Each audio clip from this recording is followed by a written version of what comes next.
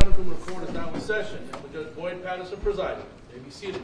Morning, Your Honor. Do you have any nuances? Everybody else the rest of it might As the lawyers know, other cases are continuing to evolve. I've been on the phone all morning with a federal case, regarding a federal case, the one that you figure out where Mr. Strickland was.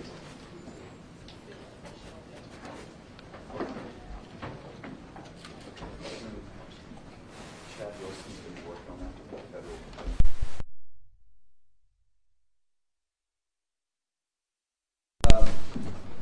Forgot Jason. I think they're bringing on up now. Okay, thanks. Oh, good.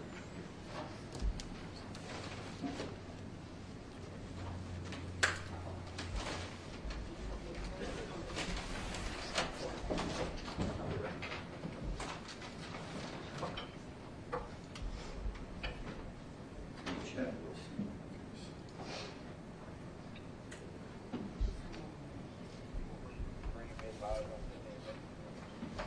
Oh, wait a minute.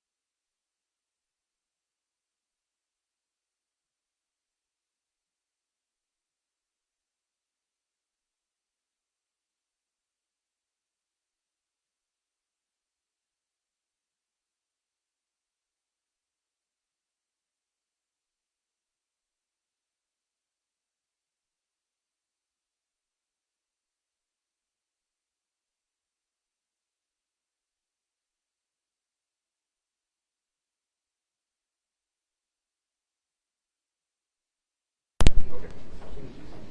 No problem.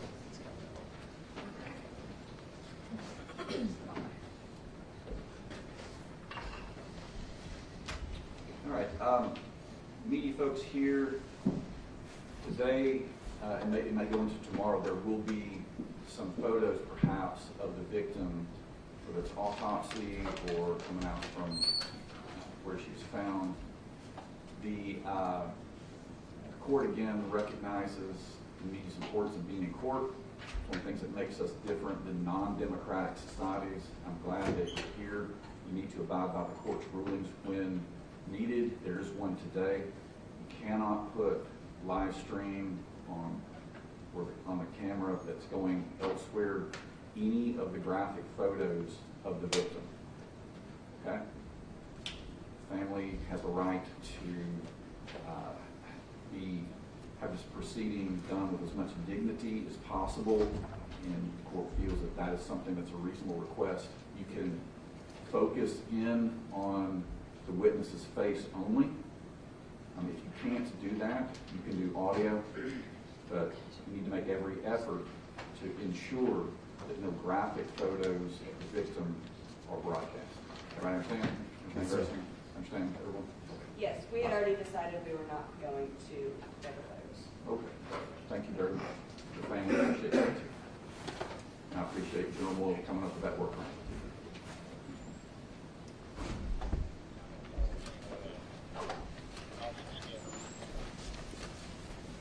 All right, Mr. Chen is in the courtroom. Any matters to discuss before we resume the jury trial? Either side. No, Your Honor. Right, grand jury.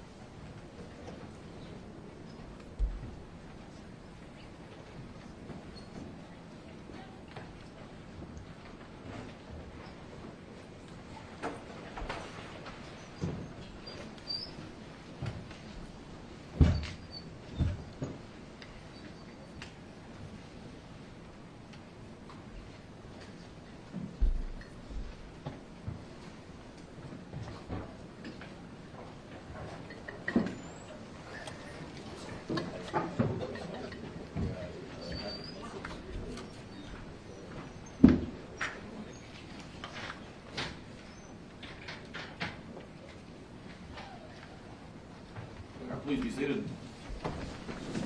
Good morning, jurors. Anybody work out yesterday? Nobody? Okay. Too exhausted?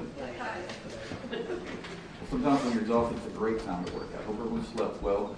First thing I have to ask, is everyone able to abide by the court's admonition not to discuss the case, not be exposed to any type of media, record everyone not in their head? What everyone's not in their head. Before we presume there's one matter we need to bring up with you. Yesterday you heard testimony from one of the witnesses about the defendant, about the asparagus, taking produce from one of the stores, and while he typed, excuse me, I said that backwards, he said he was purchasing asparagus, but he did not purchase any asparagus. That's technically a crime, shoplifting. It was only admitted because it was relevant to this case. In fact, the parties agreed that he was buying cleaning supplies at that time and keying in asparagus instead of some of the things that he was actually purchasing is the reason that it was admitted. That's really important. One of the aspects of a fair jury trial is that other crimes don't get admitted unless it's relevant some way. And the legal term for that is propensity. Just because a person commits one crime does not mean that they have a greater propensity to commit the crime they're on trial for. So say that to say this, the only thing that you can consider the defendant's purchases from Walgreens and Walmart for in the fact that when items keyed in, when that was not actually taken, is for the non-propensity reason that goes to him buying cleaning supplies to clean up after this act. Okay? Parties wish to address this matter further? No, All right, John, party next witness. Michelle Johnson, Your Honor.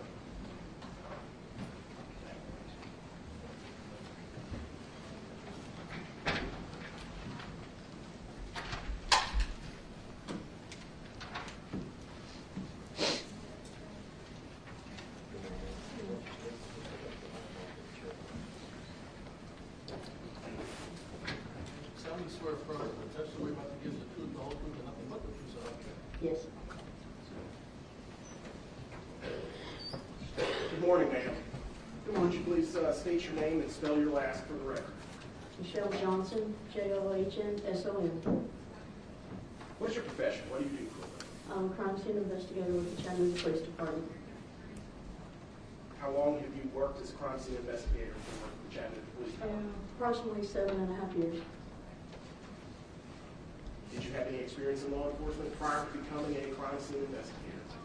I also worked 16 years in corrections. Have you received any kind of specialized training that assists you in the performance of your duties as a crime scene investigator? Yes, I have.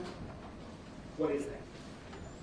As a crime scene investigator, we go through 6 months of on-the-job training with a senior crime scene investigator, hundreds of hours of specialized training, including 400 hours for attending and graduating from the National Forensic Academy. It's a 10-week intense training for crime scene investigators. Day to day, what does a crime scene investigator do for the police department? We respond to normally major case crimes and process the scenes. I'd like to take you back, if I could, to November the 22nd of 2022. Do you recall the events that took place on that day? Yes, Were you working as a crime scene investigator on the 27th of November? yes, On that day, did you have an opportunity to assist with a, collection of evidence? correct. Do you recall what location you first went to on the 27th? I was notified around 10 p.m. by Detective Crawford, and he requested that I respond to 5977 Old Dayton Pike. And do you know the significance of that location? He had informed me that he was working a missing person case, and he asked me to respond to this location where the missing person, or Jasmine Pace's mother was, and collect items of evidence that had been taken from Chen's apartment. Do you recall specifically what items you collected? I collected electronic devices. I believe there's some clothing, some notebooks, Jasmine Pace's ID, along with several credit cards belonging to her. Ma'am, I'm showing you what's been admitted into evidence as Exhibit 12. Are you familiar with this photograph? And yes, that's the photograph I took. That's the in the manner in which I received the items. And when you say the items, are those the items that you just described to the jury, the clothing, the notebooks, the electronic devices? Yes, sir. I'm now showing you what has been admitted into evidence as Exhibit 11. Can you describe what we're seeing in this photograph? Yes, there's 4 cell phones, a Polaroid camera, and a tablet or laptop. Thank you, ma'am.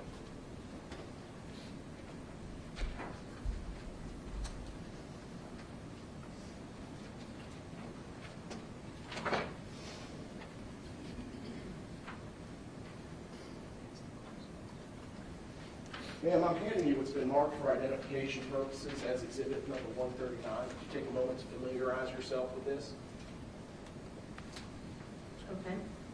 Do you recognize that photograph? Yes, it's the identification for Jasmine Pace and her cards.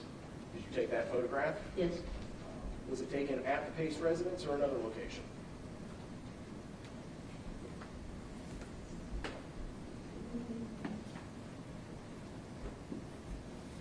it's hard to tell. I may have taken it when I got back to the office just to take more detailed photographs.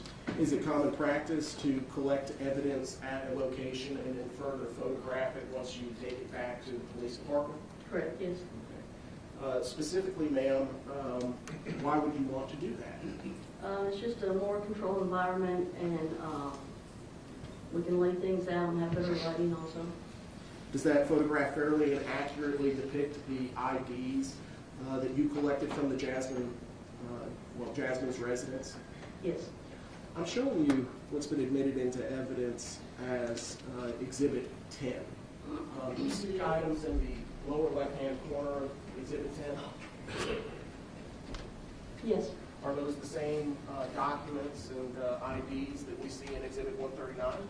Yes, that's correct. They are at this time. I would move to admit into evidence Exhibit 139, the photographs of IDs and credit cards. 139. That holds for the jury. Yes, sir. Thank you. Ma'am, I'm now going to show you. Can I have the document? Yes, sir.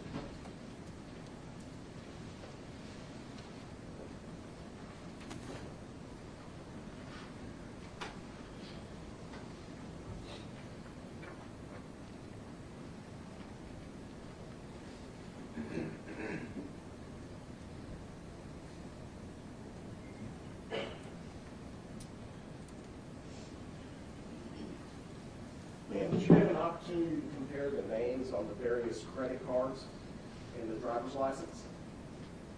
Yes. Are they all for the same person, Ms. Jasmine Pace? Yes, I believe they were. And specifically, what is Truist and SunTrust? Those are banking institutions. Same with Capital One? I believe they have banking and credit card services. Thank you, ma'am. Back to DVD.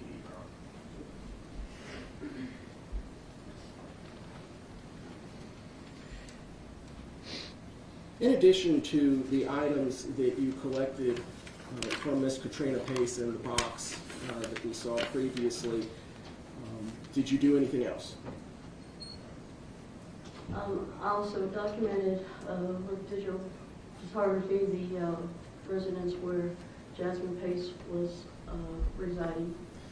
Specifically, could you describe the location that Ms. Jasmine Pace was residing? It was just below her mother's house. It was I guess a pool house. It's just an open room and a bathroom. Ma'am, I'm showing you what has been admitted into evidence as Exhibit 17 to this trial. Did you take this photograph? Yes. And what does it depict? It's the shower inside the bathroom. Ma'am, is that location located inside what we see here in Exhibit 14? Yes, that's correct. After you collected these items, the photograph, the items shown in the photographs, including the electronic devices, Jasmine Pace's credit cards, her driver's license, what did you do with those items? I secured them inside my crime scene vehicle. And after you secure them in your crime scene vehicle, what do you do with them then? What's the next step? Normally, if I go back to the crime scene office, I would package and seal them and secure them possibly in the evidence vault and eventually turn them into our property and evidence division. You mentioned the evidence vault. Is that different than the property and evidence division? Correct. It's a secured vault we have inside the crime scene office where we keep evidence that we are still packaging or processing. How do you prepare a document for submission to a particular, to the prosecutor? The first thing we do is an evidence report for all the items we collect. Then we have to complete a property sheet. We also have to complete labels to identify the evidence inside the bags, and we place those labels on the outside of the bags. What type of bags do you use? Brown paper bags or cardboard boxes sometimes. Why would you use one over the other? Just for size, if something's really large, we may have to use a box. And who does all of the packaging, the preparation of the property report, so on and so forth? The investigator who normally collects the evidence, I would have packaged this stuff. Specifically in this case, those items you collected from Ms. Katrina Pace at her residence on Old Dayton Pike, did you go through that process? Yes.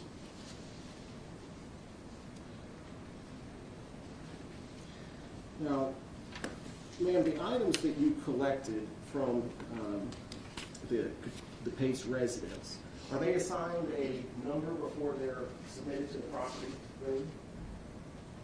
Correct. Once they're added to our evidence report, they are assigned a number. Specifically, the items that you collected, the notebooks, Your Honor, for the record, I'm now showing Exhibit 10. The credit cards, the keys, the clothing. What numbers did you assign for this collection of evidence? Without looking at the evidence report, I believe they started at 74. I'm not sure though. Why would you start at 74? Was this the first place that you went? It was the first place I went. So if it's the first place you went, why did you start with 74? When we respond to a crime scene, we have a primary crime scene and then we have secondary locations. The primary crime scene is going to take precedence over a secondary location, which in this case, going to Jasmine Pace's residence was a secondary location. And once we go to a primary location, we use evidence markers, which are numbered markers, placards, yellow placards, and we begin marking our evidence with number 1. And so when we use evidence markers on the primary scene, that number has to correspond with our evidence report and with the item number on the property sheet.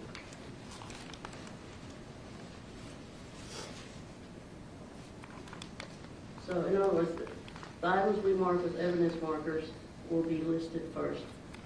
Okay. So the bottom line is, if you started at 74, that would be indicative of going to another location. Okay. Did you in fact go to another location? Yes, I did. What other location did you go to? Detective Crawford requested that I respond to 110 Tremont Street, apartment 210. When did you go to that location at Crawford's request? I arrived there right around midnight. Okay. What time did you arrive at the Dayton Pike location? Not for certain. I think it was probably around 10:30. During between the time that you arrived at 10:30 and then when you got to Tremont Street very late in the evening, what were you doing? What were your activities?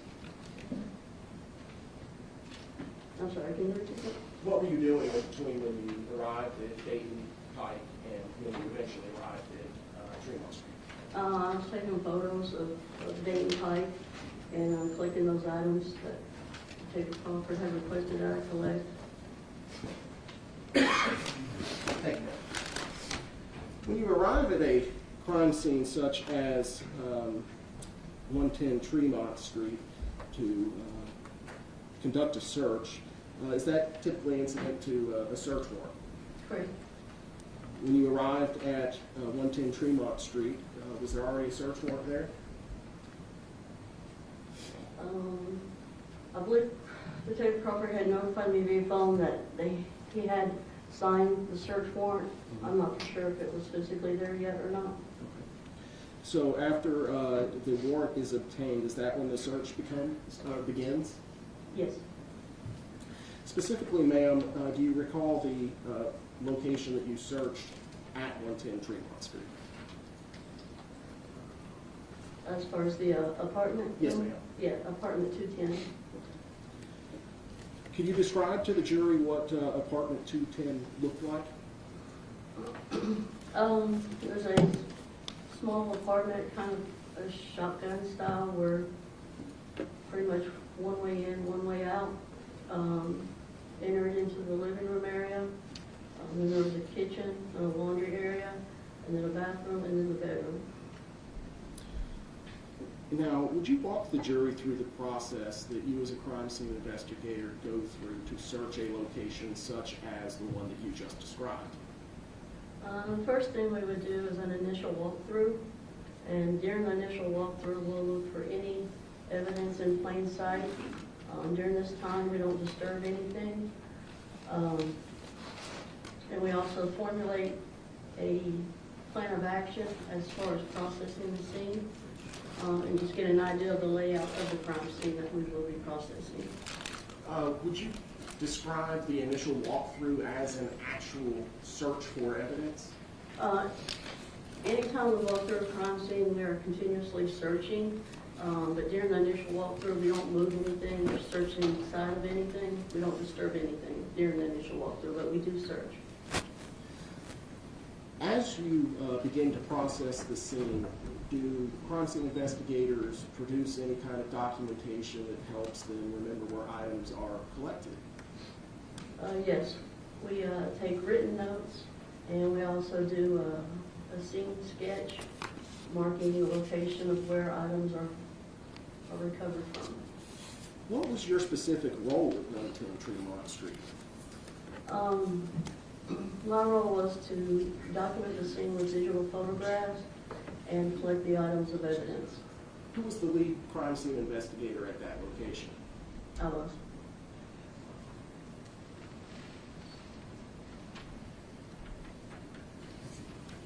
Now, I'm going to be showing you what's been marked for identification purposes as Exhibit 140. Are you familiar with this document? Yes.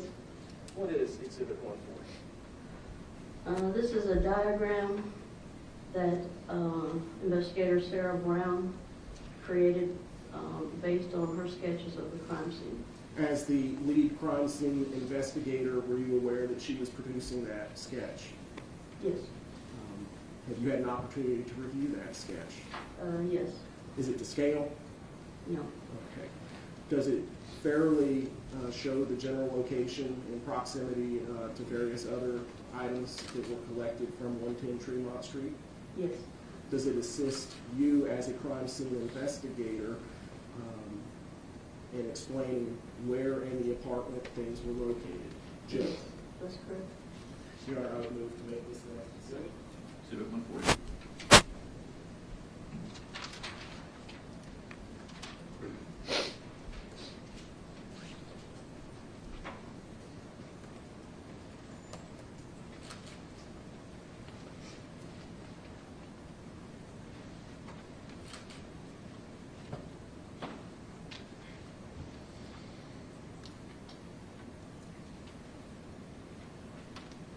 All right. I publish the jury judge. Yes, sir. All right. Can you see the television? Barely? Yes. Okay. I know it's not the clearest. You know how to use cell phones, etc. You can pinch Okay. and make bigger, okay? Can you see this clearly? Would you like me to make it a little brighter for you? Yes.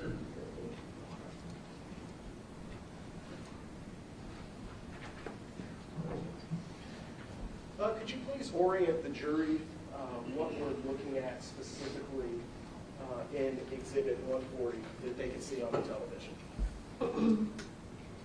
Okay, at the bottom of the page is the entrance to the apartment. And how do you denote that on the sketch?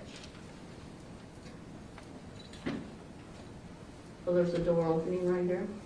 Okay, when you say right here, what does it look like? Is it, Kind of like a triangle shape along the bottom. okay. Would you agree, ma'am, that it's the vertical line with the arc Yes. heading towards the left of the screen? Yes, Okay. And that leads into the living room? correct. Okay. Moving now back towards the top portion of Exhibit 141. Where are we getting into now? Once you go through the living room, there's a peninsula for the kitchen that contains the kitchen sink. And then to the right, there's a washer and dryer closet. Okay. And behind that, or I guess further into the apartment? That's when you enter into the bathroom. To the right is the shower, and to the left was the toilet and the sink. And finally, towards the very top. That is the bedroom. Thank you. Did you document your initial walkthrough of the residence that we see in the crime scene sketch on the screen? Yes. Ma'am, I'm showing you what's been admitted into evidence as Exhibit 9. Who took this photograph? I did. And what does it generally depict? It just shows the entrance of the apartment. During your initial walkthrough, specifically immediately after this photograph was taken, did you have an opportunity to examine the door frame? Yes, that's one thing we routinely do is check to see if there's any signs of forced entry. I'm showing the jury Exhibit 36, ma'am. What types of things would you look for signs of forced entry on the door frame?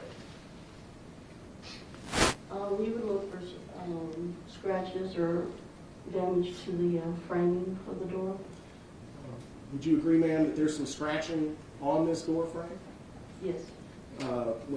Did you find signs of forced entry on this door? Yes, and it's also hard to determine when those would have occurred. Sure. Were there large dents or gouges into the door frame? No, not that I recall, no. Going to the actual locking mechanism of the door, Exhibit 37, did you see signs of damage to the door indicative of forced entry? No.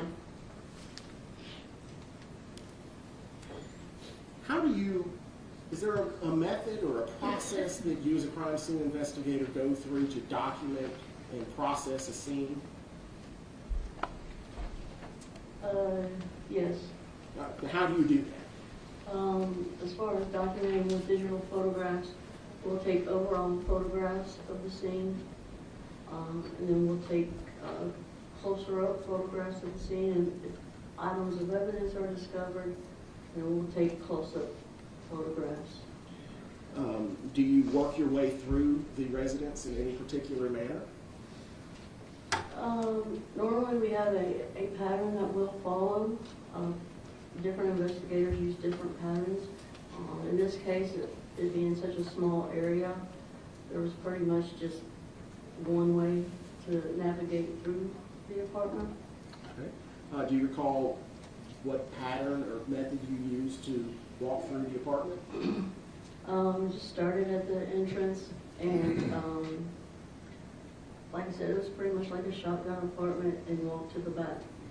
And from there, we were able to see, all areas of the apartment. What items were you looking for? What kind of evidence were you looking to collect? At the time, it was a missing person case. We were looking for any items of evidence that really didn't belong in the apartment, anything out of place, or anything that could have indicated that there could have been a crime committed there. During your initial walkthrough, did anything catch your eye? The first thing I noticed was the coffee table. It seemed a little out of alignment with the couch.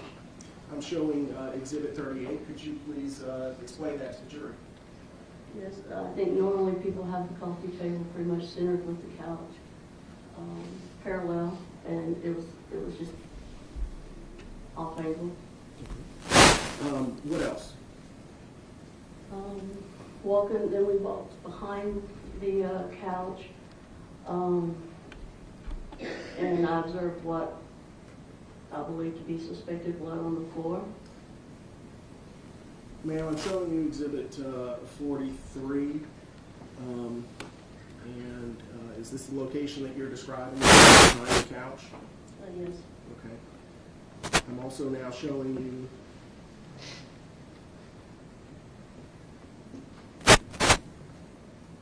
Exhibit 80.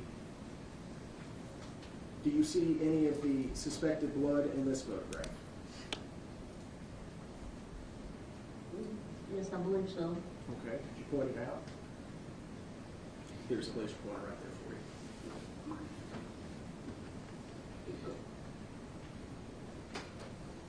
I believe there's some up in this area right here. Okay. I'm now showing you Exhibit 81 and now Exhibit 82. Yes, this area right here.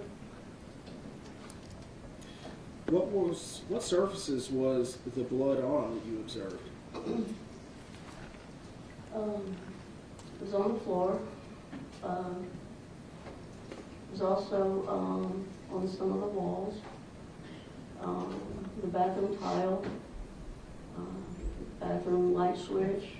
I believe there was at least 2 areas in the bedroom. The suspected blood. Ma'am, I'm now showing you Exhibit 59. Can you point out the suspected blood in this photograph? Right here in the sprout line, as well as in this carpet area right here.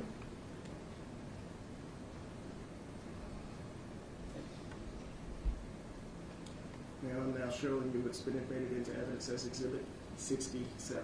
Do you see any suspected blood in this photograph? It was this area right here that caught my attention. Exhibit 68, was that a close-up of the preceding photograph? Yes. Okay. Thank you, ma'am. And in what rooms was the suspected blood located? Living room, kitchen, bathroom, bedroom, all the rooms.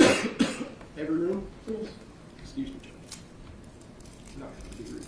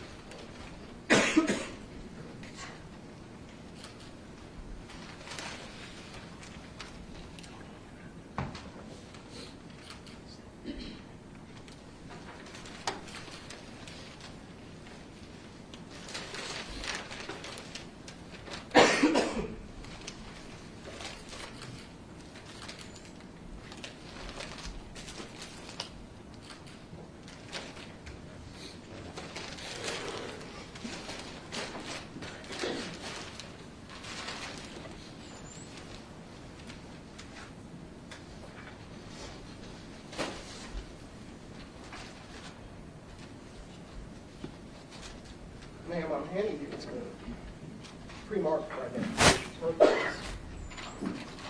It's item 141. You recognize this?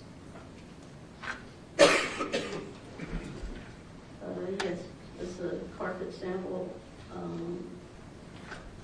that was cut from the bedroom floor. Okay. Thank you, ma'am. Did you collect that item? Yes, Where did you collect it from?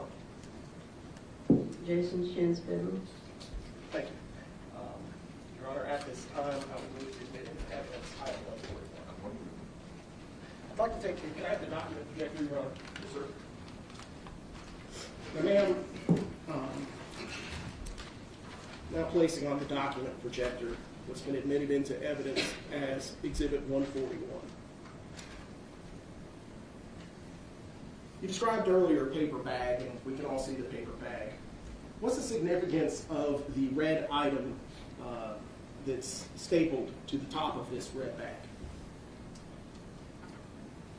That is a property tag, property and evidence department would apply that to the bag. Okay. What is the significance of item number that we see here? It just corresponds with the item number that's on the bag. And does that correspond with the item number as it's introduced into property? Yes. Okay. When we see a description here, what's that? It's just a brief description of what is in the bag. So that you know what's inside the brown paper bag? Yes. Now we see some white tape. What does that tell the jury? The package was sealed. Does it mean that it potentially was opened at some point for examination? It could have been, but they would have had to cut the seal and then reseal it. And we see a kind of a scribble there with a Sharpie towards the center. What's that? That's my initials.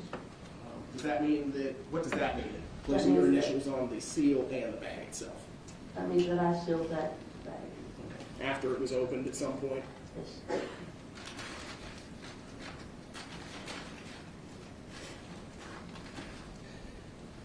What's the significance of the white label? That is a crime scene investigator evidence label.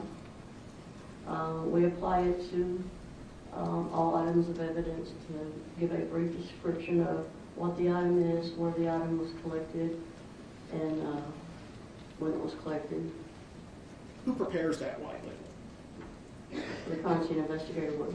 So in this case, it says Investigator M. Johnson. That means you prepared this label. More than likely. Sometimes when we get back to the office, other people will assist in typing up your labels. The location of recovery, okay?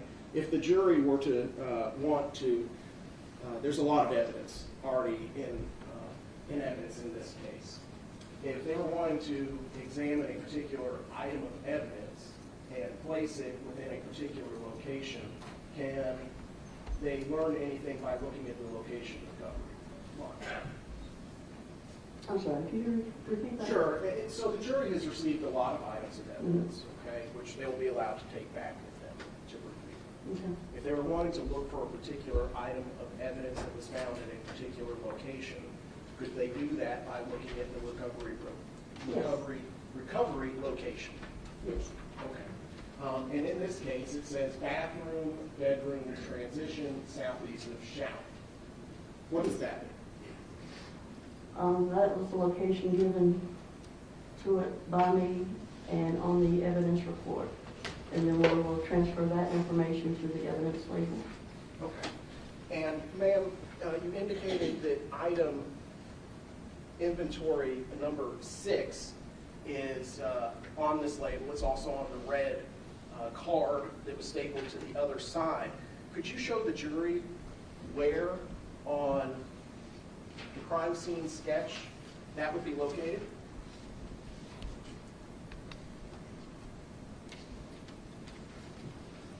Yes, it's right there in the doorway between the bathroom and the bedroom. Okay, now going into our television here, where would that be? At the upper part right there. Will this laser reach up there? It doesn't really reflect. No. It reflects still. Would it be right Yes. there where it says number 6? Correct. Okay. So for all the items that were collected from Jason Chen's apartment, if they wanted to find something from a particular spot, they could start by looking at the crime scene diagram, Correct. identifying the item number, Yes. and then comparing that number 6 with the number 6 that we see right there. Correct. Thank you.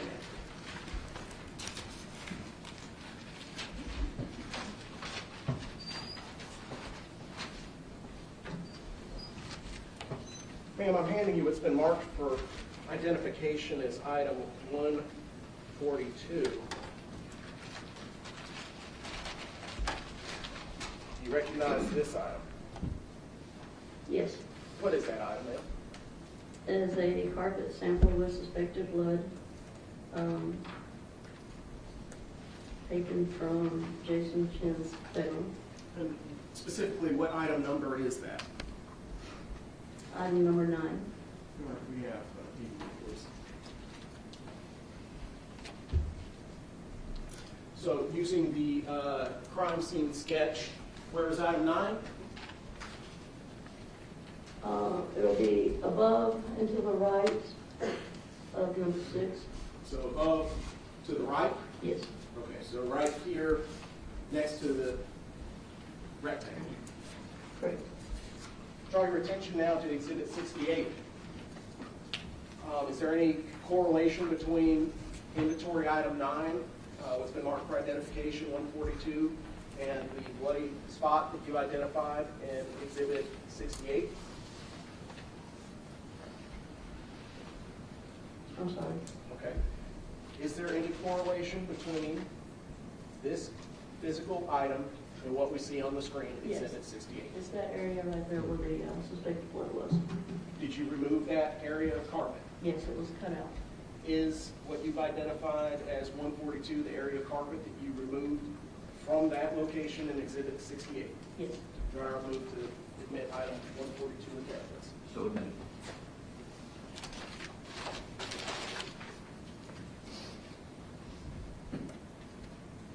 And I'm handing you now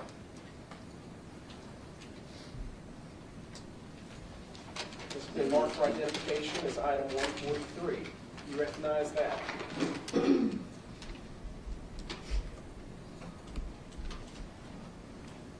Yes. What is item 143 now? It's a blue and red plaid shirt. Where was that? Button down. Where was that item recovered from? Bedroom closet. All right, move to admit item 143. So admitted.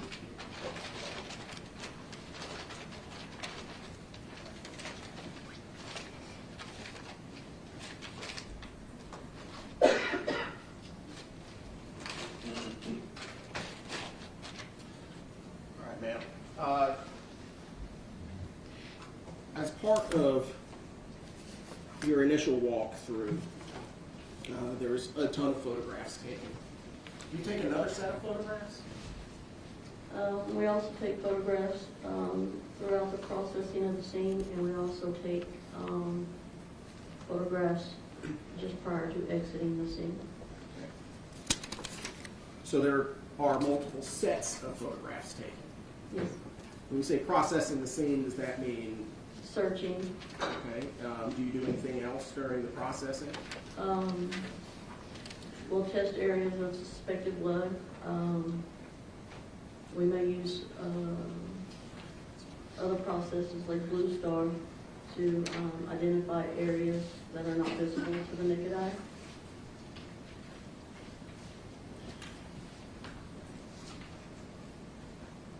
And I'm handing you what's going to be marked as Exhibit 144, a collective exhibit, specifically pages 1 to 9. You take a moment and familiarize yourself with those.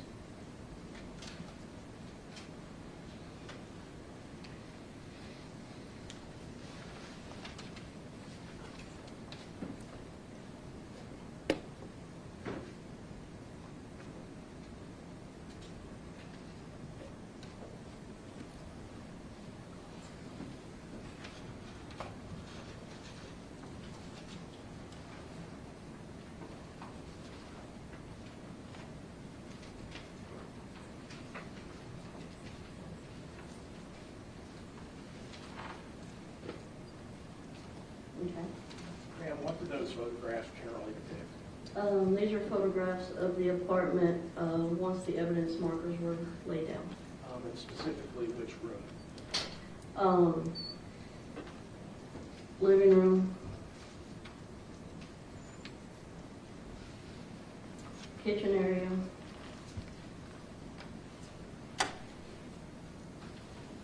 So the front portion of the apartment. yes, So we're now focusing on the area that's shown on the screen on the television right now.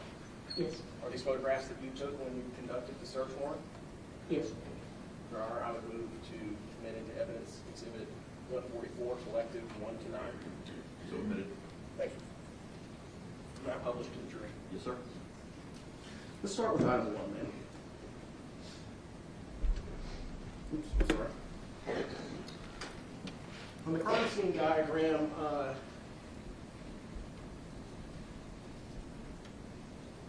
here we go. Item 1 is indicated with a circle and an arrow. What does that mean? That's the location it was located, and the arrow probably indicates it was under the couch. Okay. Can we see Exhibit 1 in this photograph? Yes.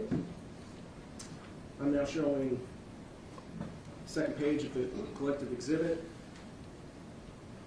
What are we looking at here now? It says item number 1, scrub brush.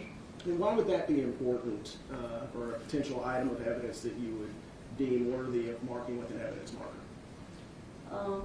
After seeing the suspected blood throughout the apartment, it was probably believed that there was a strong possibility that there was some cleaning up done based on the amount of cleaning materials and other items that were there. Now showing you third page of the collective exhibit. What are we looking at in this photograph? This is suspected blood right here, beside number 2.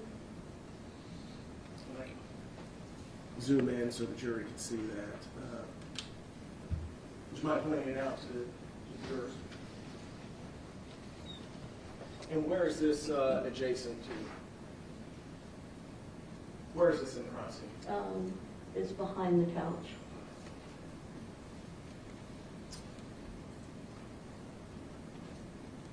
Okay, we're now looking at a close-up of that second evidence marker. Yes. Fifth page, what are we looking at here? It's an overall photograph from item 4 to item 6. And item 3 is under the kitchen sink.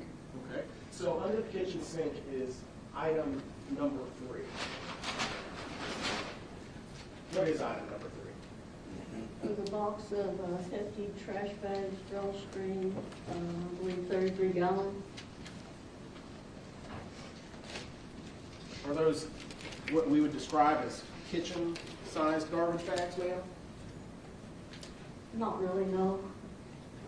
The kitchen does not appear to be 33 gallons. So it's smaller, so it's a mismatch? Yes. And I'm handing you what's been marked for identification purposes as Exhibit 145. What is this? A box of black trash bags. Is that the box of white trash bags that we see collected from item marker 3 on the screen? Yes, the hefty trash bags, yes. Your Honor, I move to admit into evidence Exhibit 145. So admitted. Ma'am, what color were the pull tabs for these garbage bags? Blue. Can you point that out to the jury? Yeah, that's the pull tab right there, and it's also indicated on the outside of the box. Thank you, ma'am. I'm now showing you the 8th page of the collective exhibit. What is located at item 4? It's another suspected blood stain. Zooming in, exhibit, or the 9th page of the collective exhibit. You point that out to the jury? Yes, this area up here. Now, did you collect the actual floor like you did with the piece of carpet that was admitted into evidence as Exhibit 143? No, You didn't pull up the floorboards? no. How do you process a stain like that on a surface? We would collect what we call a suspected blood swab. How does one collect a suspected blood swab? Using a sterile cotton swabs. We add distilled water to one of them. One is wet, one is dry. And we will swipe over the suspected area. And then we'll place that in a sterile cardboard box. And then we'll place that inside a brown paper bag. Is that the process that you learned through your training? Yes, Is that the process that you've used throughout your career as a crime scene investigator? yes.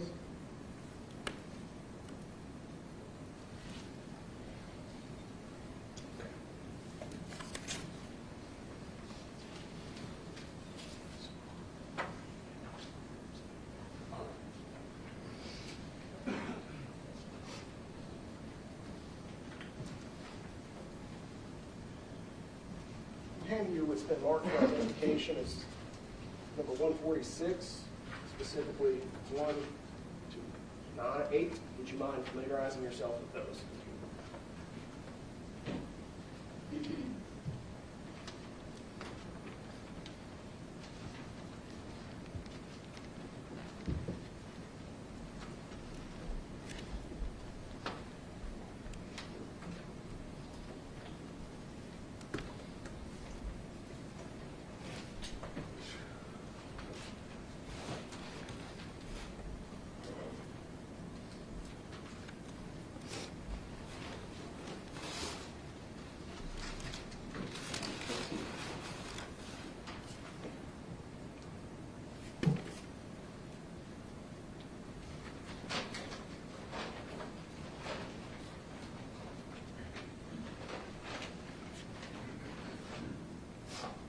Okay.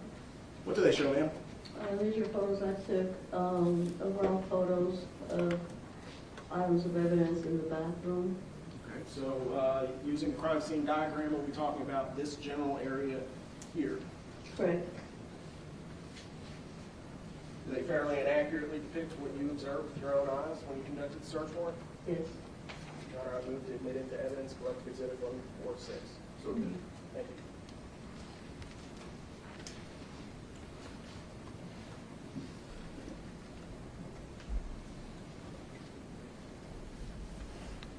Ma'am, could you please describe to the jury what we're looking at here? Again, it's an overall photo of items marked for evidence in the bathroom. Item 5, I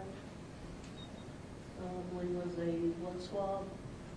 6 was a cutout of the carpet with blood.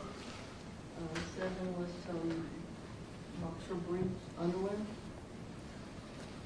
Specifically, item 5, did you collect a sample of the reddish substance that we see immediately to the right and below Exhibit 5, Correct? using the process with that sterile swab that you described earlier? Yes. Now, what about item 6 that we see in the third page of the collected exhibit? How did you process that particular item of evidence? Actually cut out the section of carpet and looked underneath and ensured that the blood had saturated through the carpet and the padding and to the subfloor. And so the record is clear, the process that you just described resulted in item 6, which is Exhibit 141 to the trial. Yes. Thank you. You described that there was a substance that went through from one side to the other. I'm now showing you page 4 of the collected exhibit. Did you point that out to the jury? Yes, right here. All right, thank you, ma'am.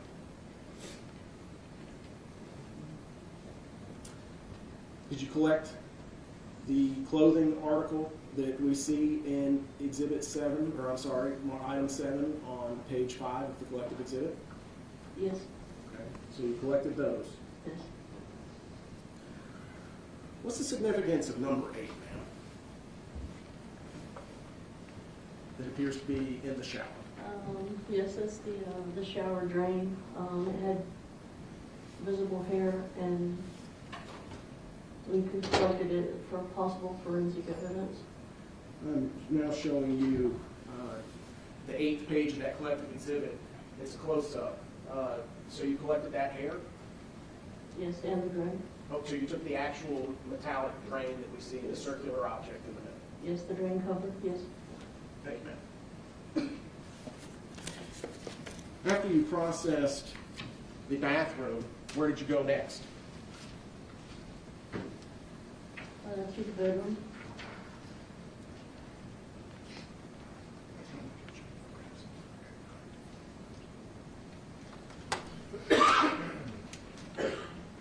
Handing you what's been marked for identification as 174, specifically pages 1 to 6. Would you mind familiarizing yourself with that?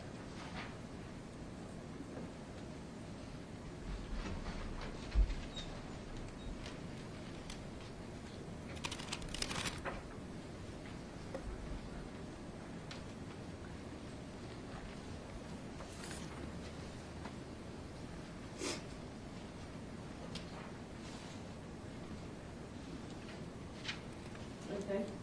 What do they show? Overall photographs of items marked for evidence in the bedroom. Do they fairly and accurately show what you collected at the crime scene Yes. from the bedroom? Yes. Your Honor, I move to admit into evidence 147. 147. That's a collective exhibit. Yes, sir. Thank you, Your Honor.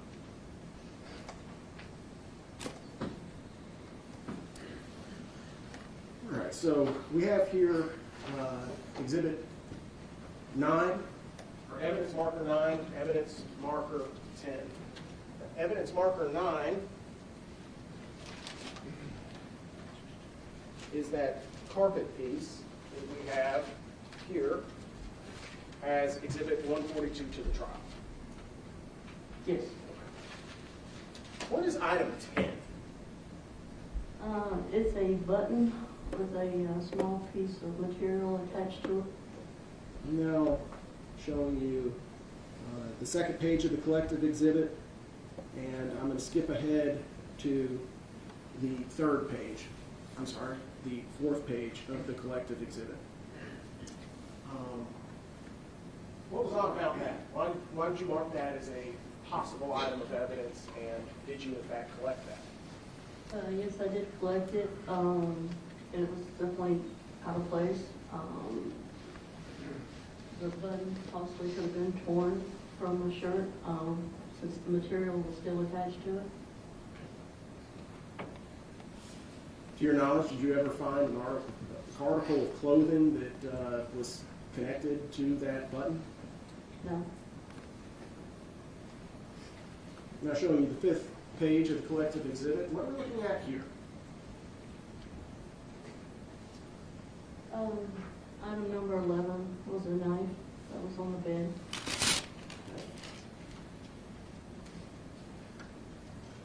May we approach? Yes, sir.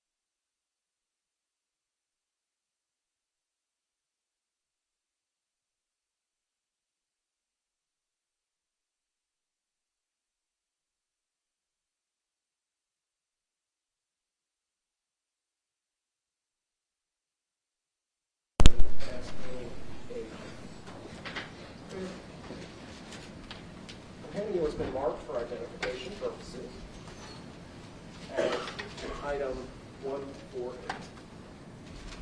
You recognize this item? Yes. What is that item? It's a gray knife, that I collected from the bed. Okay. That we can see there towards the center of the photograph on the screen on page Yes. 5. Yes. Your Honor, I move to admit into evidence the knife shown in exhibit, I'm sorry, next to evidence marker 11 in collected exhibit 5. Exhibit 148. Thank you, Your Honor. I'd like to ask you about the orientation of the bed in this photograph. What wall is that bed up against? So I believe it's the north wall. What you would describe as the north wall? Yes, north wall of the bedroom. Okay. Zooming out on the crime scene sketch, there's an N with an arrow pointing down. You see that? Correct. What's the significance of the N with the arrow? Showing the direction of north. So, I'm sorry, I can't scroll from the television. So going to the bedroom, the north wall would be where on the crime scene sketch? It would be the lower wall of the bedroom. The wall separating the bedroom from the bathroom? Correct.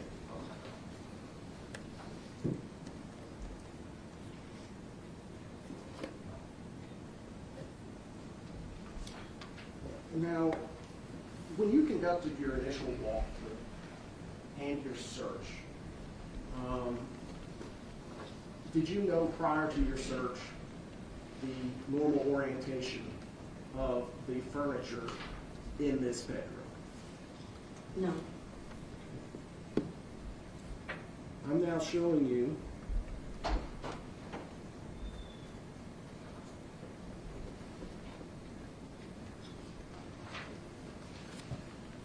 what's been embedded into evidence as one moment, Judge. Yes, sir. As Exhibit 73. Do you see the green tapestry on the wall? Yes. Do you see the markings on the wall to the lower left of the tapestry? Yes. And do you see the bed that we saw in the collective exhibit just a moment ago, where item 11 was? Yes. Orient the jury to that. As far as the headboard is up here on this wall. Okay. So if where that wall is the north wall, what wall would you call the one with the tapestry on it? The east wall. The east wall. What is adjacent to the bed along the corner where the east wall intersects the north wall? The nightstand. I'm showing you what's been admitted into evidence as Exhibit 74. You see that? Yes. I'm now showing you what's been admitted into evidence, ma'am, as Exhibit 72. Okay. Particularly, I'd like to draw your attention to the intersection of the east wall with, I guess, the south wall. Is that, you see that right there? Yes. Where would the south wall be for the jury? Right here.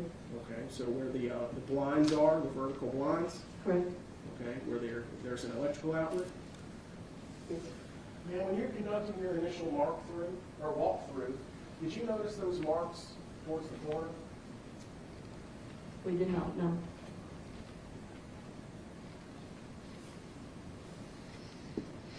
What would those marks be indicative of in your training and experience? It could be one. It does call for opinion or speculation. I'm assuming that's the objection. Yes, sir. You might answer that. Yes, Your Honor. It's within the scope of everyday observation and common sense. Someone who leaves some kind of lost carpet for an extended period of time. Okay. it's not about what the substance of the car would be, just the indentations in the carpet? Yes, that there's an item sitting there. Here, Mary Roach. Yes.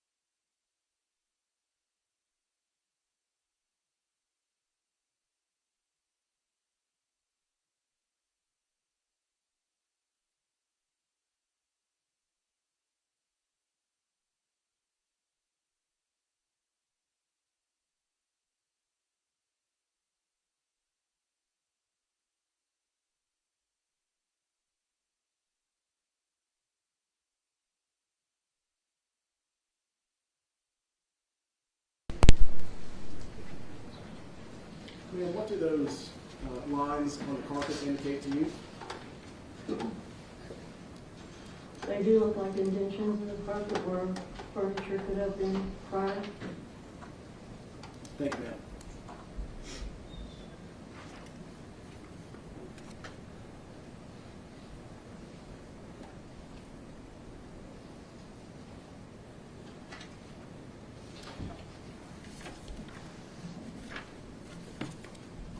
In addition to the collection of the items that we have seen in the various collective exhibits with evidence markers, specifically collective exhibit showing close-up of the knife, number 6 for the record.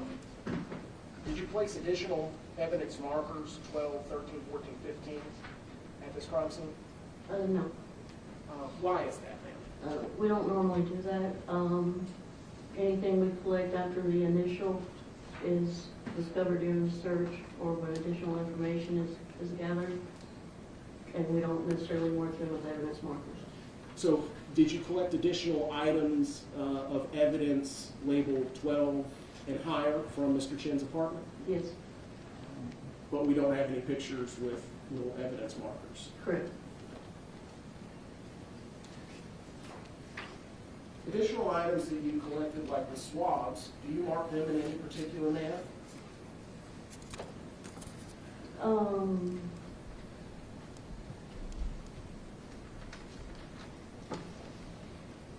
If we don't use evidence markers, we may document it with scale tape, or we could document it with just photos. Okay. I'm showing you what's been marked for identification is Exhibit 149, specifically items 1 to 13. Can you familiarize yourself with those?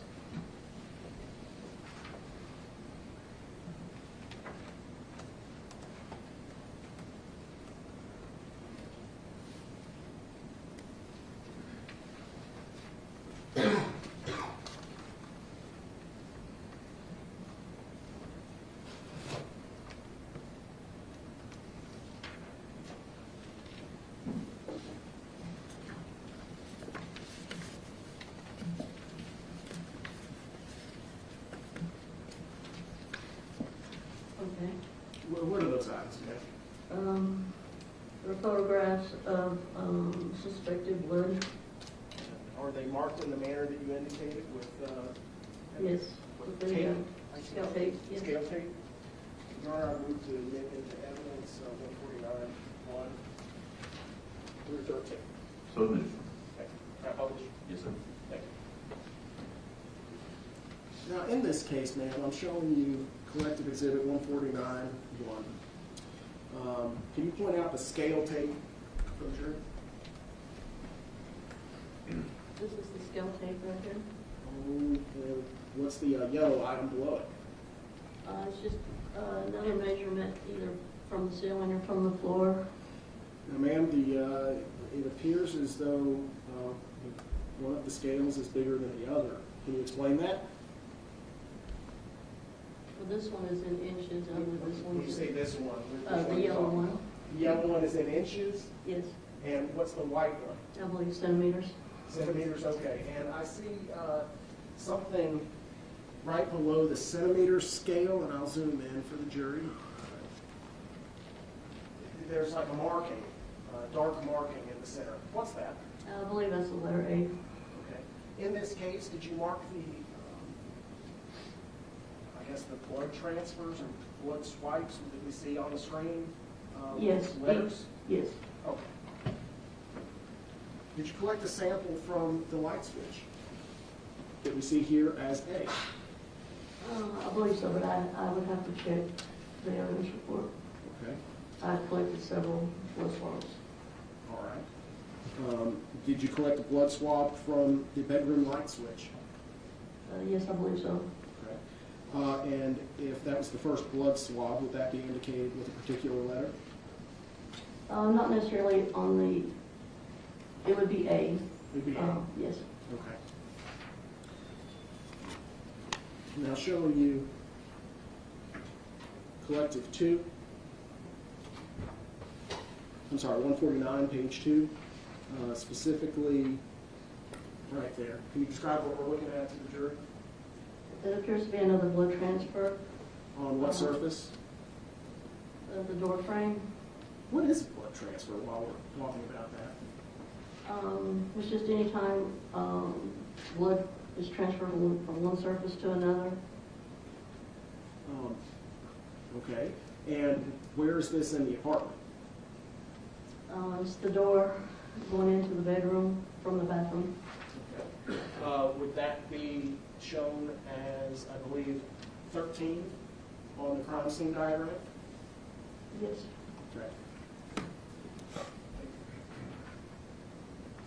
Is that a close-up of the same blood transfer? Yes. And for the record, 149.3. Were there blood transfers adjacent to the bed that you recall? Yes, there was one just inside the doorway of the bedroom. I'm now showing you 149.4. It's kind of a blurry photograph, so we'll go on to 149.5. What are we looking at there?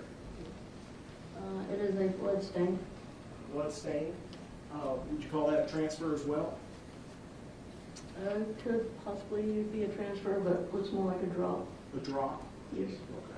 Okay. And why would you say it looks more like a drop than a transfer? It doesn't look like a smear or a swipe. Going back to 149.1, how would you describe that? That is more of a smear or a swipe.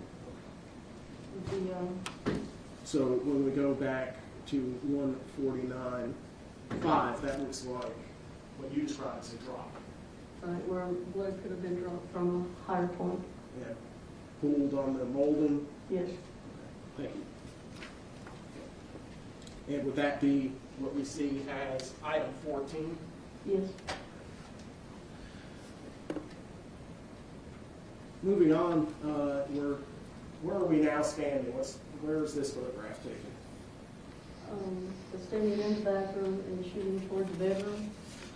For the record, Judge, this is 149.6. I'm going to show you 149.7. How would you describe the substance that we see there next to the letter D? It's a blood stain, possibly a transfer. Okay. Is that taken at marker 15 on the crime scene diagram? Yes. 149.8. What is this? That is the bathroom door. Leading from where to where? This is the kitchen area, and then this is the bathroom, so kitchen. So this is the door from the bathroom to the kitchen. Correct. Showing you 149.9. You see that? Yes. Could you describe to the jury what that is? There's also a blood stain, possibly a transfer. Did you search that door for other blood stains? Yes, please so. Would that be shown as number 16 on the diagram?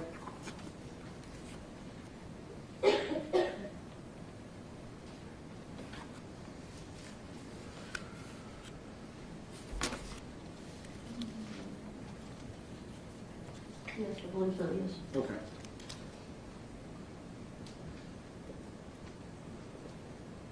Now, that first one that we just looked at just a moment ago in 149.9 was immediately below the locking mechanism. Is there another blood transfer that you found on the door? There was this one here, and there was also one higher. Okay.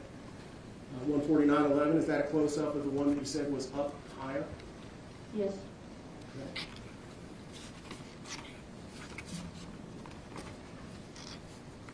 Do you recall finding any other blood transfers on the door? Not that I recall. Going now to 149.12. What are we looking at with this? This is the bathroom area, that's the kitchen area, and that's the bathroom vanity, and that's the trim for the bathroom door. Okay.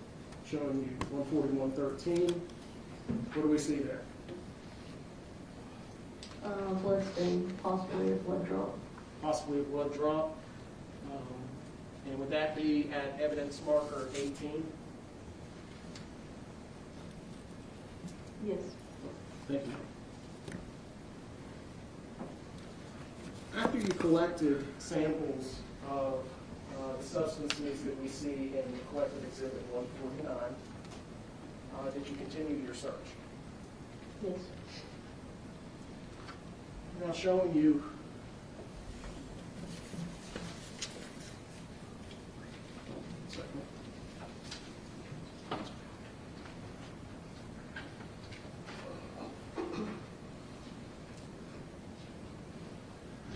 Yours is about 10:30. We'll take a mid-morning break, probably about 15 minutes or so.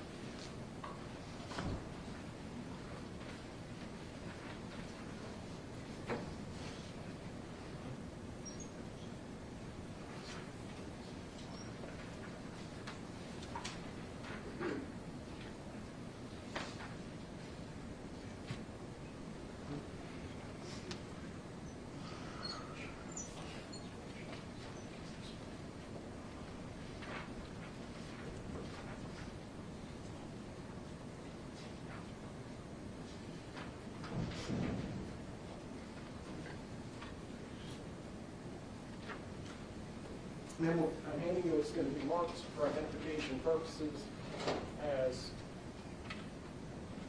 150, collective 1 through 18. Would you familiarize yourself with those?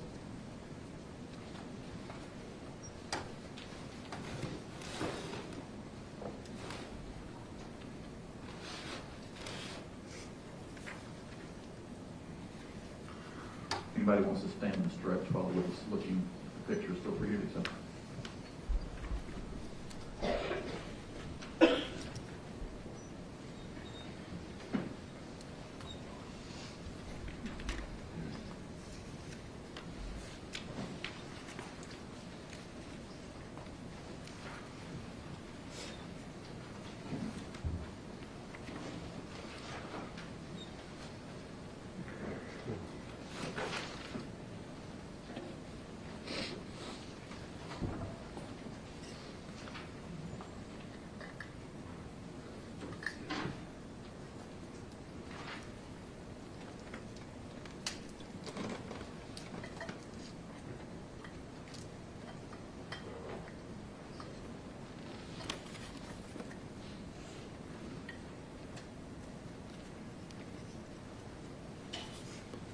Okay. What's shown in those photographs, ma'am? These were additional photographs taken during the search process of items of potential evidence. Do they fairly and accurately depict what you observed? Yes. Now I move into evidence, left exhibit 150, What was it, 1 through? 1 through 18. So is it? I see a green hat in this photograph, or maybe it's gray.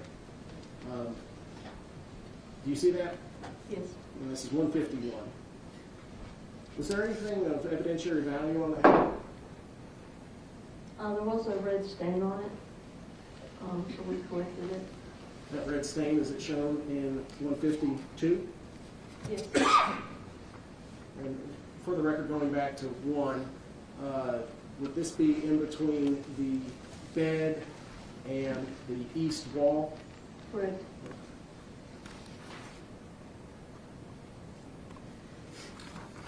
-150-3. What are we looking at here? I believe these were sweatpants that were located inside the washer machine. Showing you what's been admitted into evidence as 150-4. Now, could you please point out to the jury where the sweatpants are in this photograph? Yes, they're right here with the red stain. There's a white object with what appears to be an ear behind the gray sweatpants with the red stain. What is that? That would be Investigator Brown. One of the crime scene investigators? Yes. Just holding up the pants Correct. for a clear photograph? Yes.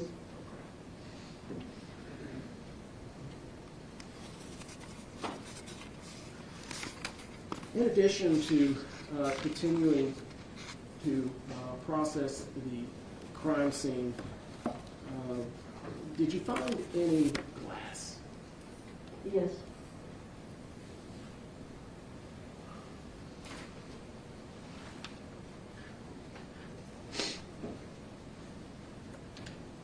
Any of you what's been marked for identification purposes as Exhibit 151.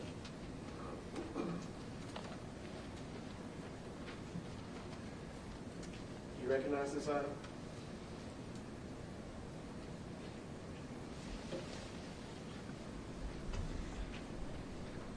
Yes. What is that item? They are glass fragments. Where were these glass fragments found? They were located kind of between item number 2 and 4. I actually didn't notice them until I was trying to document a blood stain on the floor and using oblique lighting, and that's when I noticed the glass fragments. What do you mean by oblique lighting? Just lighting from different angles. So you used a different angle of light, and Did you observe, like, I guess, a glint of the glass? Correct, and they were very small, Very small? very small. Did you collect them? Yes, Did you collect all the glass that you could observe? yes, believe so, yes. What do you have in your hand? Glass fragments, All the glass that you could find in the crime scene? yes. And specifically, what's the item number? Item 22, Which, using the crime scene diagram, where would that have been located? just to the right of the kitchen peninsula, So, right here, where I'm pointing, yes. there's a pair of gloves there, ma'am, and I have a pair of scissors. If I could ask you to just glove up and empty the contents of that.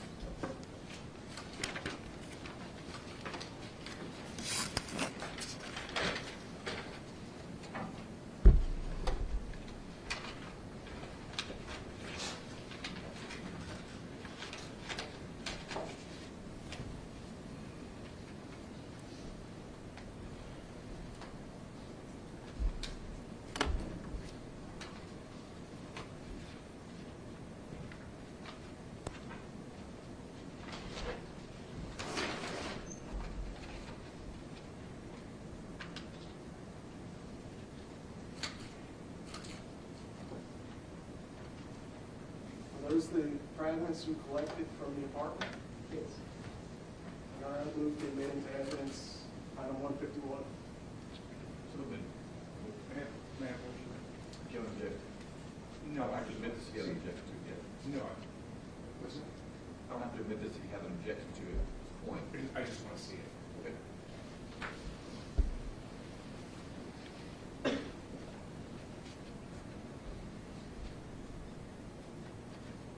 The objection. No. To 151.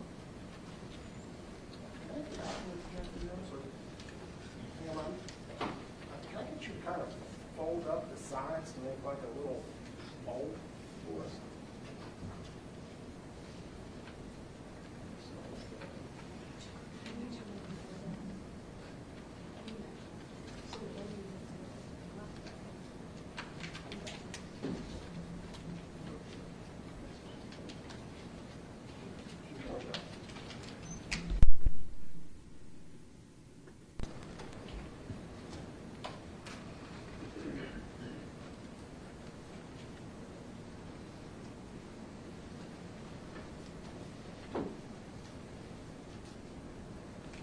Those are the fragments?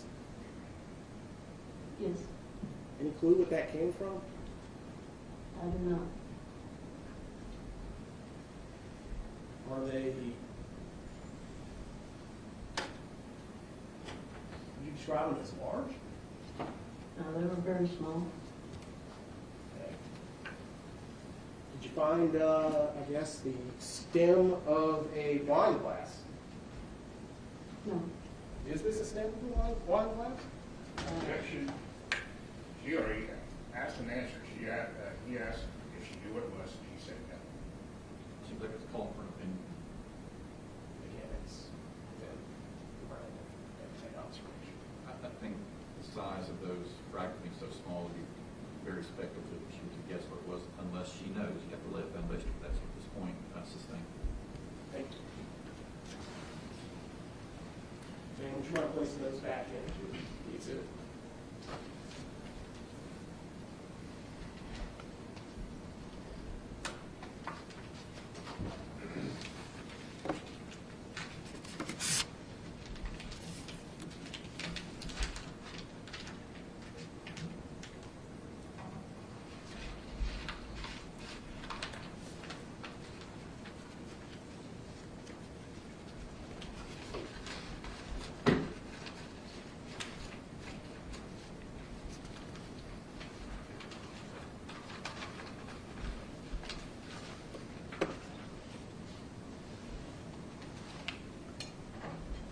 Thank you, ma'am.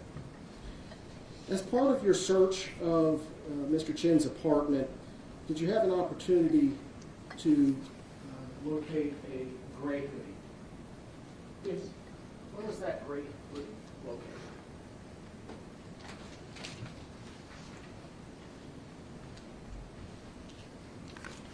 I believe it was either on the bed at one time, and then it may have made its way to the floor. A lot of times we get additional information while we're processing the scene, and we may not know exactly what we're looking for. And then we get additional information from the detectives. But I believe this gray hoodie that I collected was originally on the bed. It may have been moved during the search, and then we got information about collecting a gray hoodie. So we would have collected it. It may not have been in its original location. Regardless, it was inside Jason Chen's bedroom. Okay. Ma'am, I'm handing you, it's been marked for identification purposes as Exhibit 152.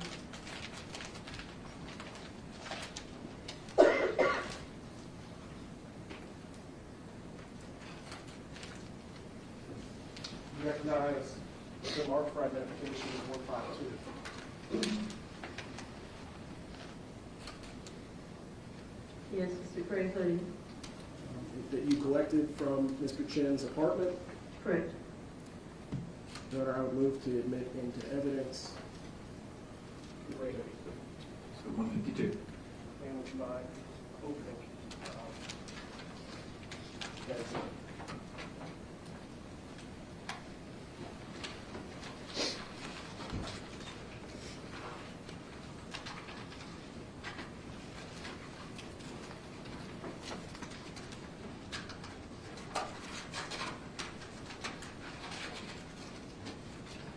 It's about the 15 to 11 month. Take a break. I think we're nearing the end of the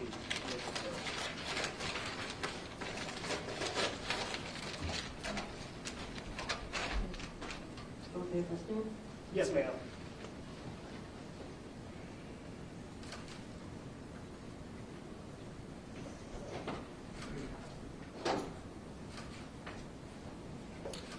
And ma'am, this is marked on the packaging as Exhibit 42.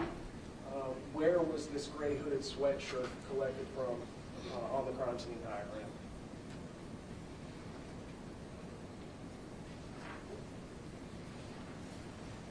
It's shown it was on the bedroom floor. Okay. And specifically, where on the diagram? Correct, on the right-hand side, near the top. So right there, number 42? Yes. I'm now showing the jury, if I could have DVD judge. Sir?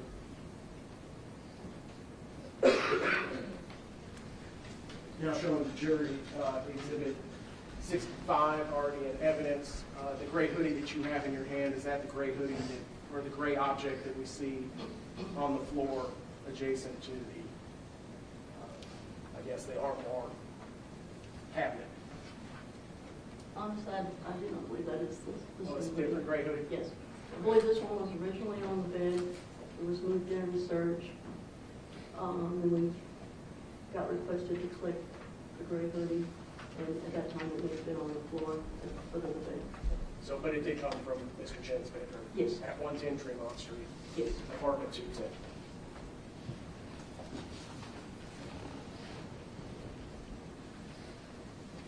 Thank you, ma'am. You can place that back in the bag.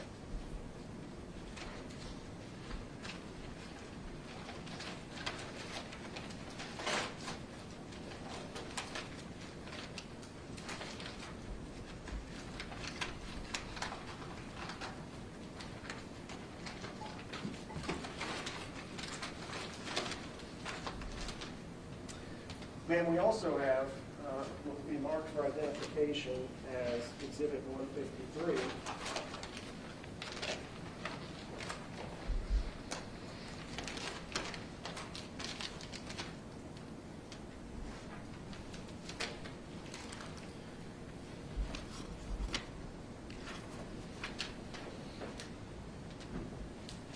This side. You recognize it? Yes. What is this item? It's a gray sweatshirt. Okay. Does it have a brand associated with it? I believe it's J. Crew. And where was this collected inside Mr. Chen's apartment? I believe Investigator Booker collected this. It was in the bedroom. Okay. And specifically which item? Number 45? Yes. Okay. Which would be, In the same area? Yes. Okay. Originally, I believe this was probably in the closet hanging up. originally closet hanging. Collected from Mr. Chen's apartment during the search warrant. Yes. Your Honor, I move into evidence 153. So, And may I publish the jury by opening the exhibit? yes, sir. If you could open the exhibit, ma'am.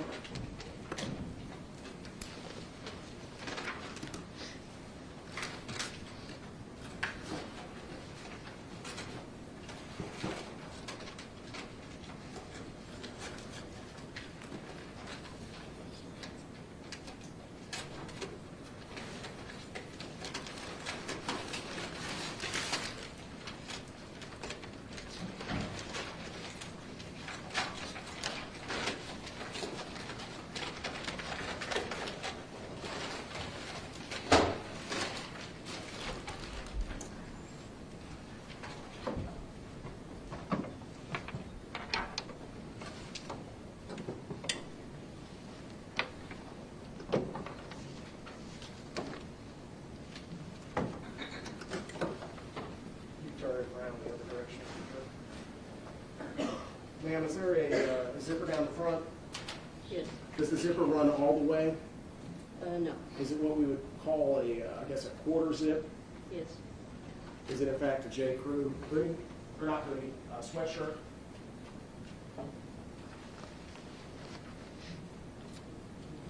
So Investigator Booker collected this. Then I'm not sure. Okay. Thank you, though. You can place it back in the bag. In addition to searching the interior of the apartment at 110 Tremont Street, did you search the exterior? Yes. Specifically, ma'am, did you search a dumpster area? Yes. I'm showing you what's been admitted into evidence as collected exhibit 83-1. Are you familiar with this location? Yes. What is that location? It's the apartment complex dumpster.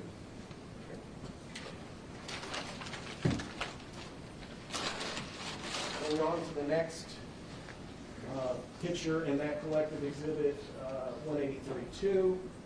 Is that the condition of the inside of that dumpster enclosure as you found it on the day you executed the search warrant with Investigator Crawford? Yes. Okay. And 183-3, 183-4. Ma'am, there was a question about what the bluish item is that's peeking out from under the blue jeans. Can you identify that for us? Looks like maybe vent air freshener for a vehicle. Okay. Zooming back out, did you collect any of the items shown inside collected exhibit 183-4? Yes, I collected the blue jeans, the underwear, the sanitary pad, and a pair of white shoes. Ma'am, I'm handing you what's going to be marked for identification as 154. You recognize this? Yes, the underwear collected outside the dumpster. Could you please point out to the jury where that is in the photograph? Right here. Thank you, ma'am. Move to admit 154 into evidence. So moved. Kenny, you have been marked for identification as 155. This is the sanitary pad that was located outside the dumpster right here. Move to admit into evidence, and that's the same one? Move to admit 155. So moved. This is 156 for identification. Can you identify that for the jury? Pair of blue jeans? Shown in that picture. Yes. Move to admit into evidence item number 156, the blue jeans. Thank you, Ron. Finally, it's been marked for identification as 157.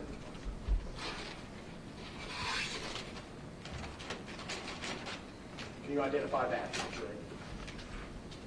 A pair of white tennis shoes. I believe they were Vans. Right here. Left and right? Yes. Thank you, ma'am. Move to admit into evidence 157, white tennis shoes. So moved. I think this would be a good break. Well, ladies and gentlemen, it's not quite a mid-morning break, it's a late morning break. We're going to take one, 5 minutes to 11. We're going to be back 5 minutes after 11. We'll resume the jury time.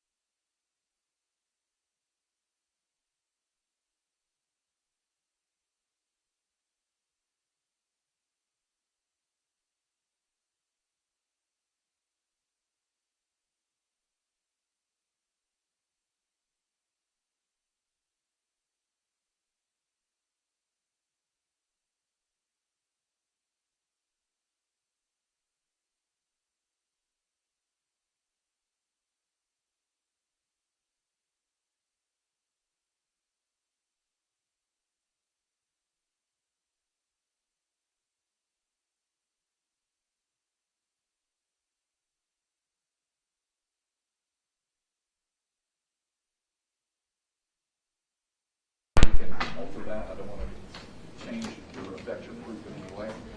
Just let me know if it's going to, 12:15 is going to be a tight, we can move to 12:30, just let us know. I can make it work, that's Okay. Might do an audible, but lost script. If you want more time, we can go and say 12:30 right now. You specialize in raw script, don't you? Try not to. Try not to go off script.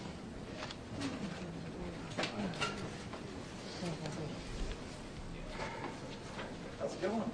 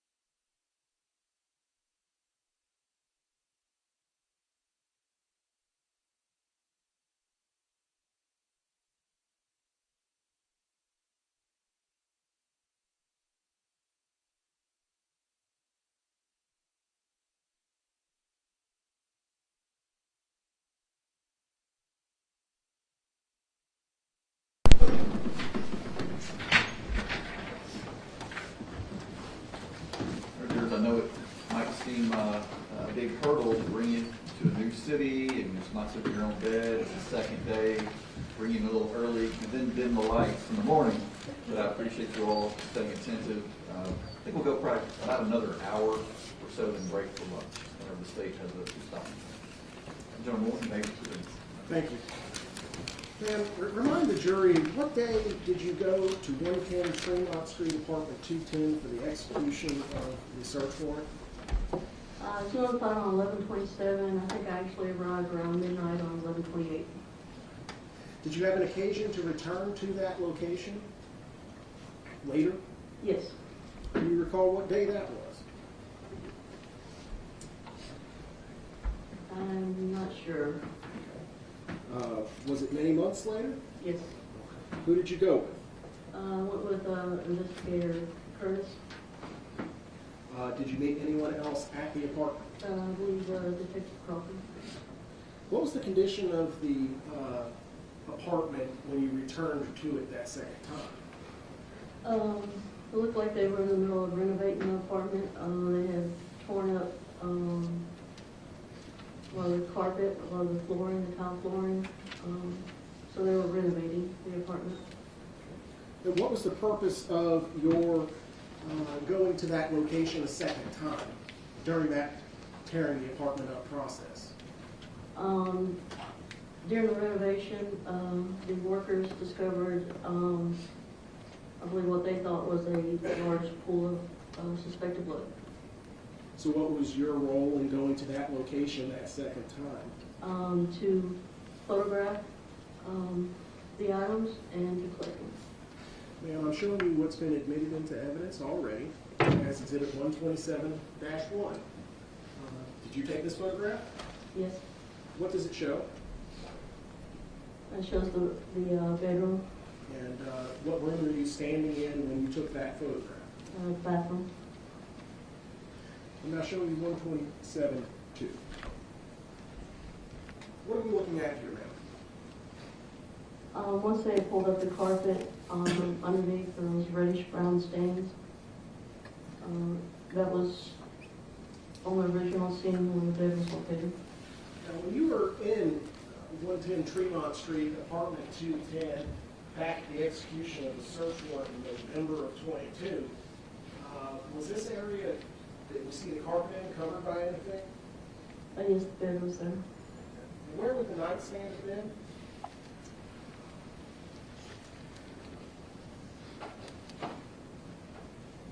It would have been in this corner here.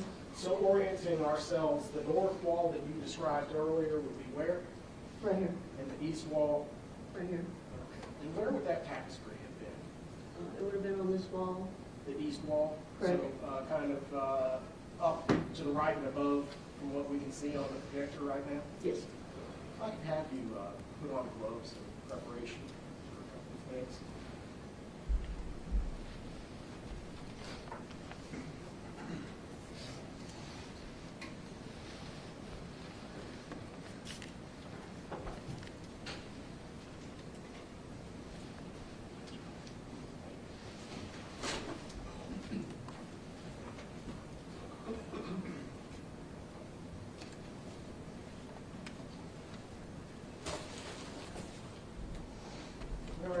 I'm sorry, ma'am, I see a rectangular object in this photograph that's kind of outlined in blue, if you will.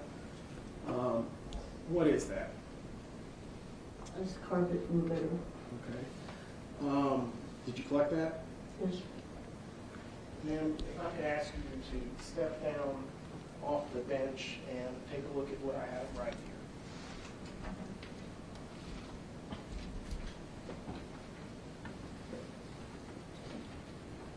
Felix, could you turn the witness's mic around?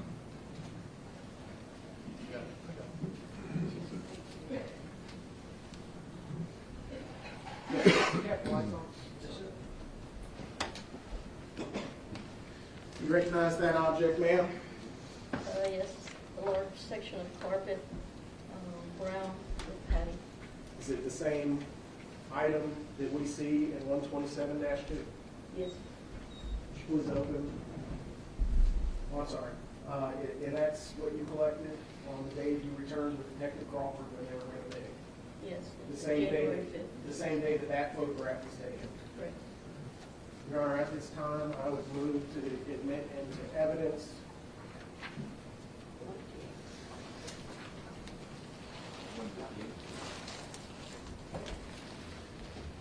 item 158, carpet. So then.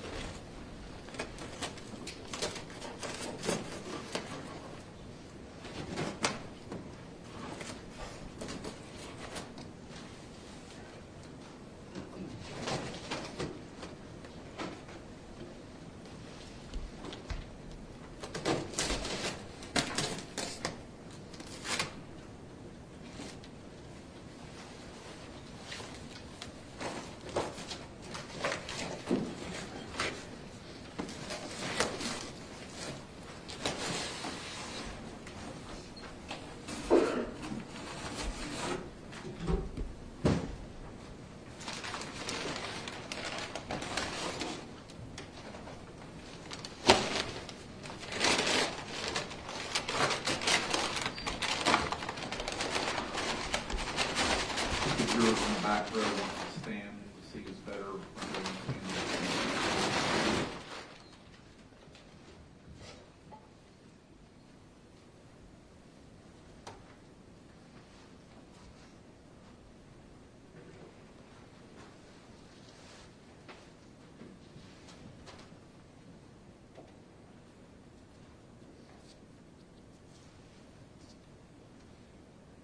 Start with the carpet. That's what I focus.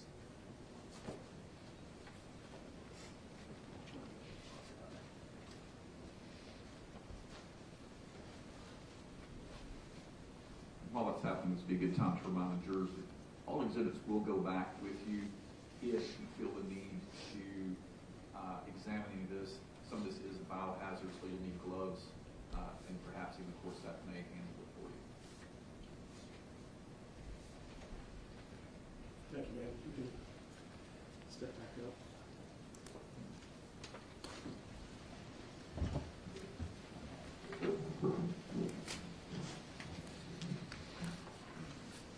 Now showing the jury what's been admitted into evidence is 127-3. Is that stain that the jury can see in the physical evidence sitting in front of them? Yes. So as it was in Mr. Chen's apartment, what's closest to the jury, the flat, fairly straight edge, it's not ragged, is up against the north wall. Jurors, feel free to stand up. You can look at it. Correct.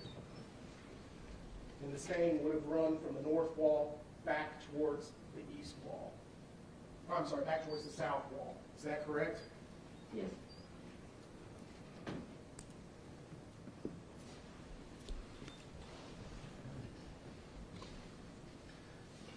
Now showing you 127-4. Is it the photograph of the same piece of carpet that we have in evidence right here? Yes. What are the yellow and black item on the left-hand side of this photograph? Scale tape. What's the white line running along the bottom of the carpet in 127-4? Is the tape measure. Are these in centimeters or inches? Inches. So, ma'am, could you tell the jury the approximate size of the stain on the carpet that we see in 127-4 and on the ground? Approximately 5 feet by 32 inches. 32 inches by 5 feet. Yes. So that includes a stain that's, I guess, at least Maybe a little more than 5 feet. a little bit more than 5 feet. So a stain, there's a separation between the two stains. What kind of gap are we looking at between the stain that we see on the right side of the carpet in 127-4 and the very large stain?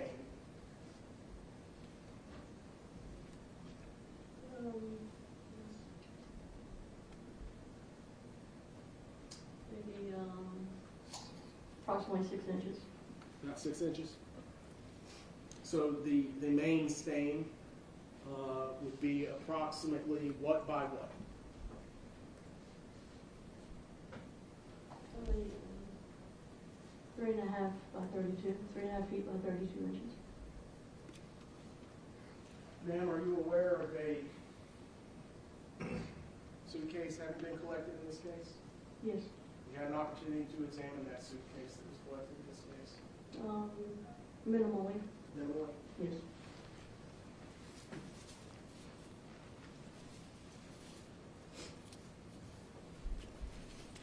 In addition to collecting the carpet, did you take swabs of anything? Yes, I believe I collected 2 swabs. Showing you 127-5. Do you see the area that you swabbed in these photographs? I'd have to check my evidence report, but I believe it was these areas right here. What areas? I'm sorry. The stains on the actual wooden subfloor. Yes, I'd have to refer to the evidence report to be certain. Would that help refresh your recollection Yes, or the item itself. for the item itself? Oh, okay.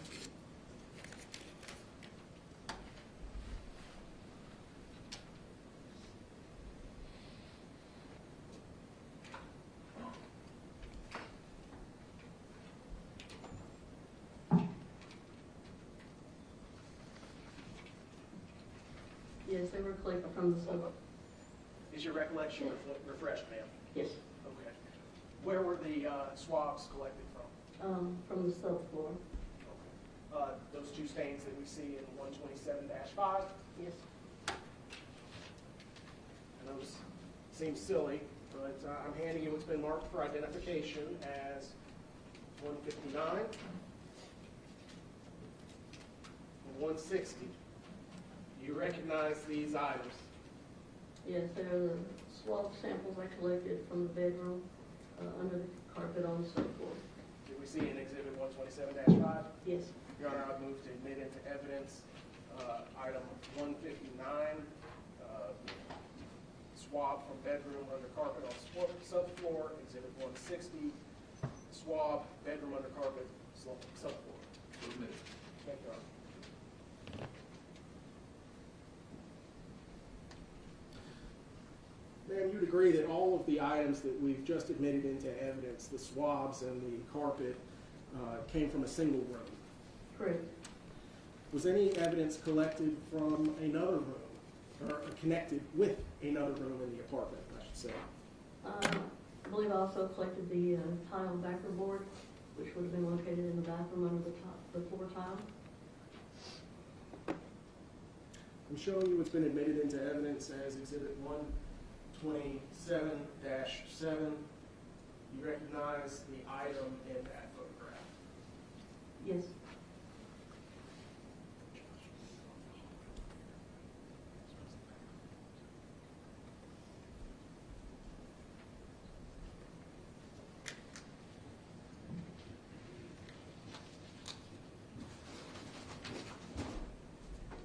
You don't. And I'm going to display to you what's been marked for identification as Exhibit 161.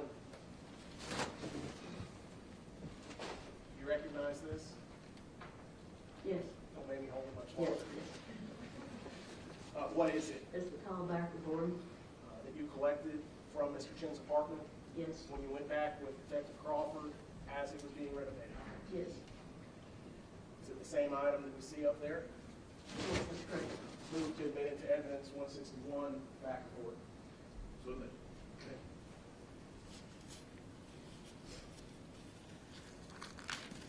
Ma'am, are you familiar with the term buccal swab or buccal swab, as some people might say? What is that? It's a DNA swab collected from an individual from the mouth, the cheeks, inside of the cheeks. How does one collect one of those? Kind of similar to the way we collect blood swabs, we use a sterile cotton swab. The only difference in this case, we don't wet one of the swabs, and we'll rub the inside of the cheek of the individual, both sides of the cheek, inside. In this case, did you have an opportunity to collect one of those buccal swabs from somebody? Yes, Do you recall who that individual was, ma'am? Jason Chen.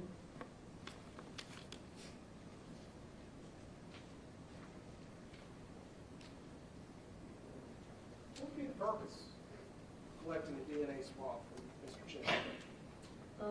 It would make standard for comparison purposes for forensic value. Is that what the TBI requires, to be able to conduct a comparison analysis between the two? They like the buccal swabs and or blood spot card. I'm handing you what's been marked for identification purposes as Exhibit 162. You seen that before? Yes, What is it? it's the buccal swab I collected from Jason Chen. Move to admit. The evidence, the swab, buccal swab? Exhibit 162. You see the person from whom you collected that sample of genetic material here in the courtroom? Yes, Who is that? straight ahead in the dark blue suit with the light blue shirt. Let the record reflect identification, Your Honor. So reflect. Thank you.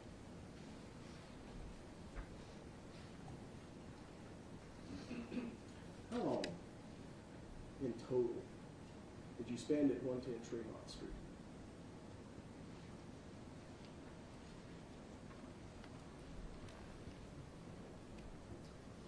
I believe I got there around midnight and probably left around 11 a.m. the next day.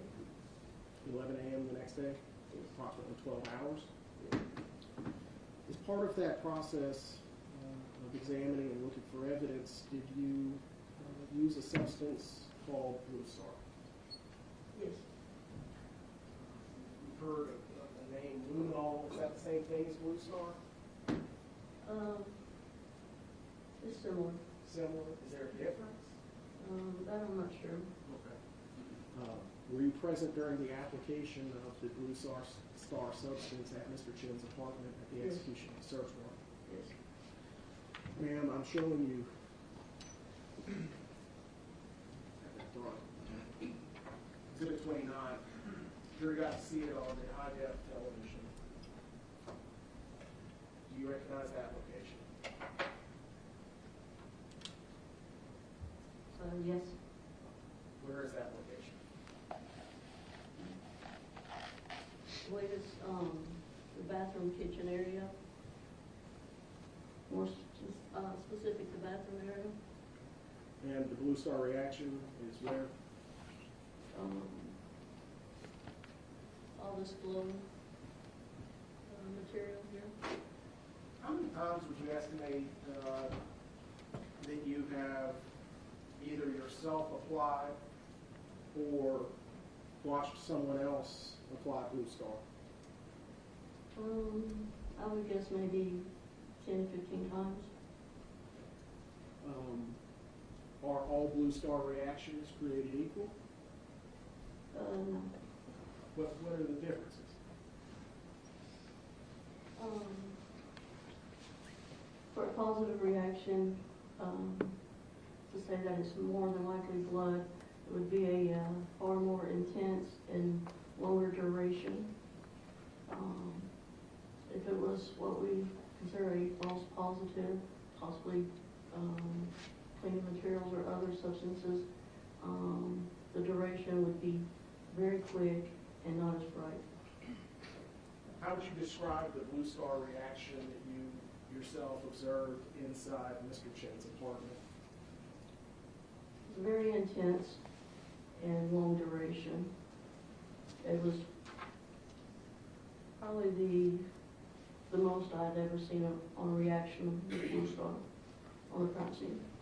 Of those 10 to 15 times that you've seen them? Yes.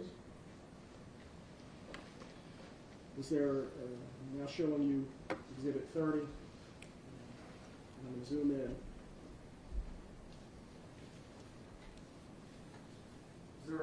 strong Blue Star reaction in the kitchen? Yes, Strong Blue Star reaction in the bathroom? yes, Is there a strong Blue Star reaction in the bedroom? yes,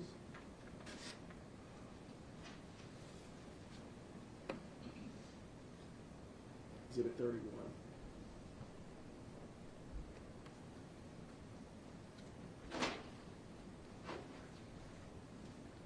What part of the apartment are we looking at here?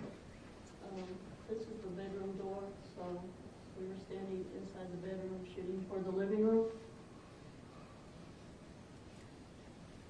Thank you, ma'am. After you left 110 Tremont Street, where did you go? I went back to the crime scene office. For what purpose? I believe I packaged and sealed the evidence I had collected and downloaded my photographs. Is that when you started ascribing specific numbers to the property items? Yes, So the packaging that we see here today is the packaging that you originally packaged them in. yes.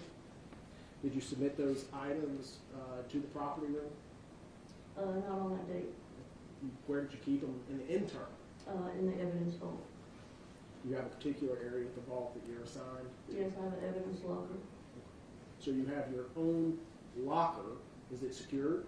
Yes, Inside a vault. yes, Is the vault secure? yes.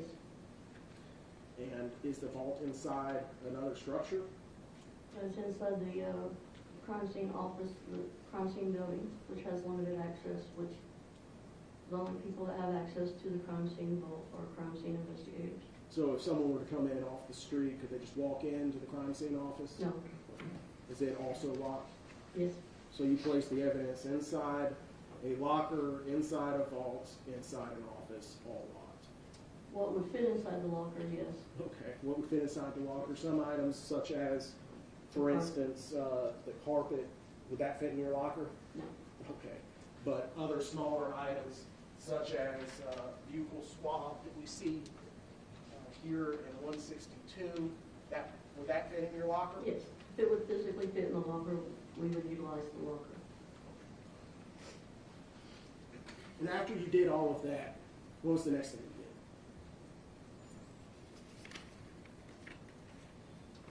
I believe I was called the next day around 2 p.m. to respond to 900 Mountain Creek Road. How long did it take for you to process all the evidence that you collected at Mr. Chen's apartment, do the paperwork, those forms, upon return to the office? I think I had left around 2:30 in the afternoon, And you were called back in when? 2 o'clock the next day. The next day. So you had 12 hours off. Or 24 hours off, I'm sorry. I know I worked like 51 hours in those 3 days. So over the course of 3 days, you worked a grand total of 51 hours. What was the next location that you responded to? 900 Mountain Creek Road. What was the purpose of going to 900 Mountain Creek Road? They had requested crime scene to respond to the location and coordinate the search of 2 large dumpsters. What were you looking for at 900 Mountain Creek Road? Anything that may have been discarded by Jason Chen. Y'all struck out at 900 Mountain Creek Road, is that fair? Correct. Didn't find anything. Correct. So what did you do next, ma'am? Then I was advised that we would be responding to Nolensville Police Department to help in the execution of the search warrant. Do you recall the date that that happened? I believe it was, I'm not sure, the 29th or 30th. The 29th? Okay. Were you working on the 29th? Yes. Okay. What services were required of you to respond for the execution of the search warrant at the Nolensville Police Department? What were you going to do? Process the scene. Do you know what scene you were going to? It was the parents' house of Jason Chen. Is that located at 1943 Ashburn Court? Yes. in the city of Nolensville, Yes, Williamson County. if you say so, yes. Okay. So, during your search of the residence at 1943 Ashburn Court, did you process that scene in a similar manner that you did 110 Tremont Street? Correct. Investigator Curtis and I conducted a walkthrough of the scene. I took digital photographs of the scene and also took video of the scene. Did you find anything particularly noteworthy during your search of 1943 Ashburn Court? Objection. Call.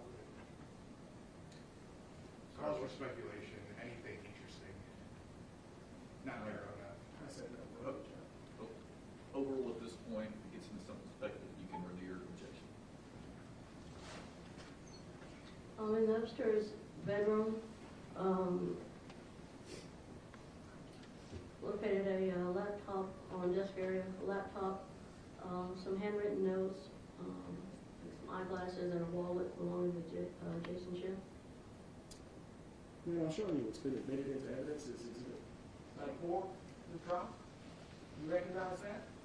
Yes. What are we looking at? That's the desk area in the upstairs bedroom. And you mentioned handwritten notes. Where would those be located? I believe they were here and also on the Post-its. So you mentioned a wallet, where's that? Right there. And the laptop. Right there. Did y'all collect those glasses?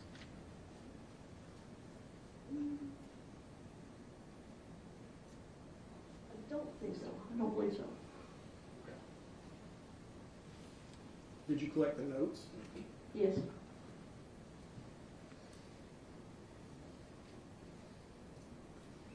You also mentioned with the bedroom. I'm going to show you another exhibit. Exhibit 9. Do you recognize that location? Yes, that's the same bedroom. And can you see the chair that we saw in the preceding photograph with the laptop computer in Exhibit 93? Yes. It's right there on the right-hand side next to the door. Is that correct? Yes. Did you find anything of interest inside the red box that we see here in Exhibit 90? Yes, there was a cell phone inside the box.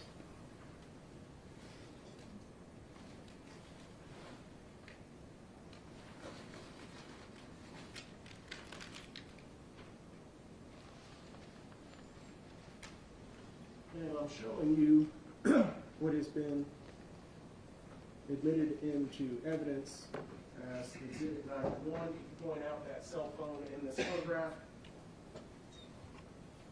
Right here. And the next Exhibit 92, where is it?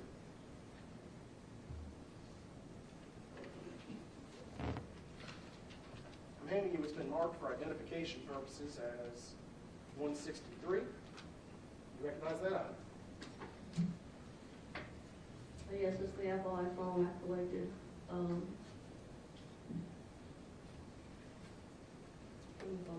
Okay, so that's the photo from 1943 Ashburn Court that you Yes. hold in your hand right now. Yes. Move to admit into evidence the cell phone, Your Honor. Exhibit 163. Thank you, Your Honor. Thank you.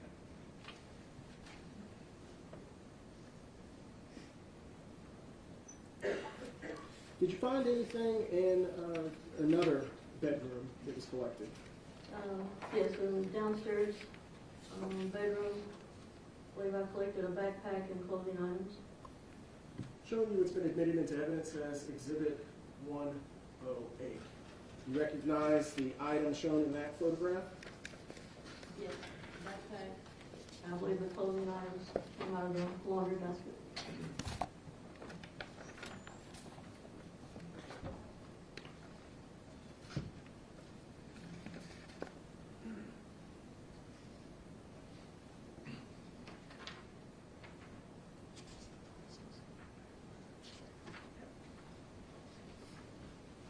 Ma'am, I'm handing you what's marked for identification as 164. Could you take a moment to familiarize yourself with that collected exhibit?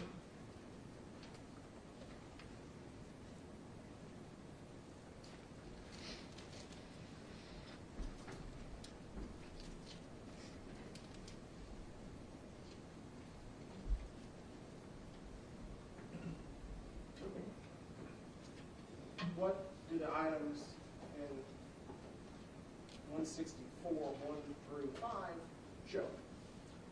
They show the backpack and the contents inside the backpack. Where was this analysis done? In the crime scene office. Back in Chattanooga? Yes. Did they fairly and accurately show the contents of the backpack shown in Exhibit 108? Yes. Your Honor, I move to admit into evidence 164, pages 1 to 5. So admitted. Thank you, Your Honor.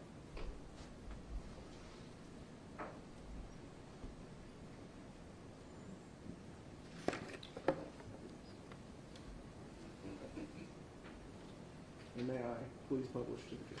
Yes, sir. So once you got back to the crime scene office, I'm showing you the first page in that collective exhibit. Orient us to what we're looking at. It's just a close-up of the backpack. Okay. And to the right-hand side, there's a black object. What's that? Over here, Yes. No. Above. a shirt, t-shirt, muscle tee.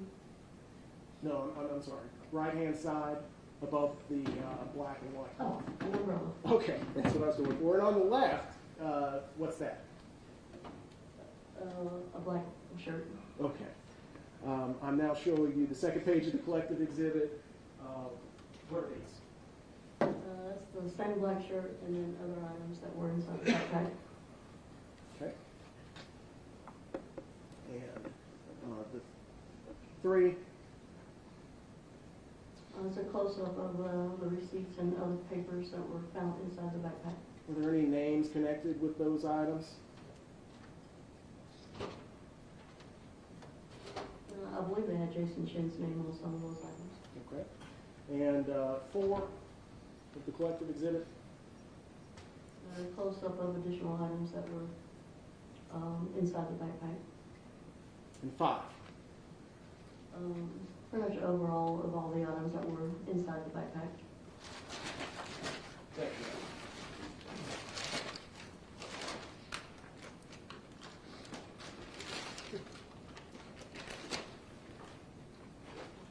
Ma'am, I'm handing you now what's been marked for identification as 165. You recognize what's been marked for identification as 165. Is this the black backpack?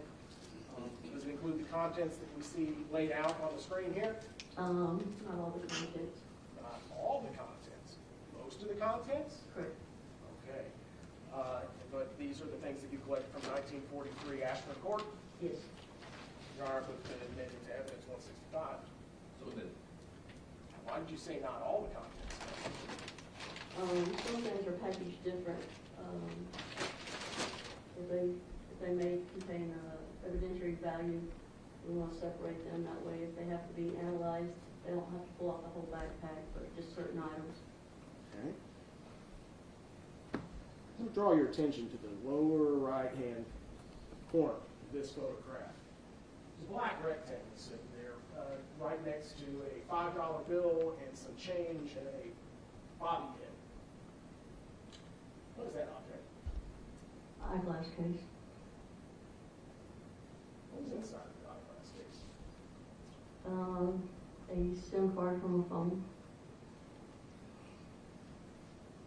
Are there any glasses in there? No.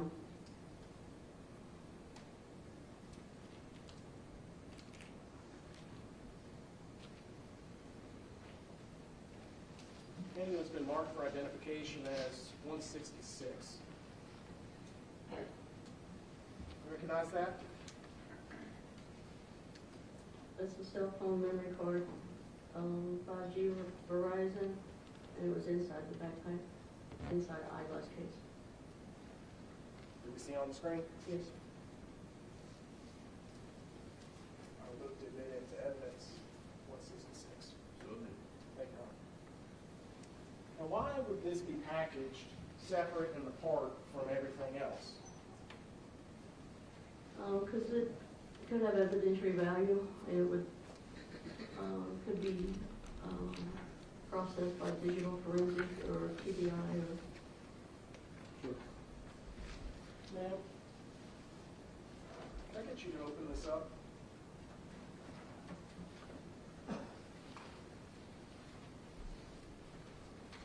We have the document, Jennifer, you know, but-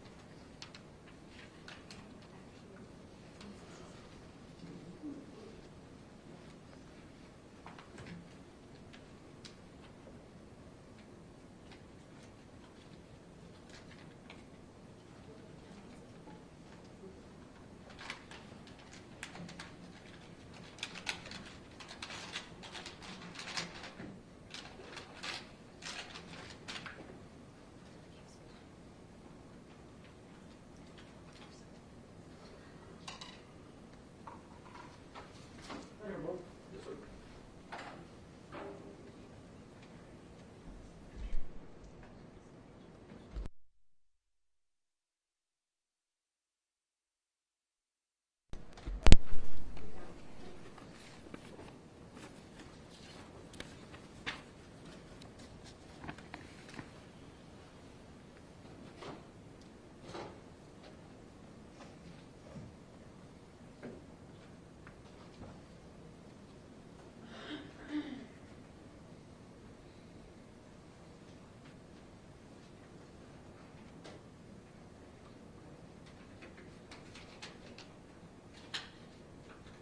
Sir, Yeah.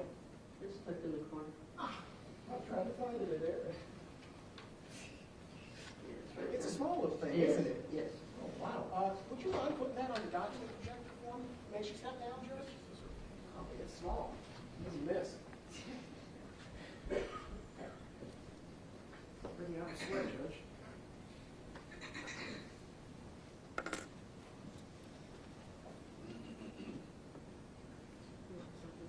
No, just put it in the middle. And center it up. Okay. Wow. And just so we're clear, I'm going to put this Sharpie down. Tip of the Sharpie. Pretty small. How did you find that little thing inside a glasses case? I just thoroughly search anything I collect and look inside the eyeglass case, which I think it was black inside. And look at the phone part. So it wasn't a white in color on a light in color like the inside of the Correct. envelope that we were digging through just a second ago? Correct. Okay. You take a seat. And when you do, I'd ask you to familiarize yourself with what's going to be marked as Collective Exhibit 167, 1 and 2. Okay?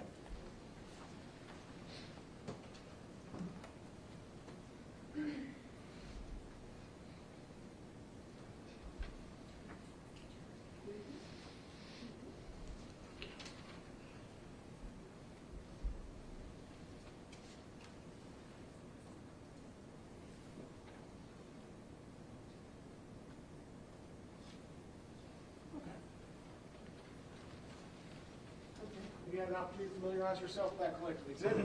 Yes. What is it?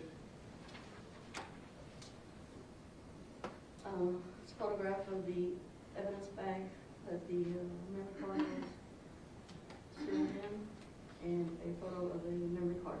Okay, on the second page? A photo of the memory card. Okay. Thank you, ma'am. I'd move to 712. Sir? Now, ma'am, the SIM card itself, this small little piece of plastic that we have sitting on the document projector, Does it have serial numbers on it or numbers? Yes, it appears to have numbers on it. Okay, and the numbers in the photographs, and they match the numbers on the SIM cards you have? Yes.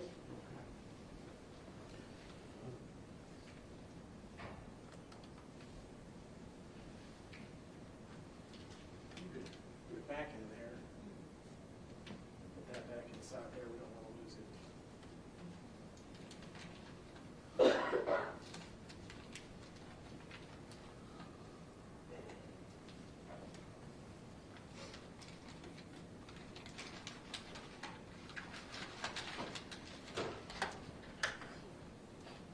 Now, ma'am, it looks like we have different colored tape on this bag. Specifically, there's a blue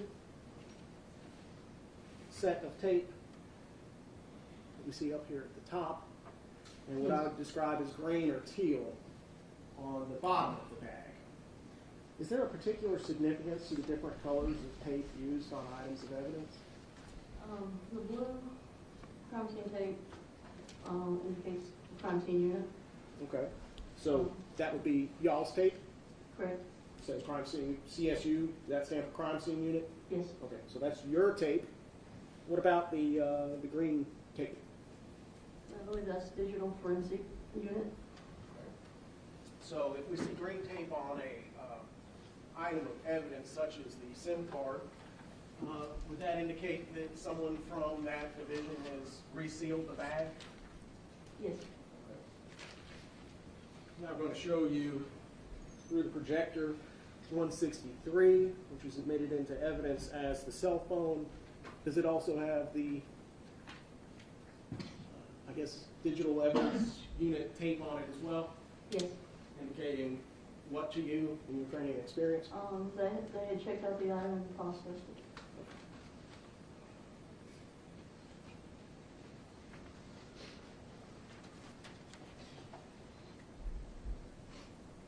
You also mentioned a wallet, and you showed it to us in that Collective exhibit that we looked at, or I'm sorry, in the prior admitted evidence. Did you go back to the police department and, similar to the backpack, lay things out for examination? Yes, I believe so. Okay.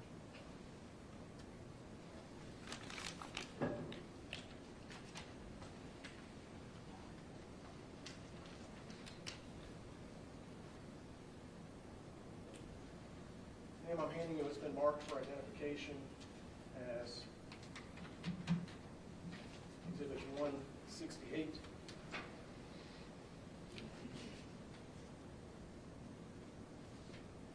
It's a gray wallet.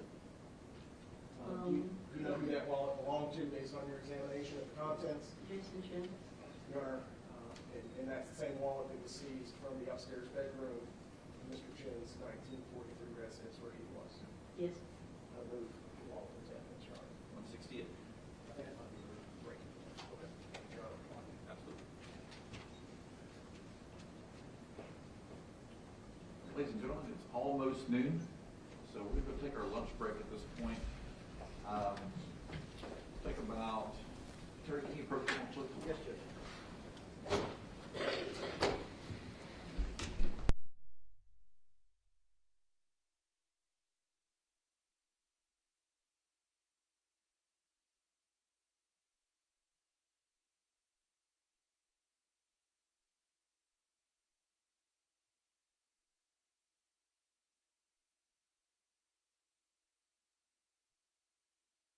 Today it's taking an hour and a half, so parties can be back at 1:30. We'll resume the trial at that point.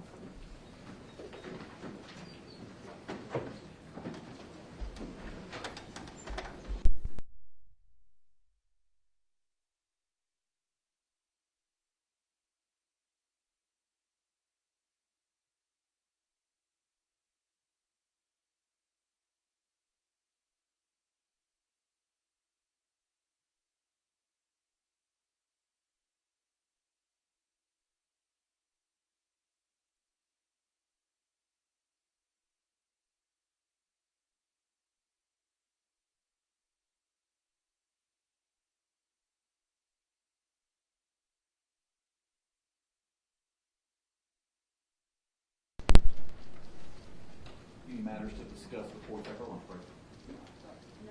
All right, see you back at 1:30.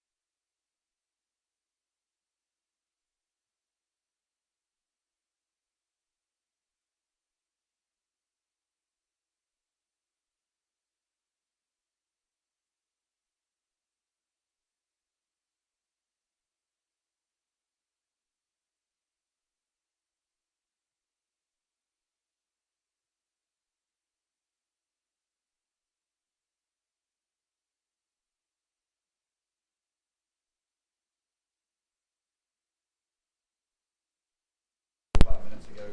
We're gonna give them a little extra time.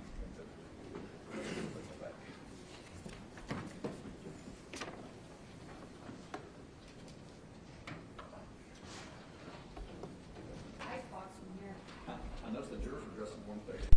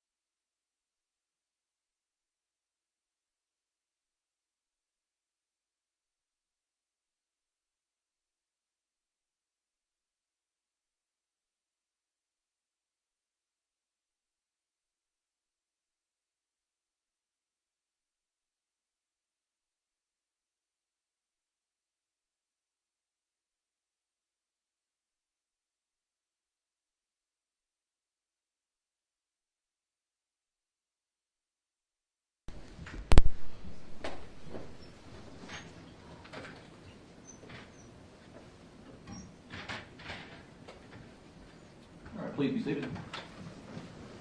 Hope you had a good lunch, got a little exercise today. It's sunny outside, so, all right, General, ready to proceed? Yes, Your Honor. Ma'am, before the lunch break, we were talking briefly about Mr. Chen's wallet. And it was moved into evidence. And I think you were asked, did you lay the items out just like the backpack that we looked at earlier? Yes. Can I have a DVD cut? Ma'am, I'm handing you what's been marked 169, collected exhibit 1 to 3. Familiarize yourself with those.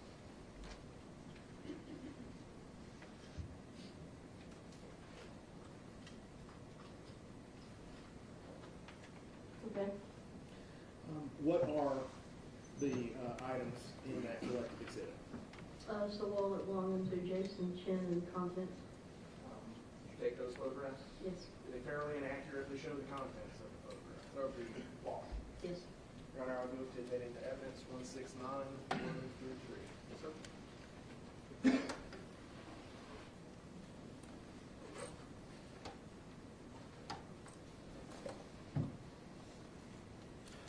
And this is 169-1. There's what appears to be an ID card for the University of Chattanooga. Whose name appears on that?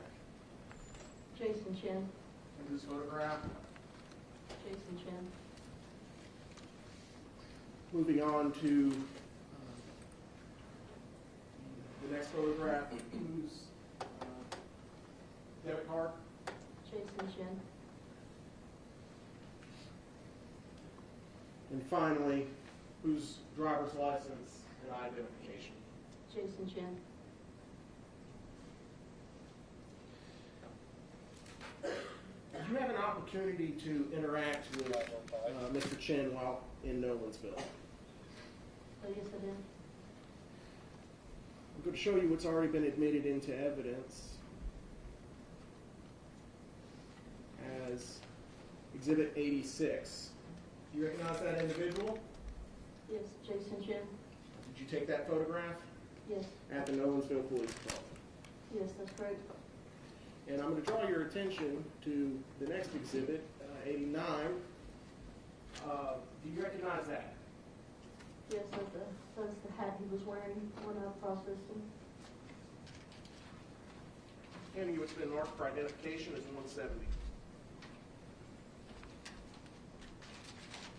Do you recognize this item? Yes, it's the ball cap, red and white, Kennedy goes. Would you mind opening it up, pulling it out?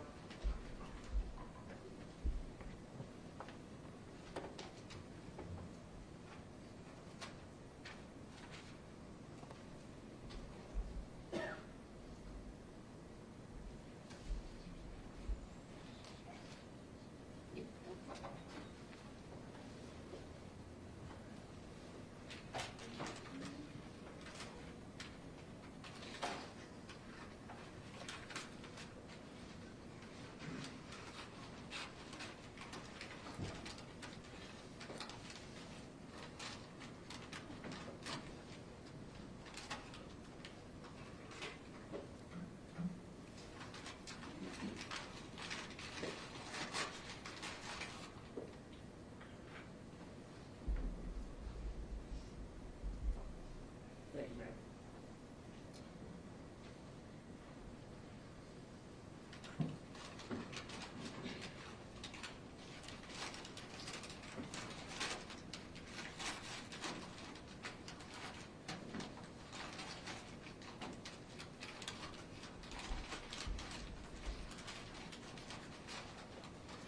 Okay.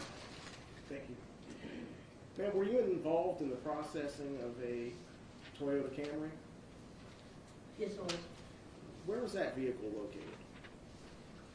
Originally, it was located at Jason Chen's parents' house inside the garage. And we had it towed and escorted to our crime scene bay. Ma'am, I'm showing you what's been admitted into evidence as Exhibit 112 and 113 and 114. Is that the motor vehicle that you searched at the crime scene bay? Yes, it is. I'm handing you what's been marked for identification as 171, collective exhibit 1 through 7. Could you familiarize yourself with those?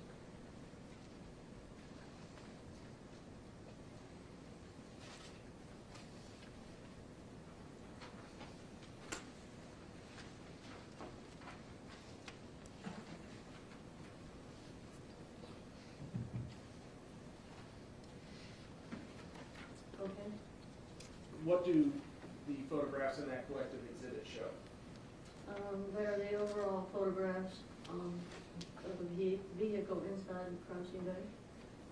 They fairly and accurately depict the vehicle at the time you processed it for evidence. Yes. All right, move to admit into evidence the collective exhibit 171. Yes, sir.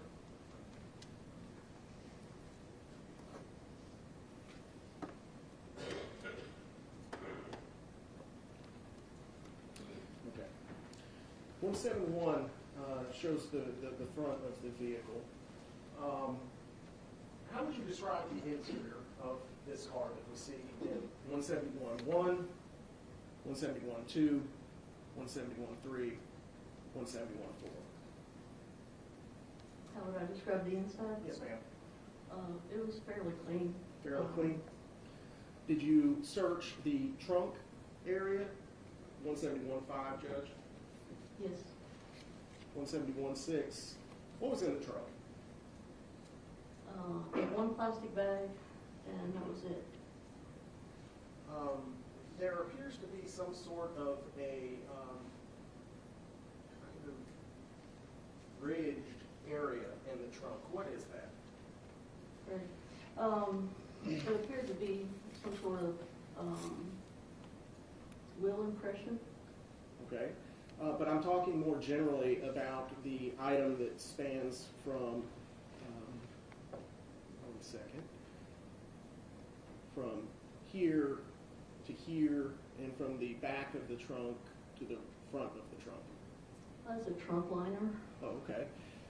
And you mentioned that there were some impressions on it. Would you mind pointing out to the jury where those impressions are?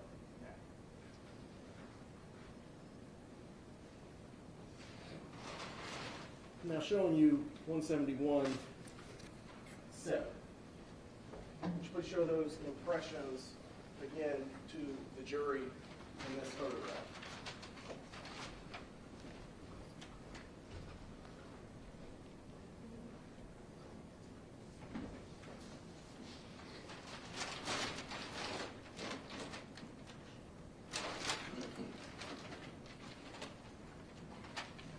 And do you recognize this? Yes, it's the trunk liner from inside the camera vehicle. So did you remove the trunk liner from the trunk that we see here in 171-7? Yes, that's correct. And this is that line? Yes. Sir, I would move to admit into evidence item 172, the trunk liner.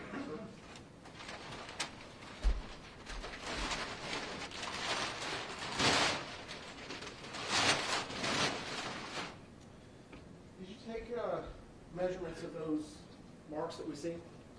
Yes, I did. For what purpose? For possible future comparison purposes. Comparison to what? Depending on what it was.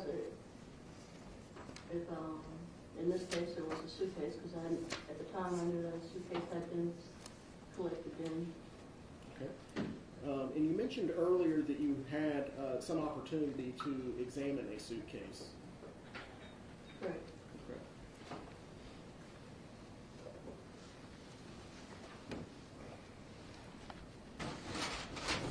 You recognize this item? Yes. Have you seen this item before? Yes, I have. For the record, Judge, I'm going to mark it for identification purposes as 173. Yes, sir. Where have you seen item 173 before?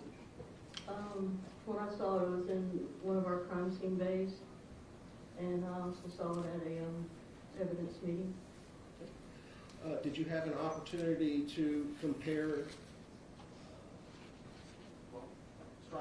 have an opportunity to take measurements of the wheels from this suitcase?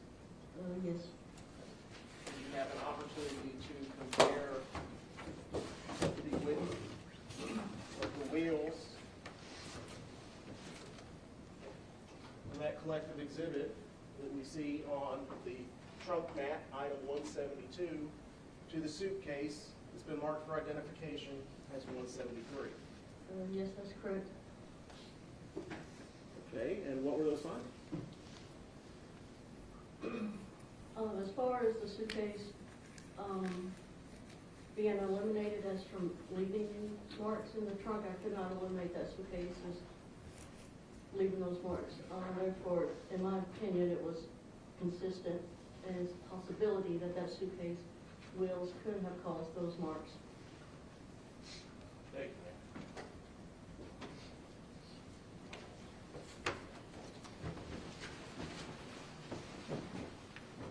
And finally, did you ever report to the medical examiner's office to collect evidence in this case?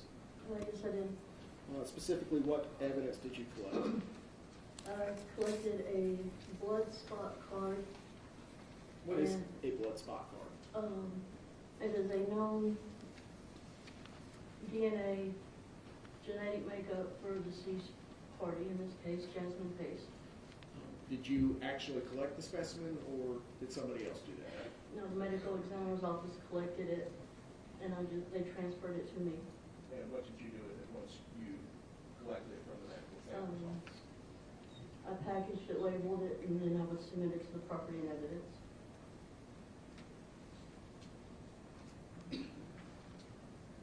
You know, I'm handing you what's been marked for identification purposes as item 174. Do you recognize that item? Yes. What is that item? DNA blood spot card for Jasmine Pace. Is that blood spot card that you collected from the medical examiner's office? Yes. Did you log it into evidence? Yes. Thank you, ma'am.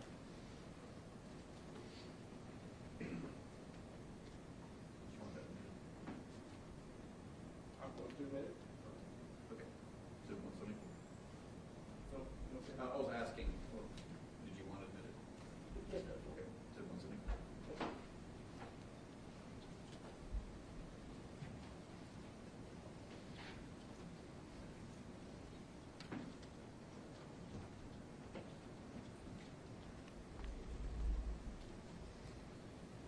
No further questions at this time. Ladies and gentlemen, I know you just sat down. The defense is going to need some time to organize the exhibits for the cross-examination of this witness. We're going to have you step back in the jury room, and when they're ready, in about 10 or 15 minutes, we'll bring you back.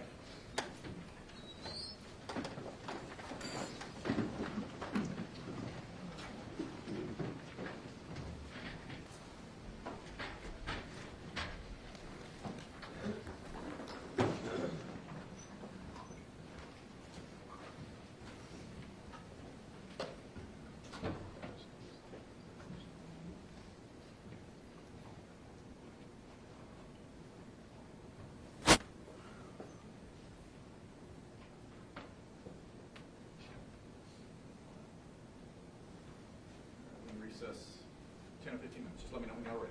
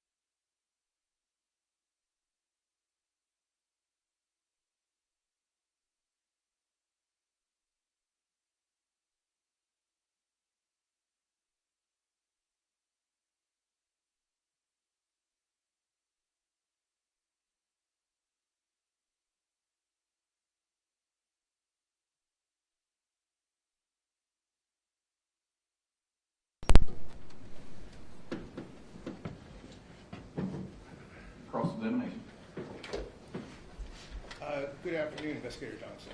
I hope you had a good lunch.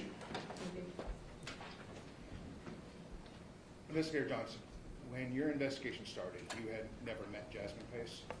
That's correct. You didn't know anything about her background. That's correct. You had never met Jason Chen. No, You don't know anything about his background. that's correct.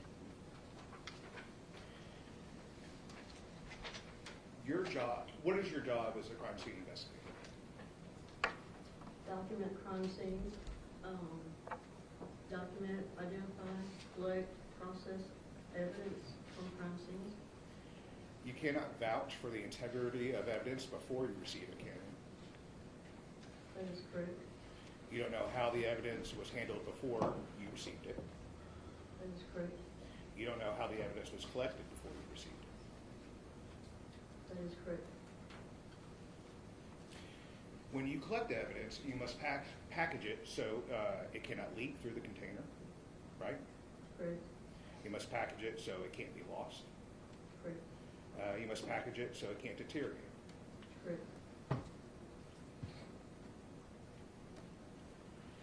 Once collected, evidence must be kept in a secure area. Yes. Once collected, evidence must be kept in a secure area when not directly in possession of a person listed on the chain of custody.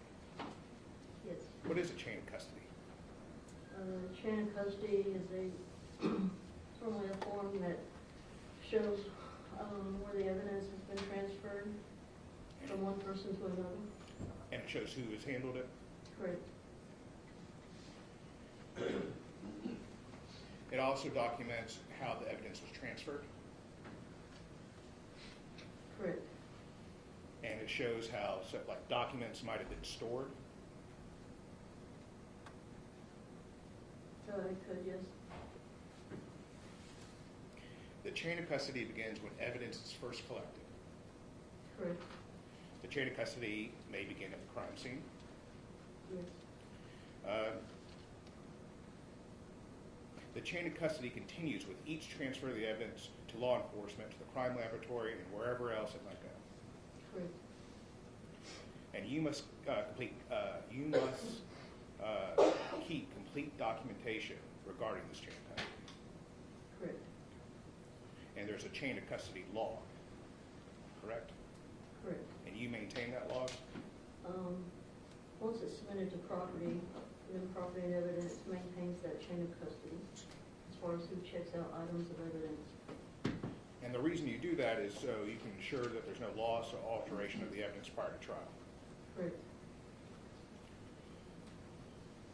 So I want to talk about kind of the collection of evidence. Victims in cases can bring evidence to a crime scene without even knowing it. Yes. Suspects can bring evidence to a crime scene without even knowing it. Yes. Law enforcement can bring evidence to a crime scene without even knowing it. Yes. People visiting the crime scene can bring evidence without even knowing it. Correct. Victims can take pieces of evidence away from a crime scene without even knowing it. Correct. Suspects can take pieces of evidence away from a crime scene without even knowing it. Correct.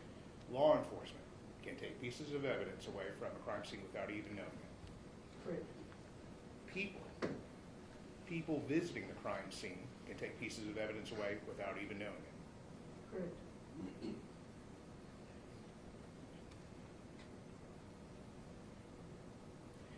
On direct, you talked a little bit about transfer evidence. What is transfer evidence?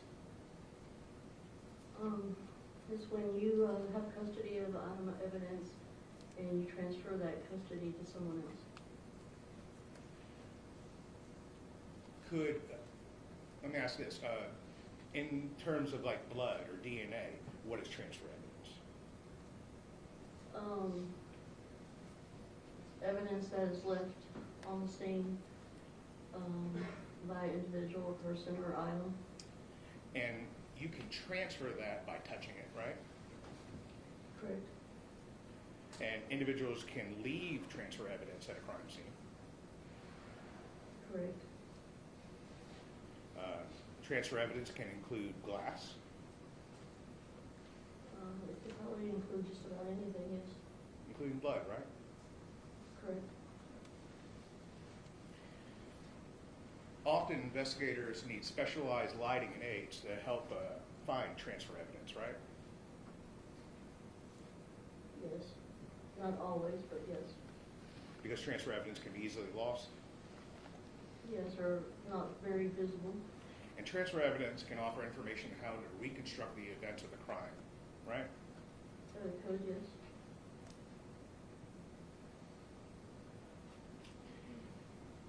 At a crime scene, most crime scenes, there's often tiny pieces of fragments of physical evidence that can help tell the story of what happened, right?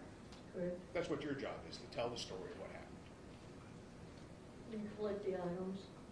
Yes. And those items can tell the Document the story, items. right? They could, yes.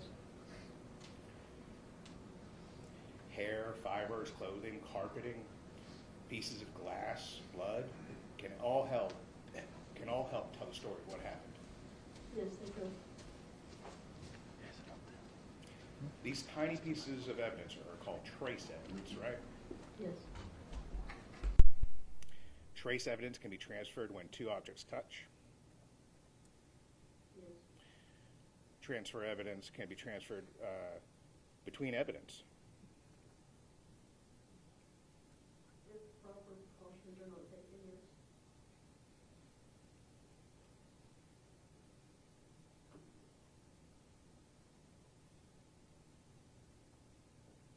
Trace evidence can be used to reconstruct an event Yes, and help tell the story. it could.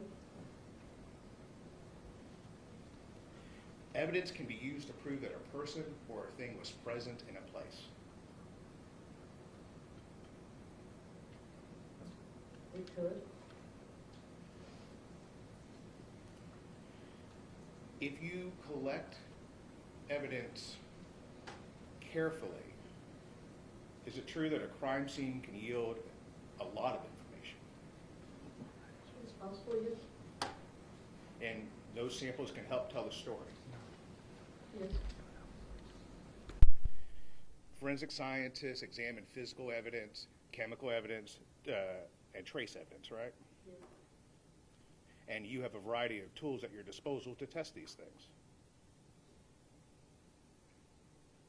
Yes.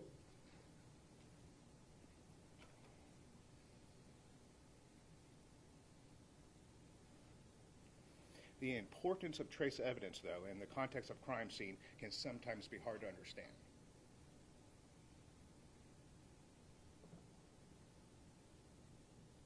It could be, yes. And that's why you're here. You're here to help explain the collection of evidence, right? Yes.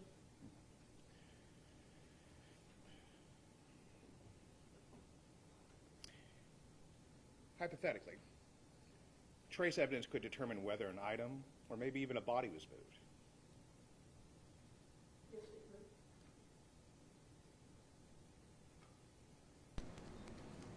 I want to go back to transfer evidence. What's the difference between direct transfer evidence and indirect transfer evidence? I guess the indirect transfer would be, say I walk through a crime scene, maybe something sticks on the bottom of my shoe or booty, and then I transfer it to another location in that crime scene. So direct evidence is when trace evidence transfers from the original source to another place. It could be, yes. So, for example, if a bleeding person brushed against a tree at a crime scene, that would be direct evidence, right? Direct transfer evidence. Yes. Indirect transfer is when the trace evidence is, as we said, carried from the primary source to another place by a third person or maybe by an object. Yes. And with indirect transfer, it's important to preserve and document any kind of evidence when it's identified. Correct. We'll get that back. And if trace evidence can't be properly preserved and protected, it can be lost. It could be, yes. Contamination of evidence can be a very serious problem, can it? Yes. Contamination of evidence can ruin evidence. Yes, Contamination of evidence can jeopardize a criminal case. it could. And contamination occurs when something or someone is introduced to a scene that was not previously there. That's possible, yes. Contamination can come from people investigating the scene. Yes, You're supposed to evaluate a scene before anyone else enters it to keep it from being contaminated, right?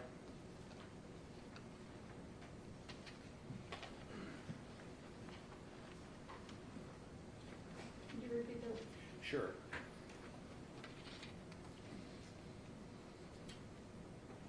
You should evaluate a crime scene prior to anyone else entering it to keep contamination to a minimum.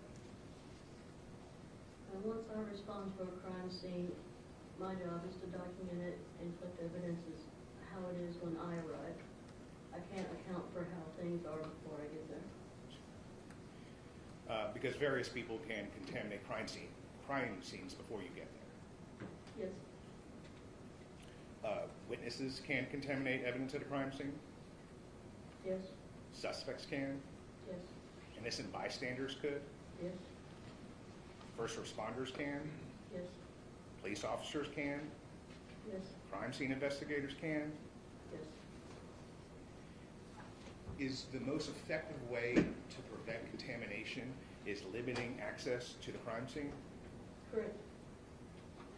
And evidence can get contaminated at any stage of the investigation, can't it? Yes, It can be contaminated at the crime scene itself yes, and at the crime lab. I'm sure it's possible, yes. Maybe going to and from the crime lab. I think anything is possible.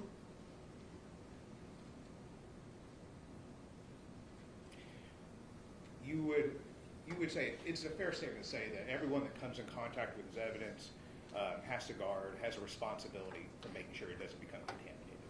Correct. So crime scenes are usually disorganized. That's why it's a crime scene, right? I don't know if I would say disorganized.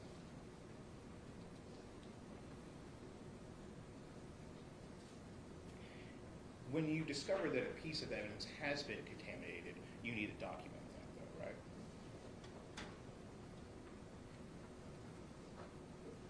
The evidence would be documented how it is when I observe it.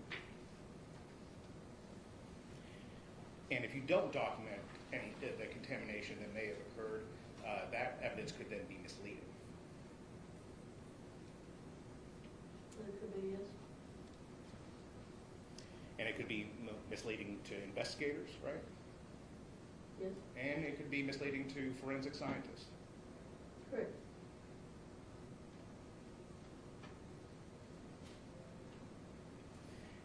Anyone who enters a crime scene is capable of adding something to it Correct, and taking something away.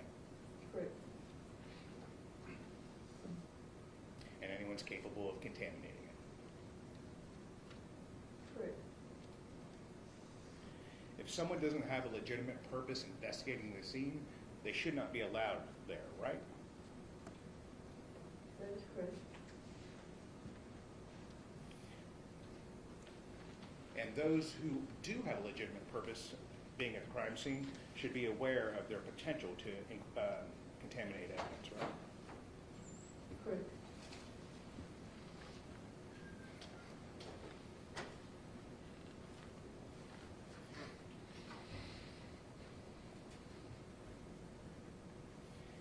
I want to talk to you about DNA, blood.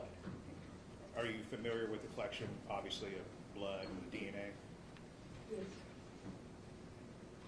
And we talked about how trace evidence or direct transfer, but DNA can transfer from person to person or person to an object, yes, and that's called primary transfer. yes, And because of these types of transfers, sometimes you can, for example, find blood in a room in which the source of the blood was never present. it's possible, yes. And other forms of DNA can be transferred the same way. Yes.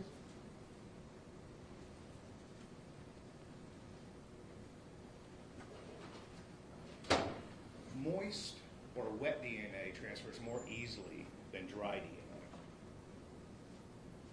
I would agree with that, yes.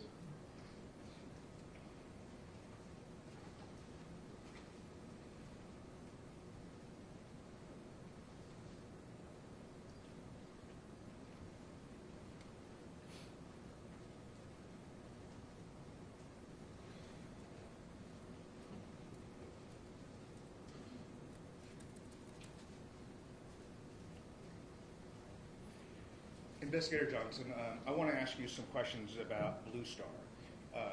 You're familiar with Blue Star? Well, somewhat. It is, you were asked a question on direct. Do you know the difference between Blue Star and luminol? I don't know, we use Blue Star. Luminol is a little bit different, I believe, as far as the lighting conditions that are required and stuff. And is luminol in Blue Star? That I don't know. Good question. How many times have you used Blue Star?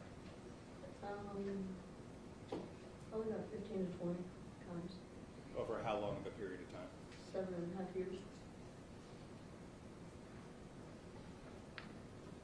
Blue Star is considered a presumptive test for blood, right? Correct. Meaning it only suggests the presence of blood, but does not confirm it. Is that right? That's correct.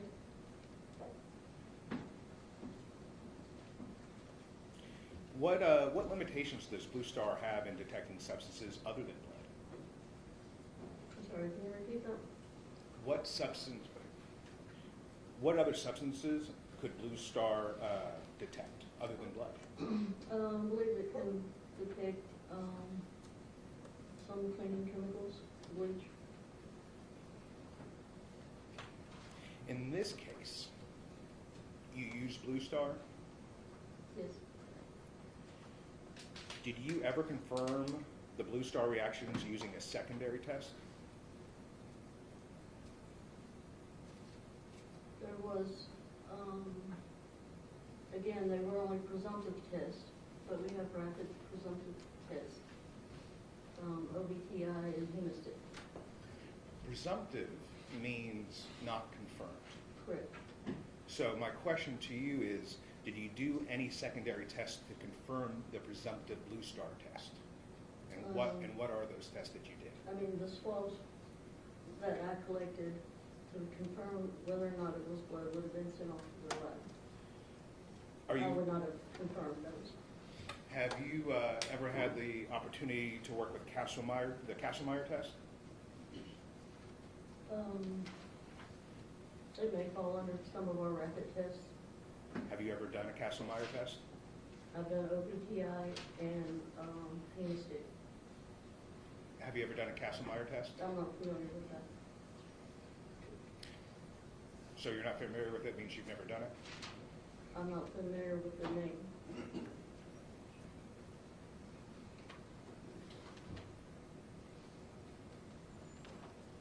Why? So other than sending off the blood spots to the lab, did you do any other scientific test as a criminal investigator to confirm that it was blood? Just the presumptive test. Did you at least do a control test to ensure the accuracy and reliability of the Blue Star that you used? No. Isn't that standard operating procedure that you do a control test first? I mean, obviously, we had a control test based on the visible blood that also illuminated. No, that's the actual testing that you did. Did you do a control, a scientific control? No. Are you, if you're not familiar with the Kasselmeyer test, are you at least familiar with the Techman or Takayama test? No, I'm not. Those tests can definitively confirm blood. Do you know that? I do not know that. Witness says she doesn't know. Why wouldn't you use any of these alternative tests? All I know are the tools that we have at our use.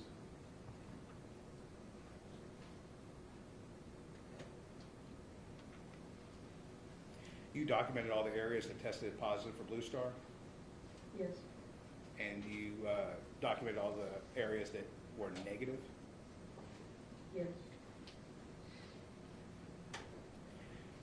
At any point, did you see anything that was possibly blood that you later confirmed to be a false positive? No,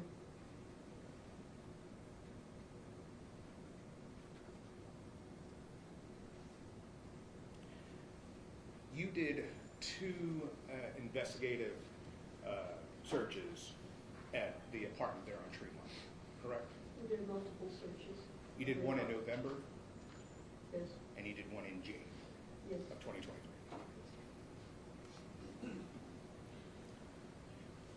Did you use Blue Star on this, at the search in January?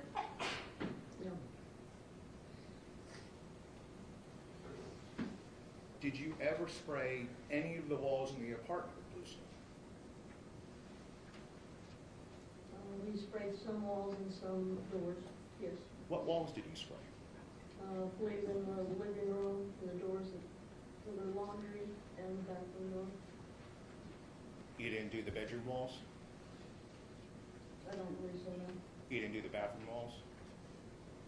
And we did the shower, we did the sink, mostly the floor, You didn't do the bathroom walls?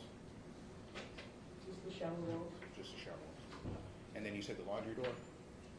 yes. Was there a Blue Star reaction to the laundry door? I believe on the laundry door and on the bathroom door coming from the kitchen.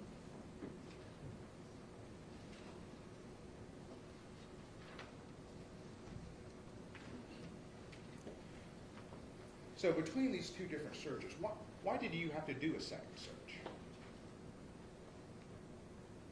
Because additional evidence was discovered. Why didn't you discover it the first time? It just was not discovered. I know we searched under the bed. But you didn't see that spot? Well, I was on the back side of the carpet, so no, I wouldn't have seen that spot. And hands and knees with the flashlight looking under the bed, did not see any discoloration at that time. Was that because your investigation was rushed? No, You testified that over a 3-day period that you were awake for 51 hours. yes, Perhaps you might have been too tired to be able to find the spots on your first search. it's possible, but I do take my time when I process things.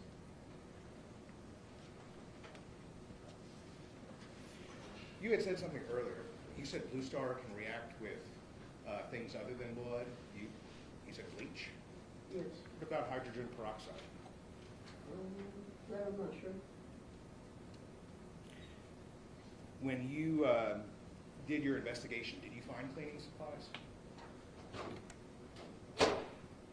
When we found cleaning tools, I'm not sure about supplies. Did you find cleaning chemicals? Did you find any hydrogen peroxide? I believe there may have been some, Did you find bleach? no, I don't believe so.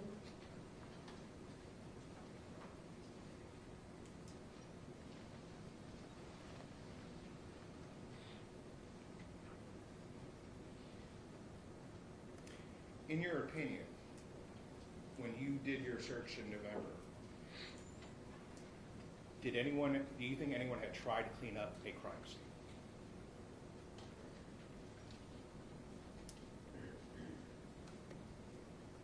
Yes, Why do you think that? based on the results of the Blue Star, Can you please elaborate? there was obviously presumed blood throughout the apartment, on the floors and the doors and on the walls. That was not visible to the naked eye. And do you believe that to be blood, or could it have been cleaning agents? I believe it to be blood, based on the reaction time and the longevity of the reaction of the Blue Star. Even though it's only a presumptive test? Correct.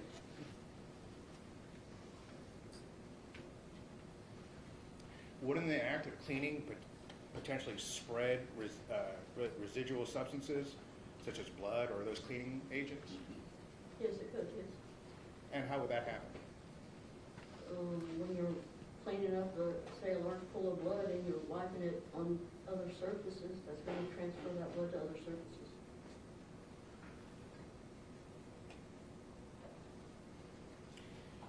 If the carpet in the bedroom was damp from cleaning, could that have affected the Blue Star results by spreading and diluting any potential residue? I mean, if someone had walked over it while it was wet and then transferred it, yes, it could. Are you aware of anyone coming into the apartment prior to you? I believe I was told that patrol officers had entered the apartment and that Jasmine Pace family had entered the apartment as well. Do you know how many total people had entered the apartment between the November 23rd and when you began your search? I don't know. Do you know if the carpet was damp when any of them entered into the bedroom? I do not know.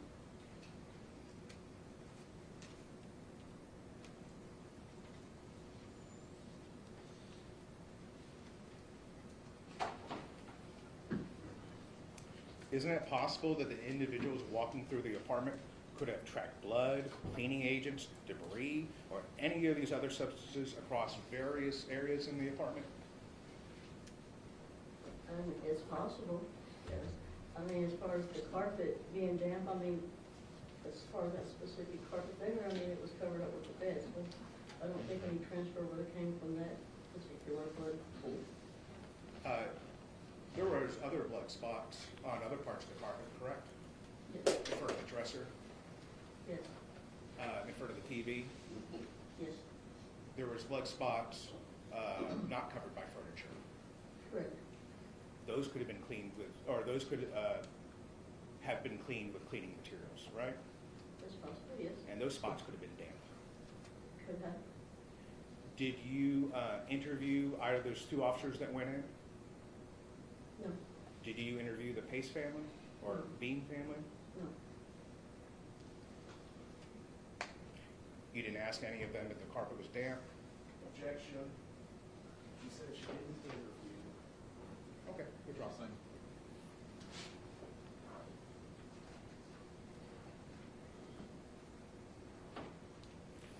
When you started your investigation, did you take the steps to limit the foot traffic into the apartment?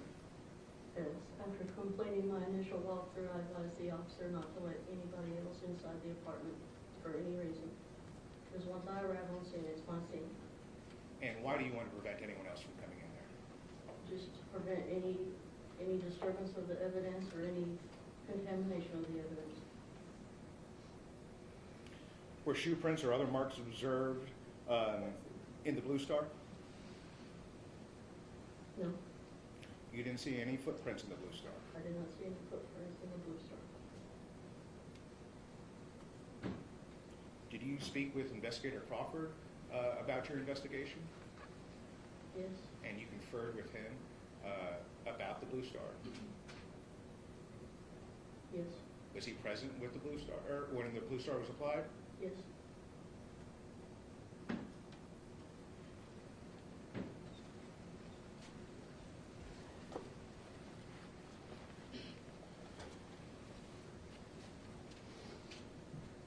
Would it surprise you to know that Detective Crawford testified yesterday that he saw footprints in the Blue Star? Well, it wouldn't surprise me. I mean, I saw a footprint, but it was a visible blood footprint. Visible blood footprint. Mhm. Did that light up in the Blue Star? Yes, it would have, yes. So you saw a footprint in the Blue Star. Yes.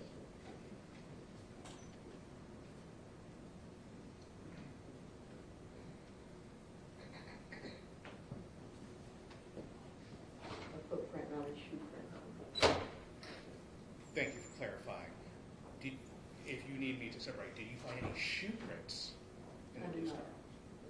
Except for that one? Yes, the footprint is. You can't definitively say that the reactions observed with Blue Star were not caused by cleaning agents, can you?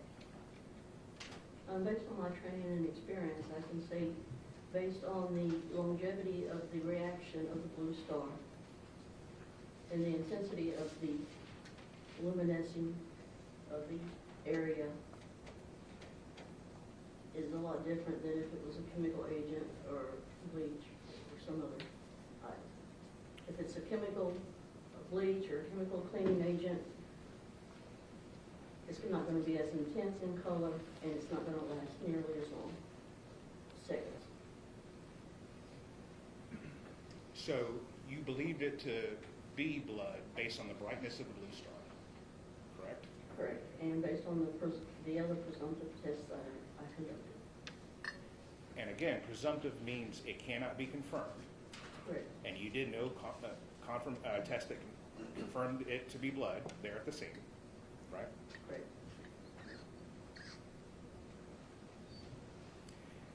Were the patterns and locations of the Blue Star reactions consistent with the possibility that the substance were spread by cleaning or foot traffic?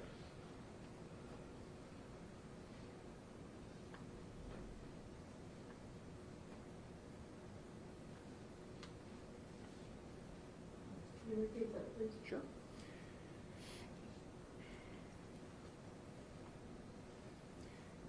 Were the patterns or locations of the Blue Star reactions consistent with the possibility that the substances being spread or spread by cleaning or foot traffic? It's a possibility. I mean, when we applied the Blue Star, I mean, it was pretty much everywhere, all over the floor, from the living room to the bedroom. And Different shapes, different patterns. I mean, the whole floor just lit up. so all those people that entered into the apartment before you began your investigation, they had no effect on the Blue Star test that you did? I'm not saying that. Well, what are you saying? I'm just saying, based on the intensity and the longevity of the Blue Star that was applied, all I can say is that there's a possibility and probability that that was blood throughout the entire apartment. And whether it's blood, cleaning agents, that all could have been spread by foot traffic. Yes.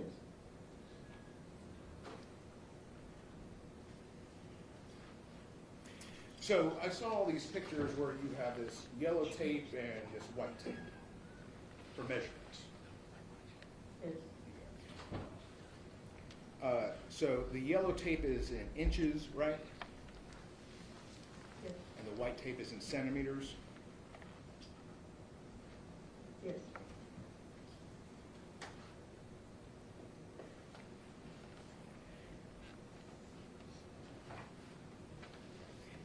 Do you risk any confusion by having two different measurements in the same photograph or in the same piece of evidence? No. So do you ever have to convert inches to centimeters or centimeters to inches? No, I document the scene, I document the scales, the photographs.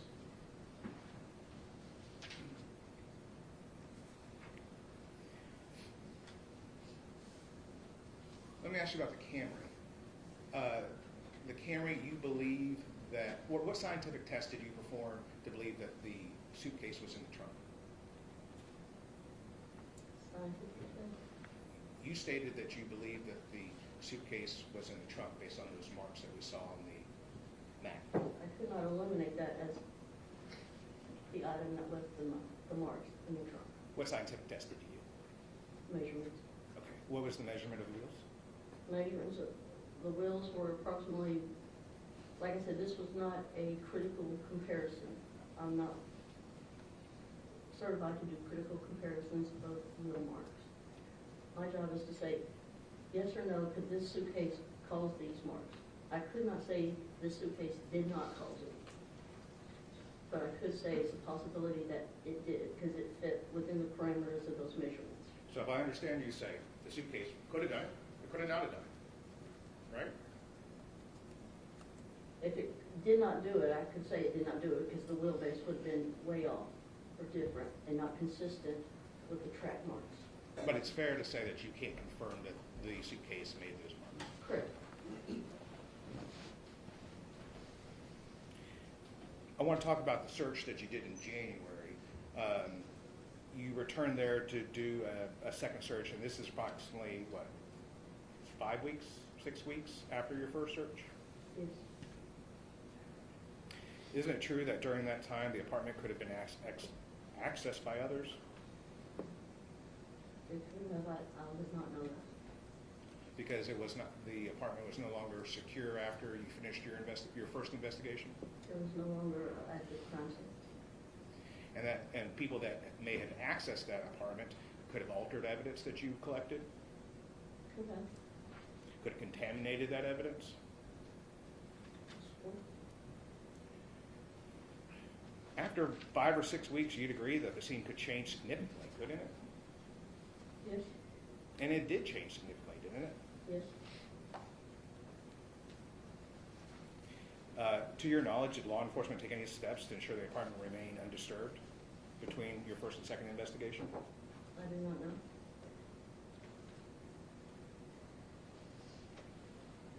And it's possible that the evidence that you found during the second search could have been introduced after you had finished your first investigation. It's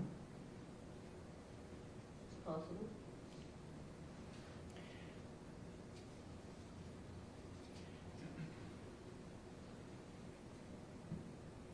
You'd agree with me that conducting a search shortly after an incident is probably the most ideal time for preserving the integrity of evidence. Yes.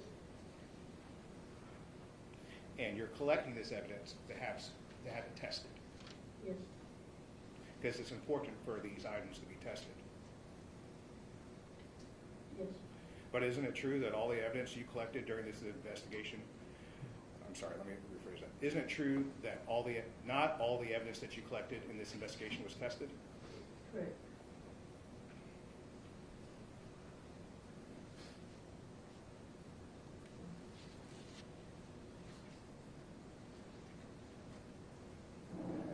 Dr. Candace.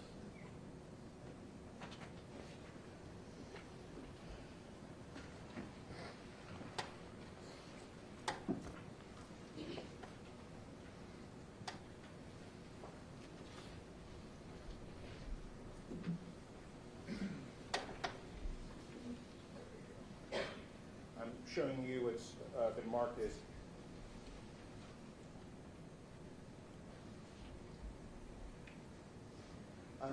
what's been marked as exhibit number 149. It's a collective exhibit. What are we looking at here? Okay, there's the light switch in the bathroom. Was that tested?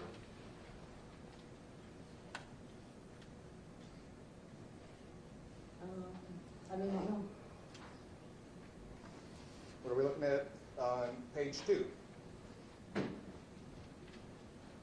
And if it's washed out, I can bring this up there. Another suspected blood stain on the door frame. Was that tested? I do not know. What are we looking at here? Another blood stain. Was that tested? Are you referring to a presumptive test or? Sent to the TBI crime lab to be tested. I do not know.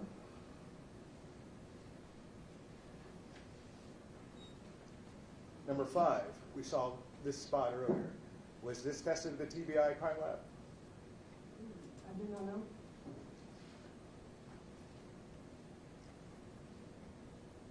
How about this one?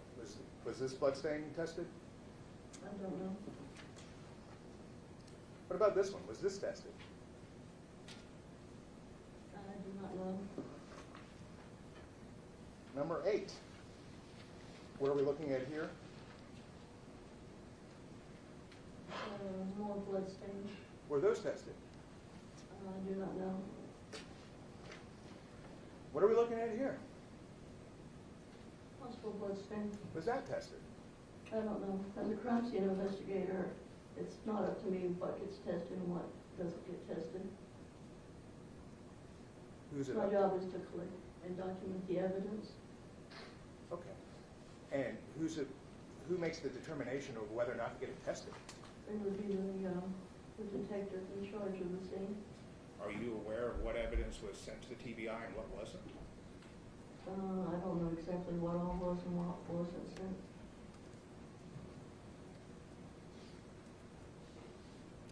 Do you have any say in what evidence gets tested or not? No, sir.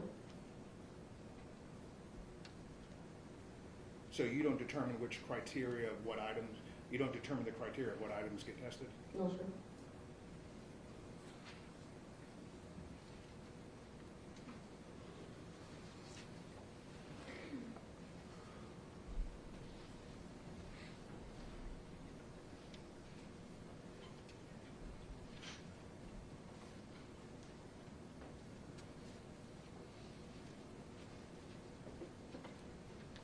Would it be helpful for you to see each individual piece of evidence to determine whether or not it has been tested? If you got to look at the white tag on it? It would be whether or not it had evidence taken from the crime lab on there. Okay, so when the jury gets this evidence back, what can they look for to see what pieces of evidence were actually tested by TBI? Will there be a color sticker on it? What are we looking for? I believe TBI uses orange evidence tape, So, but if they don't test an item, I don't know if they open it or not. That's a TBI testing. hazard, is that the orange tape you're talking No, Is this the orange tape? yes, So this is something that was tested by the TBI? yes. Well, it was opened by the TBI. I don't know if it was tested or not. Sure.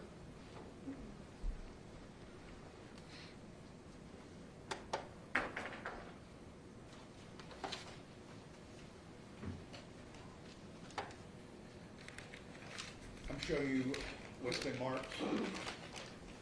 We'll start with 159. What is this? Sealed bag 12, suspected lead. Collected in January. It's underneath the carpet on the subfloor. Can you tell from here if this was tested by TBI? It does not appear that has been opened by the TBI. What about this one? This is 160. And saying it does not appear to have a TBI evidence tape on it. What's the description of these two bags that you have in the red? The location of where it was recovered was under the carpet on the subfloor.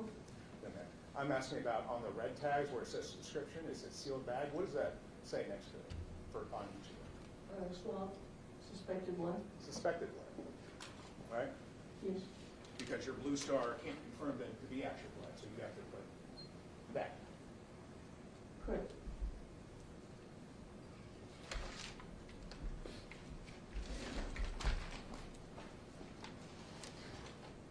You see, this is item 156. These are the jeans outside the dumpster.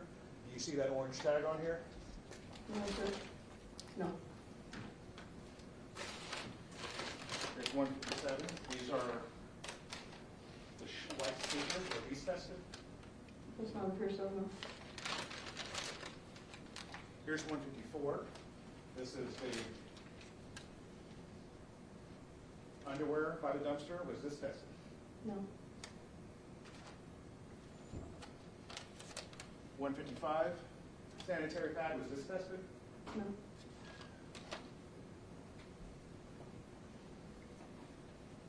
May I have that last? Oh, I'm sorry, sir. I thought you had it.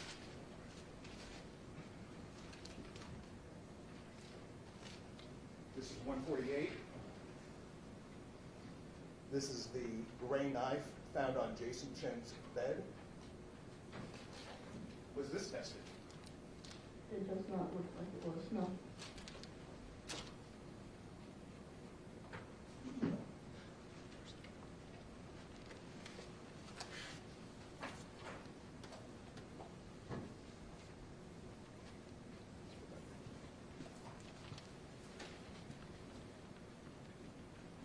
So if items, thank you, sir.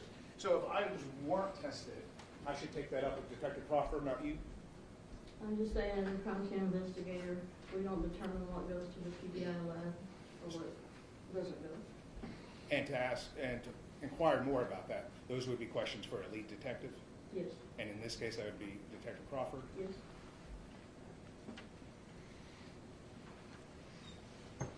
And you had no decision in what items were being tested? That's correct.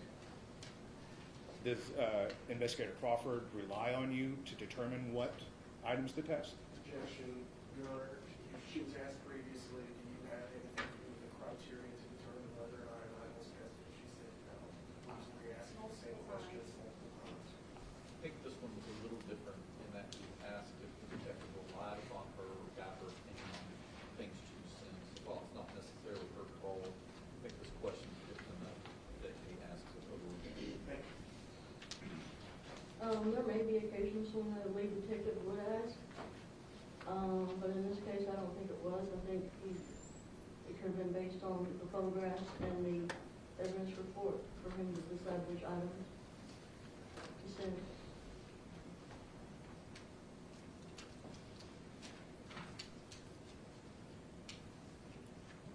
This carpet here, was it tested? I don't believe so, no. Was the padding tested? I don't believe so, no.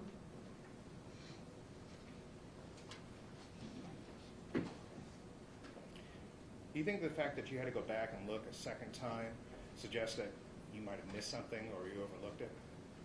I think it's pretty obvious that something was missed. And it was missed at your crime scene? That is correct.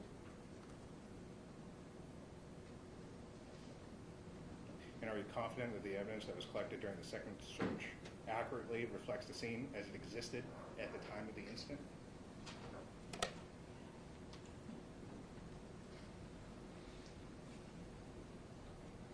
Yes.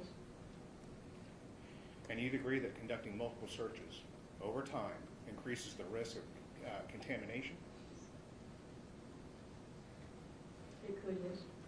And that could lead to the misinterpretation of evidence. It's possible.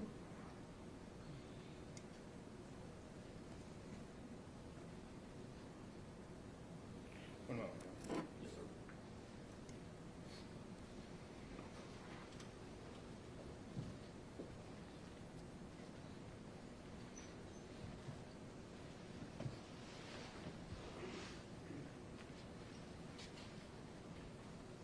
Thank you, Mr. Chair. I'll pass it. Redirect. Thank you, Your Honor.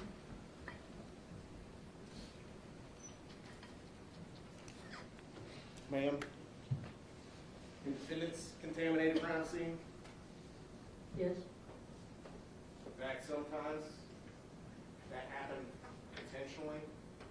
Yes.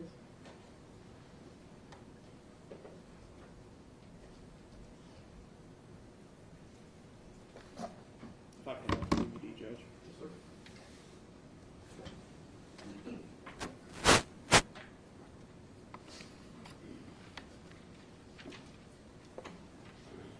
Would you describe moving a bed from one wall to another to have an effect on your ability to see the scene as it was at the time of the offense? Objection, Yes. speculation. I think it's proper redirect based on contamination line of questioning across. So overrule at this point if it gets too speculative, but we're doing redirect.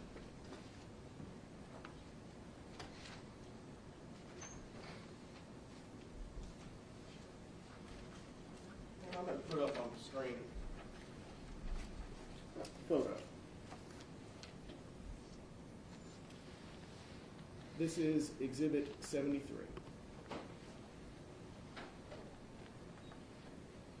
Was this the scene as it was, as you found it, on the day of the search warrant? Yes, What wall was the bed on? bed was on the north wall. And how is that in relation to that green and white tapestry that we see on the center of the wall in Exhibit 73?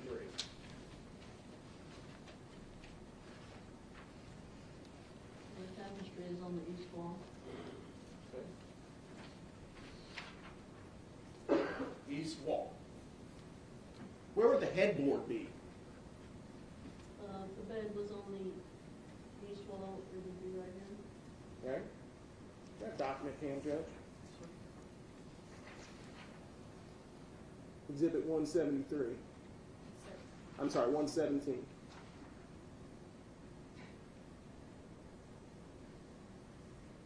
see that headboard and pillows? Yes, What wall are they up against there? well, if the tapestry is on this, in the same location, it would be the east wall. East wall. Yes. Ma'am, would that be consistent with the bed having been moved from the east wall to the north wall at some point between when this photograph was taken and when you made entry?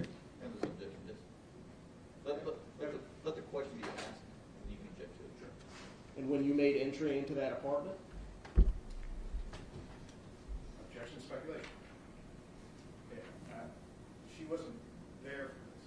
I think the question was, it's fair to conclude that the bed was moved between the time that the picture was taken with the headboard on the east wall, time when the headboard was on the She doesn't wall. know when that first picture was taken.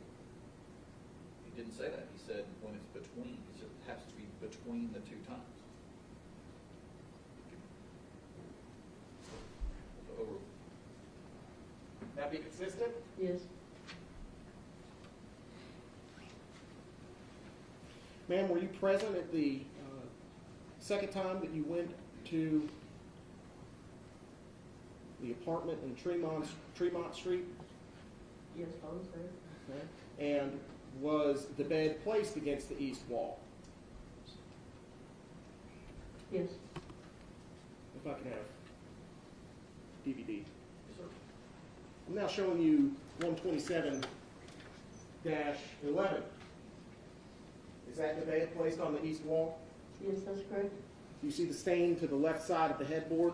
Yes, Did you observe oil marks above the headboard? yes, Would that be consistent with the bed being moved in a position that it would cover up the stain that we see on this carpet? yes,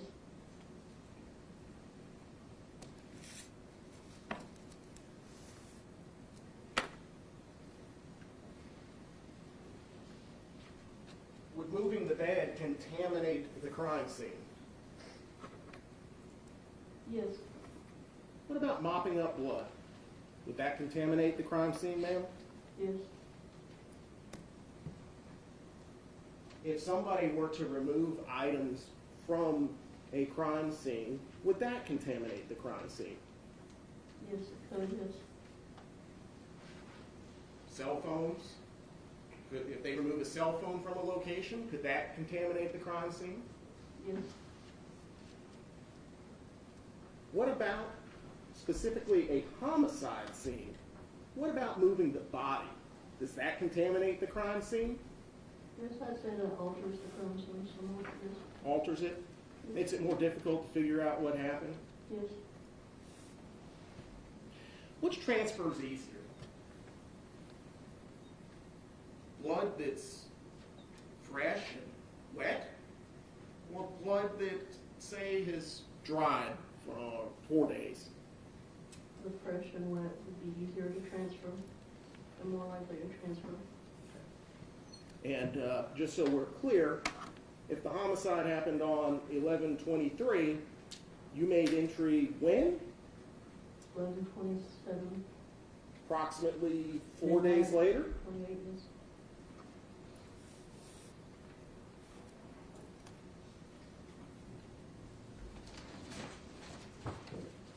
You mentioned that bleach can cause blue star reaction. All that testimony? Yes.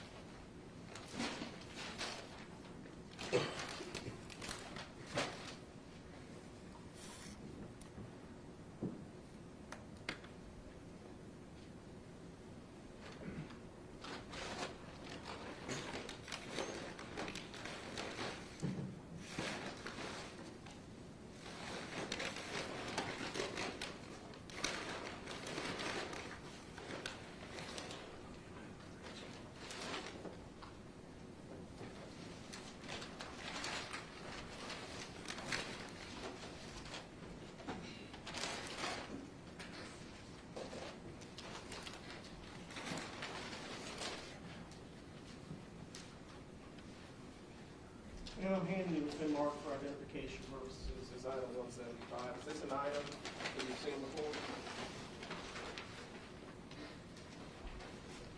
Yes. Where'd you see that? Jason Chen's apartment. Specifically, ma'am, where in Jason Chen's apartment? Lives on the couch. Ma'am, I'm showing you what's been admitted into evidence as Exhibit 41. Do you see the item on this, or in this exhibit? Yes. What is it?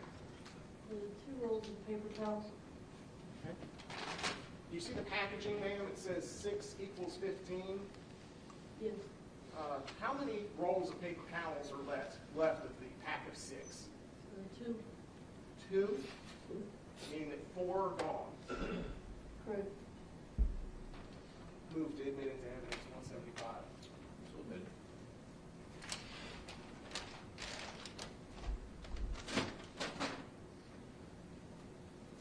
How much bleach did you find inside Mr. Chen's apartment? I don't recall finding any bleach. Well, we see an item sitting next to the paper towels there in the center. Can you identify that? Looks like a bottle of alcohol. Specifically, do you know what type of alcohol?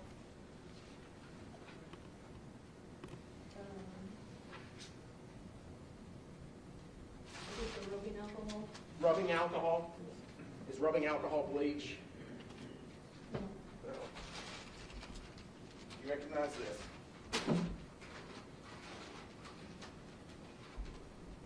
Yes. What is it? It's a sealed bottle, or a sealed bag containing the alcohol bottle with a Walgreens bag. Same one that we see sitting right there, a Walgreens bag, you said? Yes. What brand isopropyl alcohol is this? Walgreens. I moved to admit 176 into evidence. Admitted.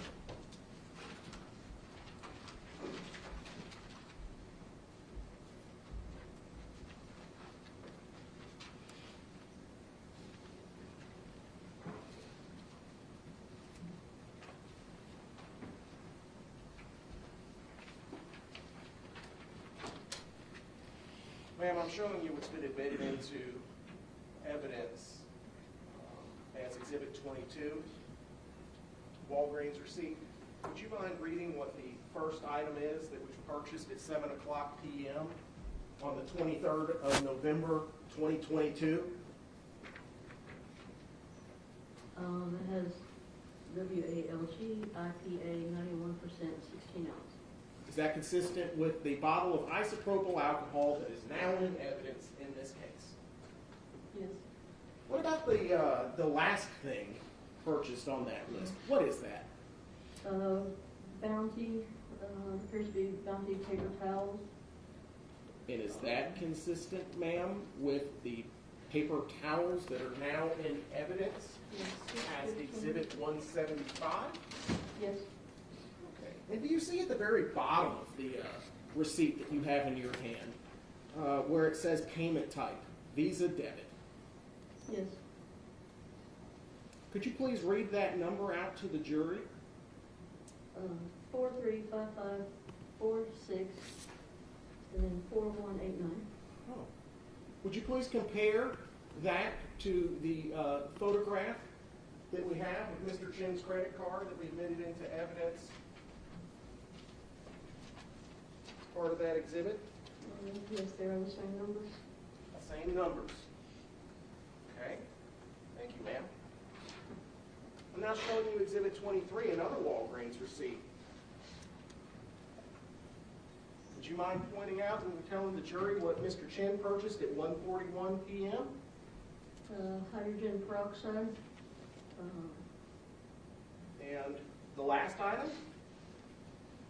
Hydrogen peroxide. Would you compare the payment at the bottom to what's on the screen? Mr. Chen's Regions debit card? Yes. Is it the same? Yes.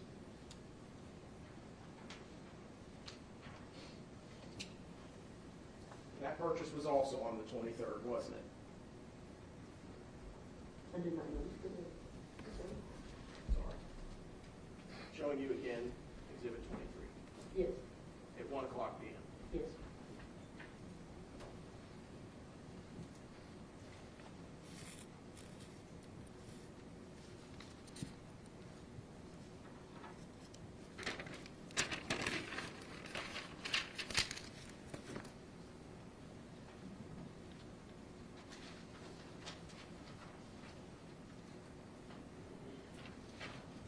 Now showing you what's been admitted into evidence as Exhibit 19.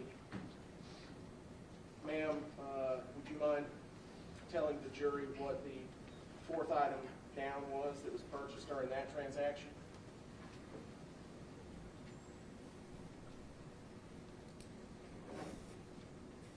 The fourth item is asparagus. Sorry. Fifth, Below the asparagus. peroxide. Peroxide. And that's not bleach, is it? Correct.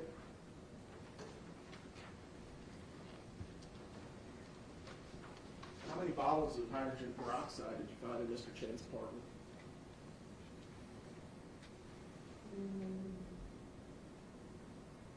I believe the one. The one Yes. that we've just put into evidence? Yes. If I told you that item 176 was isopropyl alcohol, is that the only cleaning supply that you found? I believe so, yes. Okay. So you never located any of the other bottles? Correct.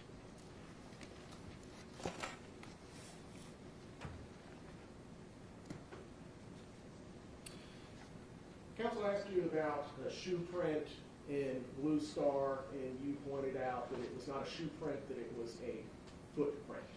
Can you elaborate on that for us? It appeared to be a footprint, no tread marks or anything like a shoe would have. Okay. Like a bare foot, like if I took Yes. my shoe off, something like that? Yes. Was it a large foot, a small foot? I believe I measured it to, from what was there, 9.5 inches. 9 1/2 inches? Yes. And you said it wasn't all there. What was missing from it? It looked like maybe part of the toes. So, would you say that the foot was longer than 9 1/2 inches? Probably yes. If they had toes. If they had toes? Yes. Fair enough. Absent a partial amputee, longer than 9 1/2 inches. Yes, sir. Ma'am, if I could have you come down and open for us the trunk container one, I'm sorry. Item 172, the trunk liner from the Camry. Put it right here.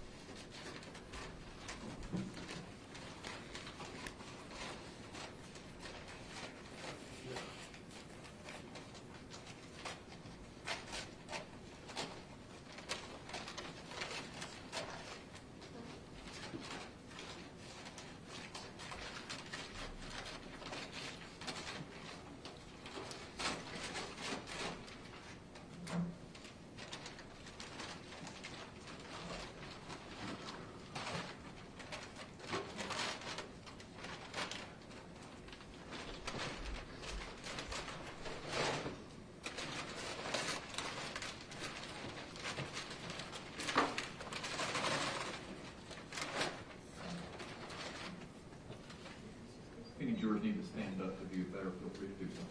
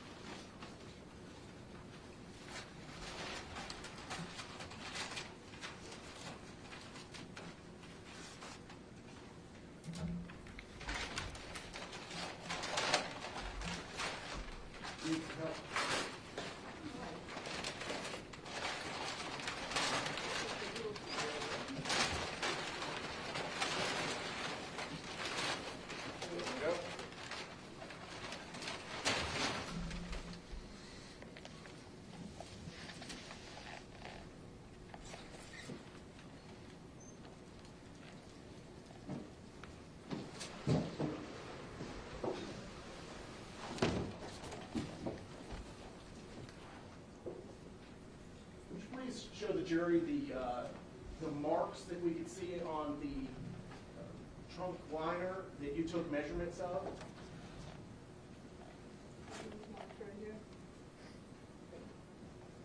Are there two sets of marks? Possibly two sets. Okay. Now, ma'am, I'm going to pull out item 173.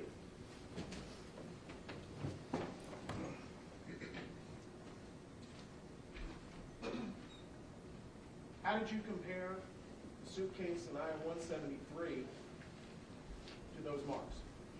I took the measurements I had taken from here and on a scale and marked the location.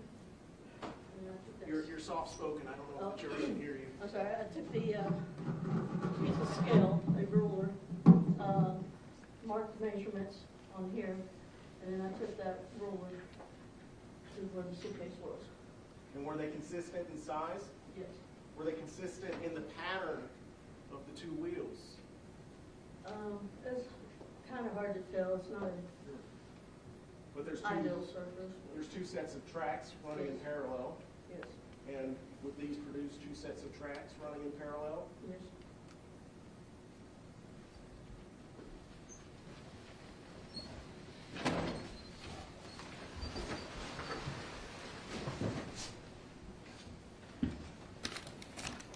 Counsel asked you about a knife, number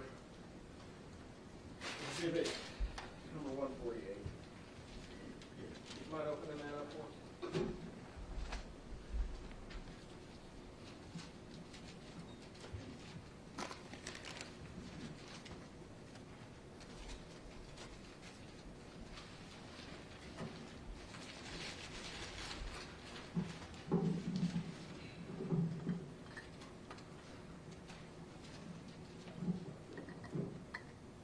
And would you mind pulling that plate cover off? Have the document projector here. Sir.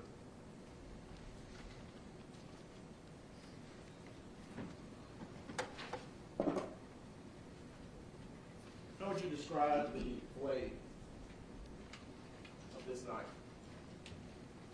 It's a smooth edge blade. I think it was approximately 5 inches. Would you describe it as complete? Yes. About how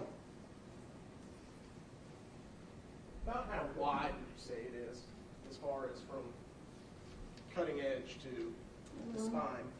Approximately an inch. About an inch?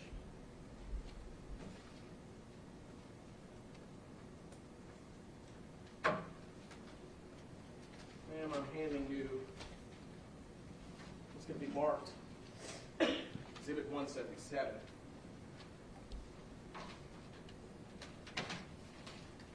Have you seen that item before? Yes. Do you know what it is? Yes. Broken knife blade. Have you looked at it? I have. Do you know where it came from? Yes. What is it? It's a broken knife blade recovered during autopsy of Jasmine Pace.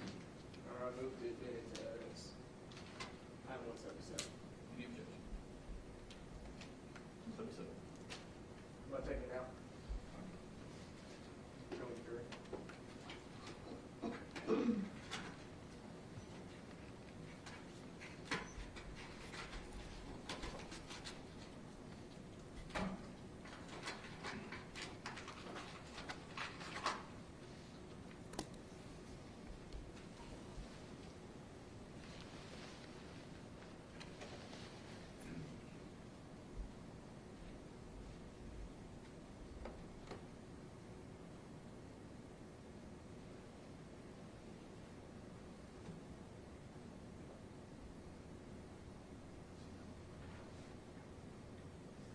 Can we compare the knife, the evidence in 148 with the knife, partial knife tip in Exhibit 177?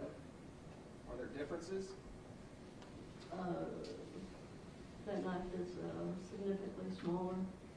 Is it intact? It is intact. Does it appear as though that came from this knife? No. Any indication that this knife was used to murder Jasmine Pace? No. Thank you.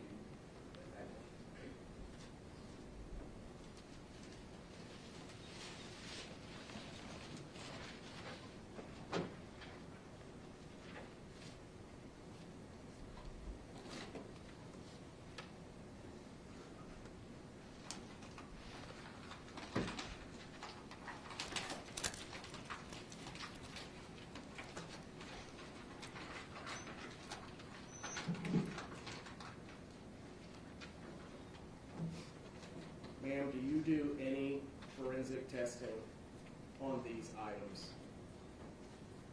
No. So you collect it but don't test it. Correct. Are you aware of whether or not items were submitted to the Tennessee Crime Lab for testing and comparison? I know some items were sent to the lab. Specifically, ma'am,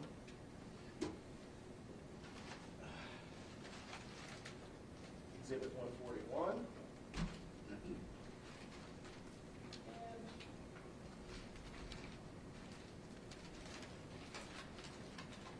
I'm going to move the evidence signature that's about to fall off Okay. to the red.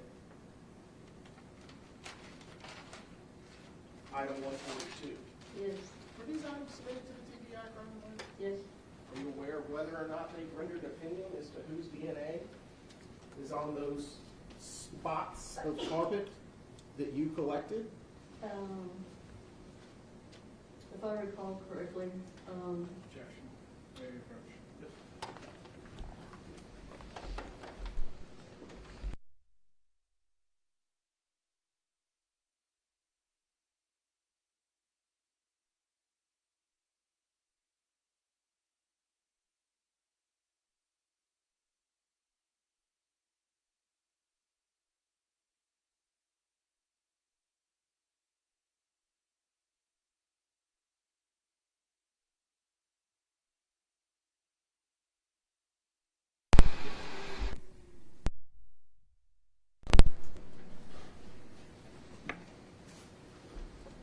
you aware of whether or not a conclusion had been reached regarding those two items of evidence? From what I recall from, And not what they are. Do you know Yes, whether or ma'am. not they have tested it and reached a conclusion? yes, And just so the jury is reminded, when we're talking about these,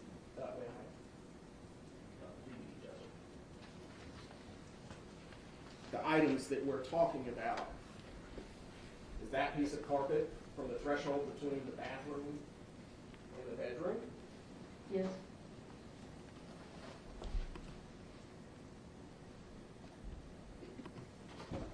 The red stain at evidence marker 9. yes. And for context, ma'am,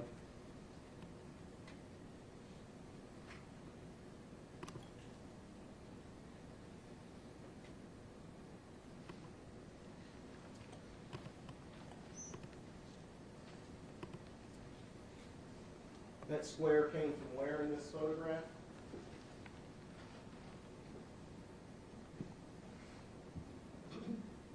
The threshold piece came from right here, and the other piece was over here in this area.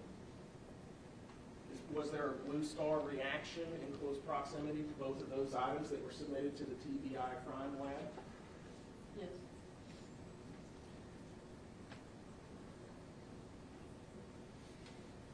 Do you know how many items of evidence can be submitted to the TBI crime lab at a time? I believe for DNA testing or serology, I believe their limit is 10. That's what I've been told by TBI. And do you transport items to the TBI? I have on most occasions, yes. Sure. And is it usually 10 or less items? Yes, Okay. So we've got 2 of the 10 right here. yes. Okay. Thank you, ma'am. No further questions?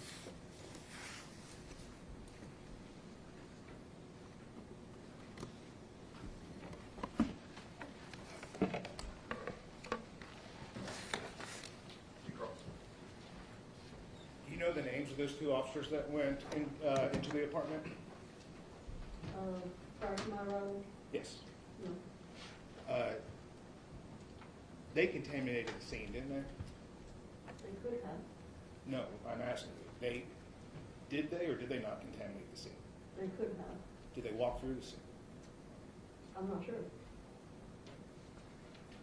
I know officers walked through, and they could have contaminated the scene.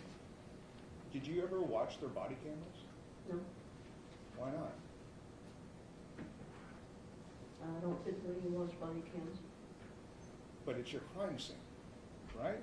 And I process the crime scene as it is when I arrive there. If there's video of people going into the crime scene, don't you think that's important to do your job? That's not necessarily part of my job. Isn't your job to determine whether, isn't a part of your job to determine whether or not a crime scene was contaminated? I mean, we would speak with officers, and we'd ask the officers if anything had been moved or anything like that. Okay. So that means you spoke to Officer Bracelet? No. Or it must have been Officer Creighton? Somebody could have spoken to them. Who? Or they normally tell us if anything has been moved. Normally it would be a gun or something like that. In this case, who? Nobody had informed us that anything had been moved. So when you did your first investigation, you didn't know at the time those 2 officers had been in there? I knew officers had been in there. Okay. And you didn't talk to them before you did your investigation? That's correct. But you at least spoke to them after you did your investigation? No. Okay. Were you aware, or we talked about earlier, the family went into the apartment, the Pace family and Bean family, they went into the apartment? Correct. Okay. They contaminated the scene as well, right? They could have. Did you interview or talk with any As of a them? crime scene investigator, we do not talk to witnesses. Did you talk to another law enforcement officer that interviewed them, that asked about whether or not they contaminated the scene? If I spoke with anyone, it would have been Detective Crawford. Wouldn't it have been helpful to know where they went into the apartment? Like I said, that it was pretty much a shotgun apartment. It's pretty much one way in, one way out. So it wouldn't have been helpful? I don't know that it would have made a difference in this case. The more information that you have about a crime scene, the better, right? Of course. So you had an opportunity, if not you, but another law enforcement officer could have talked to them to find out information about contaminating the scene, We could have you. but no one did that.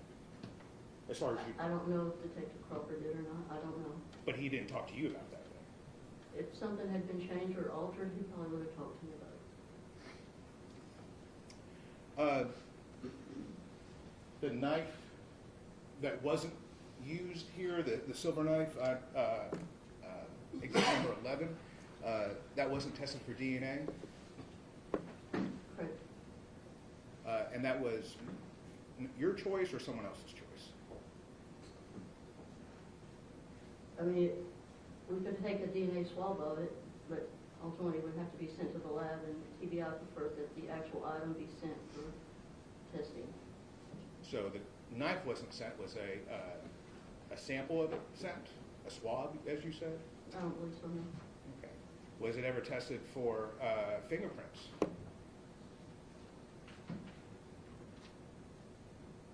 I don't believe so, no. Because at the time, we didn't know if it was going to be tested for DNA. But it wasn't No. tested for DNA, so then did you test it for fingerprints? No, because I would not know if it was going to be tested at a later time for DNA, and I would not want to fingerprint it to compromise any That makes sense. DNA. So whose choice was it to not ultimately look for fingerprints on it? Yours or someone else's?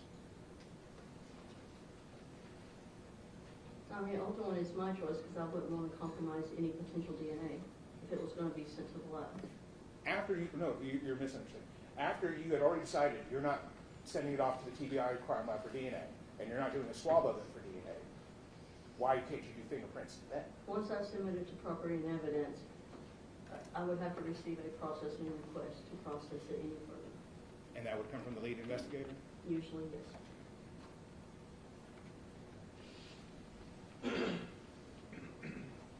Was that knife ever evaluated by a tool mark through a tool mark identification expert? I don't believe so, no. That knife was found on Chen's bed? Yes, You have no idea who put it there. that is correct. Can rubbing alcohol cause a false positive in Blue Star? I'm not for certain. I know that some cleaning chemicals and bleach can. But as far as the alcohol that was found in Jason Chen's apartment, you don't know? I do not know. Just because you didn't find any bleach bottles doesn't mean bleach wasn't used though, right? It's not impossible. Things could have been thrown away? Correct.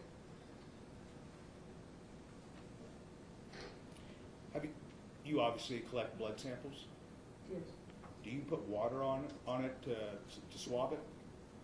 If it's a dry sample, we'll use distilled water Why?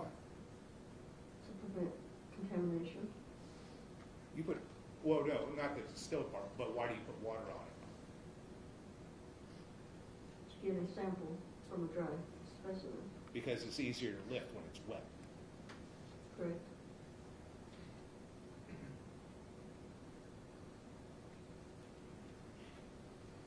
If someone cleaned up blood, would the blood not be distorted? You'd see, wipes and smears. You could, yes. And in the Blue Star, didn't you see wipes and smears? I saw a lot of stuff in the Blue Star. I mean, like I said, the whole room, from the living room to the bathroom into the bedroom was lit up. Did you see wipes and smears? I just saw a reaction to the Blue Star. There could have been wipes, there could have been smears. Did you document those wipes and smears? The Blue Star reaction was documented with photographs. Did you document the Blue Star reaction of wipes and smears? No.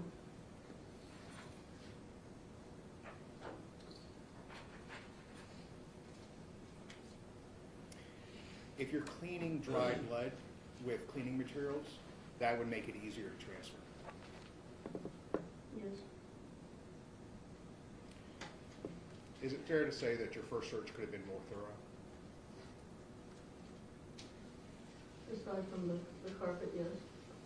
obviously. You could have moved the furniture, you could have moved the bed, right? Correct. And that would have been a very thorough investigation if you had moved the It bed? would have been a more thorough investigation, yes. Because anything movable should have been moved in this case. It could have been, yes.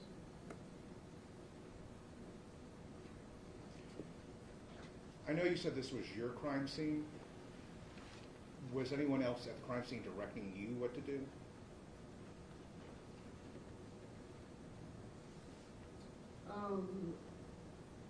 Initially, no. And then as more, I guess, intel came in from the detectives, they would have us look for specific items then, like clothing items. So your crime scene became someone else's crime scene? No, we just received additional information as far as what to look for. And someone directed you on how to conduct your investigation?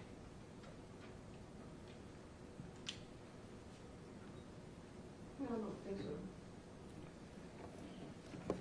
Or just one moment. Sir?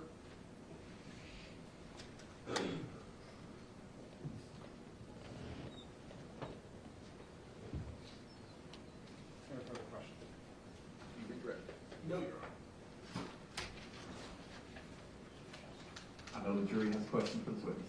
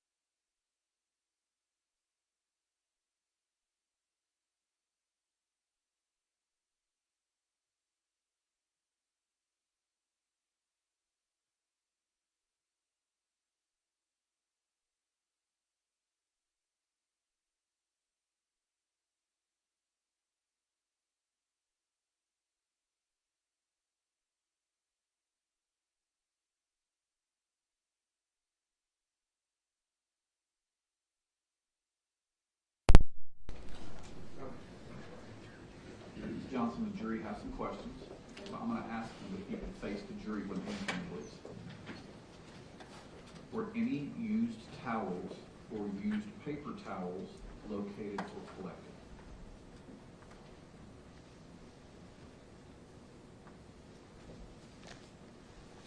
From the primary scene, no. No used towels or paper towels were collected. From any other scene? I believe when I processed the vehicle, I think there was some paper towels in there that appeared used. That's the only ones I can think of right now. Okay. Can you explain how peroxide might be a useful cleaning agent?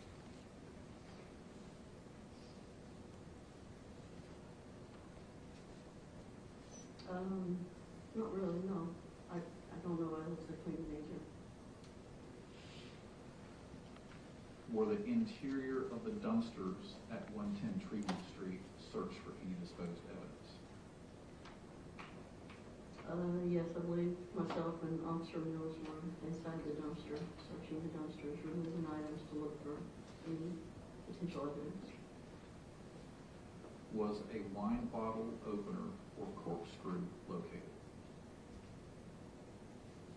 I don't recall either one of those, no. What were the 10 items sent to the TBI for expedited processing, if you know? I do not know what all the items were that were sent. That probably answered the second one. I'll ask anyway, just to make sure. Were any other items sent to TBI for normal processing? I'm not sure. If you know, why were the pants and sanitary pad retrieved beside the dumpster, the knife on the bed, and the carpet and padding from the bedroom not tested? I do not know. Was Blue Star applied to some parts of the apartment that did not cause a reaction? Yes. What were those areas? From what I recall, there was several areas in the bedroom that did not have a reaction, and the bathroom shower did not have a reaction, and I believe the east wall of the kitchen, there was not a reaction over there.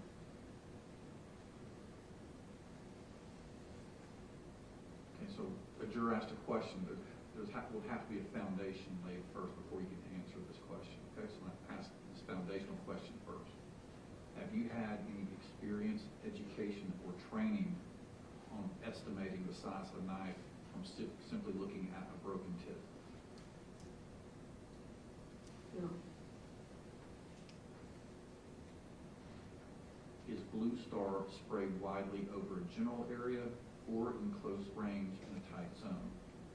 Can you further explain the actual application of the product? Once the chemical reagent is mixed up, it is in a spray bottle that emits a fine mist. So imagine maybe a 4 or 8 ounce bottle of the fine mist, so that your area is not generally going to be a huge area. So it's going to be more of a do it in a section area.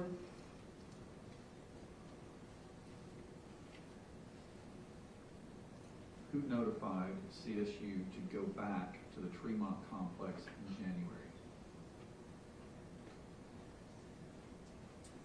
I can only speak that I was notified by my supervisor. In the same unit, CSU unit? Yes, Okay. my crime scene supervisor. Were any of Jasmine Pace's belongings identified and submitted as evidence when you searched Jason Chen's apartment?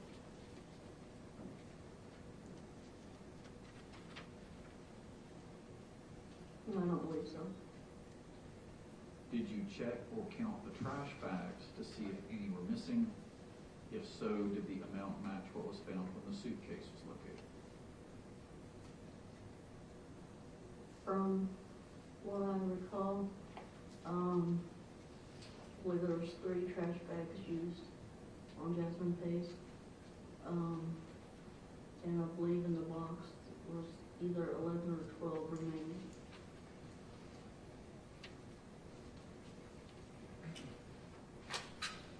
And did that, are you aware of how many trash bags were recovered when Jasmine recovered?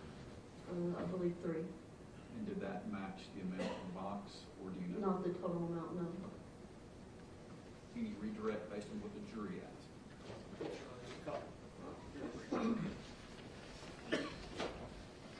Ma'am, the jury asked a question regarding parts of the apartment that did not have a Blue Star reaction. Were there any parts of the apartment that had a greater degree, a concentration of Blue Star reaction than others? Yes, the area behind the couch, in the kitchen, and in the bathroom. Those were the highest concentrations of the Blue Star reaction. And the garbage bags have been admitted into evidence, and you believe that there were 3 used to package Jasmine Pace in the suitcase, Correct. but you don't know how many were in the box. I believe there was 11 or 12 remaining. Would you mind opening it up just to be able to tell the jury how many are supposed to be in there?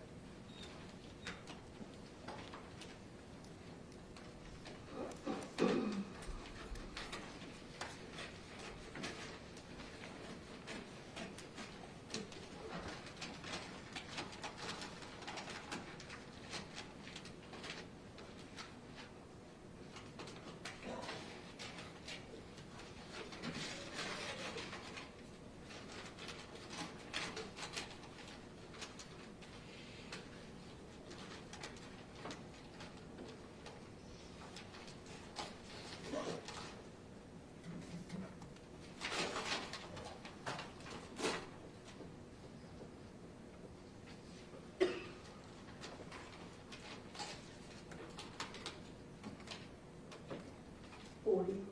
40? 40. You believe there was 12 or so left? 11 or 12. So the majority of the box was gone. Correct. No further questions, Judge. Thank you. You recross.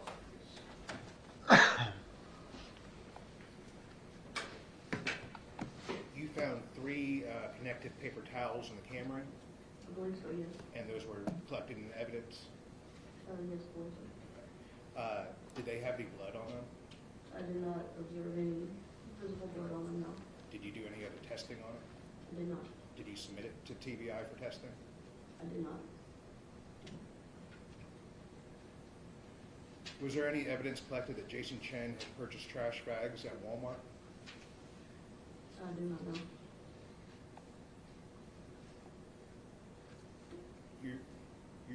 This is all your evidence, right? You're the one that's inventoried all of this. I don't know what the specific receipts would say if I didn't collect them, the receipts. There are receipts and evidence though, right? I believe there are some, yes. Did Jason, were there purchase for trash bags on the Walmart receipt? On the receipts that I observed, I don't recall any trash bags. Or the Walgreens, just to be sure? Correct. Does hydrogen peroxide remove blood? I don't know. As a crime scene investigator, you have to take training. You have to undergo training, right? Correct. You take classes. Correct. And you have to familiarize yourself with blood, right? Correct. Blood stains, Yes. blood patterns, Yes. different substances that might affect blood. Somewhat, but not real specific, no. Wouldn't it be important for a crime scene investigator to know what reacts with blood? It could be, yes. And sitting here today, you don't know whether hydrogen peroxide, I mean, I'm sure any liquid would react with blood. you're sure hydrogen peroxide would react with blood? Probably any liquid would. What It would distort it. and distort it? Yes. Do they put peroxide in laundry detergent?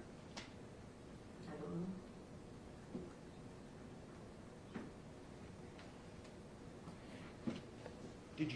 for any wine bottle openers? No, Did you look for any corkscrews? no, Did you open up the cabinets in the kitchen? yes, Did you open up the drawers in the kitchen? yes, Did you specifically look for any items that could open a wine bottle in those drawers or cabinets? no, I was not looking for that specific item. One moment. Please.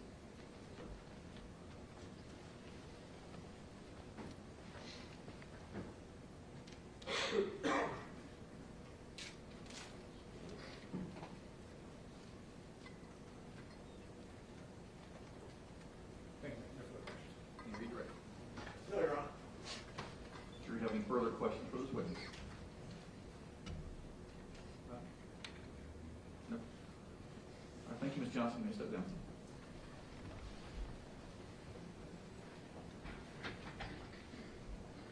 It's almost 4 o'clock. This would be time for a mid-afternoon break. Let's go ahead and take that and be back in 15 minutes.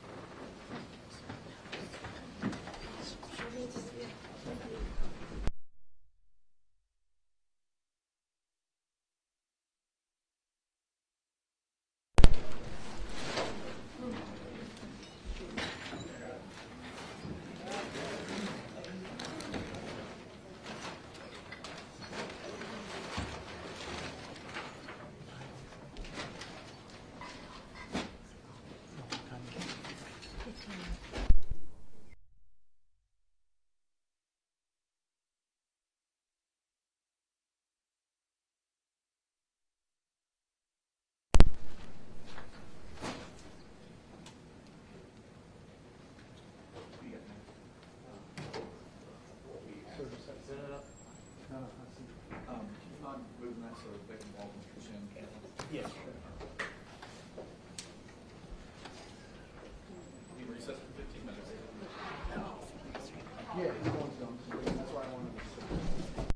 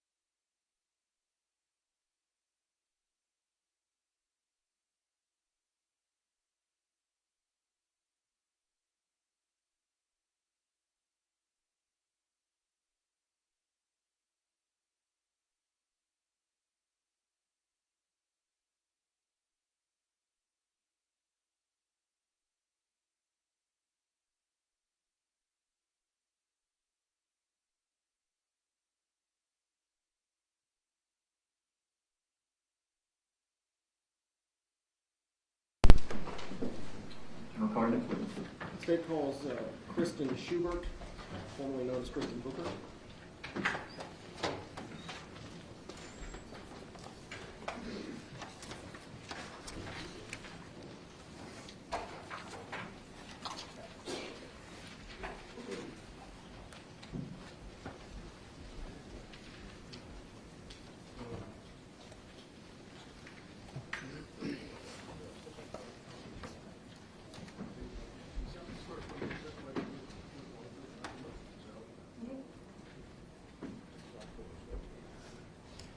Good afternoon, ma'am. Would you please introduce yourself to the jury? My name is Investigator Kristen Schubert, And how do you spell your last name, ma'am? Shubert. What do you do for a living? I work for the Chattanooga Police Department Crime Scene Unit. What do you do specifically for the crime scene unit? I am a crime scene investigator, How long have you worked in that capacity as a crime scene investigator? going on 8 years. Have you received any kind of specialized training that assists you in the performance of your duties as a crime scene investigator?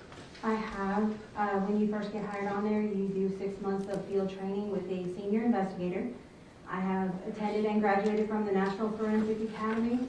I am certified through them as a crime scene investigator. I am also a certified crime scene analyst through the International Association for Identification, which is the largest forensic organization. I have received additional training in crime scene reconstruction, shooting incident reconstruction, death investigation, bloodstain pattern analysis, and advanced bloodstain pattern analysis. What is the National Forensics Academy? It is an intensive 10-week-long forensic training school in which investigators from all over the country and sometimes from overseas will be sent by their departments to stay at that location for 10 weeks of various forensic disciplines. Where's that held? That is in Oak Ridge, Tennessee. Who puts that on? It's called the Law Enforcement Innovation Center. It's part of the LEIC, which is connected to the UT Knoxville campus. It is located in Oak Ridge, but it's an offset from UT. What's LEIC? Law Enforcement Innovation Center. Oh, okay.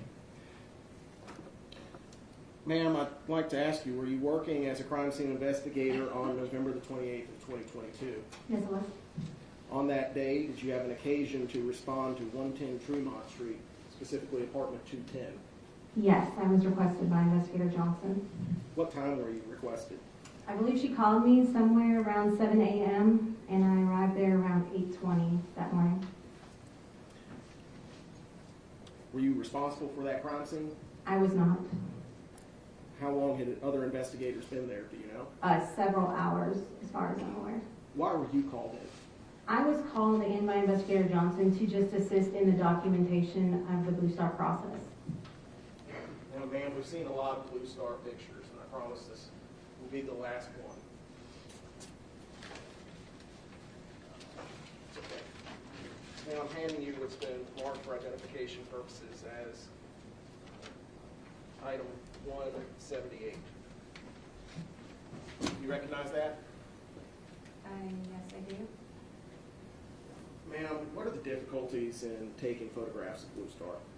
The camera settings need to be adjusted on the camera to help capture because it is such a faint reaction sometimes. You have to adjust the camera's sensitivity to light to be able to capture that glow from the Blue Star if there is a positive reaction. Did you take that photograph that we see there? Yes, I did. Does it fairly and accurately depict the Blue Star reaction that you observed in the photograph on the 28th of November 2022? Yes, it does. Your Honor, move to admit that photograph into evidence. Okay, exhibit 178. Yes, Your Honor, I previously showed it.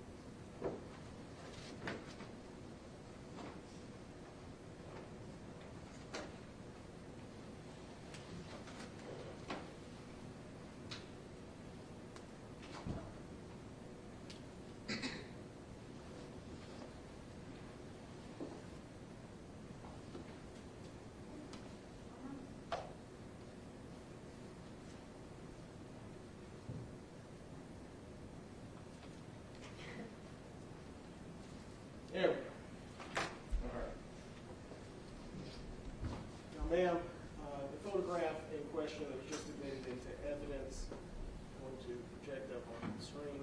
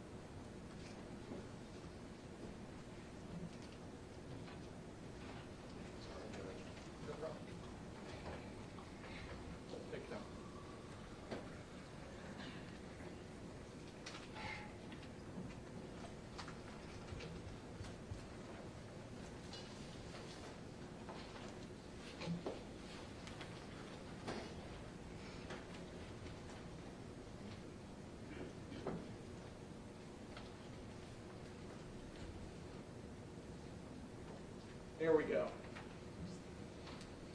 Ma'am, is that the photograph that was just admitted into evidence that you took at 110 Tremont Street on the 28th day of November 2022?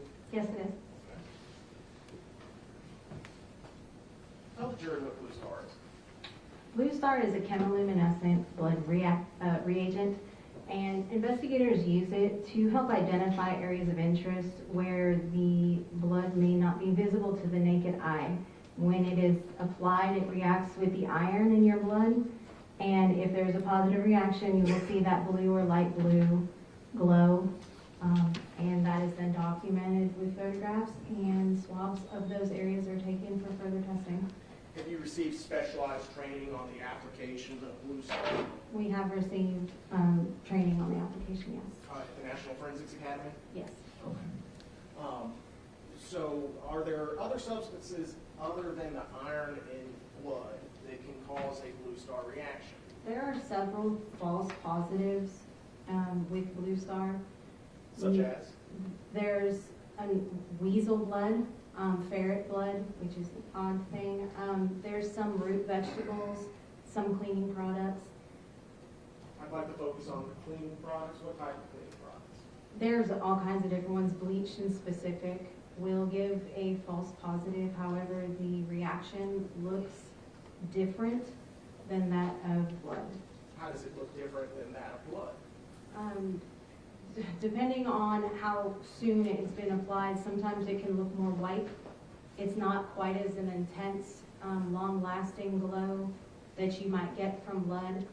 So you'll see it, and then it will fade rather quickly. And like I said, sometimes it's not quite as blue. It's more of a white, very, very light blue reaction. Do you know whether or not isopropyl alcohol can give a false positive under Blue Star? I would have to look up specifically, but I know that there are several chemicals, some root vegetables, and then obviously animals within that family that will. But you don't know hydrogen peroxide or isopropyl alcohol? Not specifically, I do not. Okay. So after you assisted with the photographing of the Blue Star reaction that we see here, were you able to make any observations about how high up the various walls, the door that we see right there in that photograph, the Blue Star reaction went?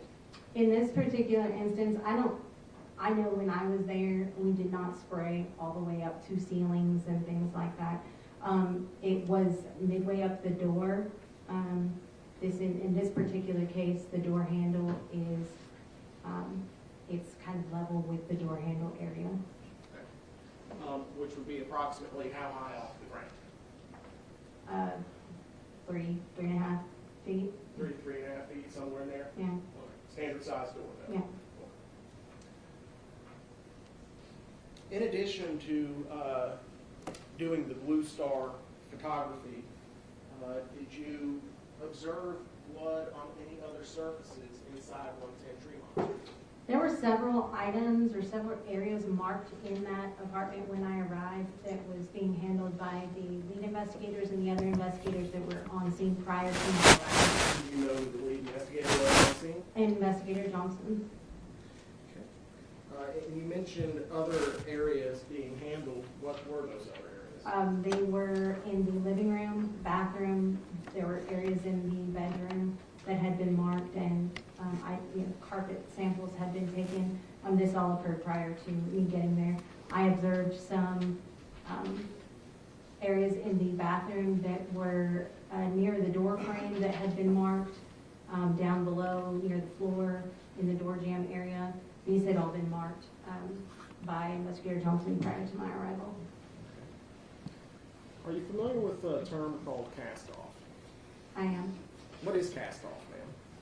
Ultimately, in very layman's terms, it is basically an item, a blood-bearing item in motion, where the blood then releases from that item and comes into contact with a surface, whether that be a wall, a chair, a ceiling. What do you mean by a blood-bearing object? So, if you were to use a baseball bat and hit somebody with a baseball bat, that first impact is not going to cause necessarily blood to be on that bat to be dispersed in a cast-off pattern. Once the skull is fractured or opened and blood starts to pool in that area, the second hit to somebody would then create more blood to be deposited on the bat. Once that bat is then pulled backwards again in motion after blood has been dispersed onto that item, then the blood drops would release from the object as it's in motion, and when it comes into contact with another surface, it creates what they call a cast-off pattern. Do they have a unique appearance? Generally, depending on the size of the item, sometimes you get more elongated or elliptical type shape in a very kind of linear pattern. Like I said, the baseball bat would create a closer to 90-degree blood drop in the beginning as it hits the ceiling, and as it goes backwards, it becomes much more, the blood drops become much more linear, much more elongated as it goes backwards, depending on the angle that that blood drop is hitting that surface. Does it create like a teardrop shape?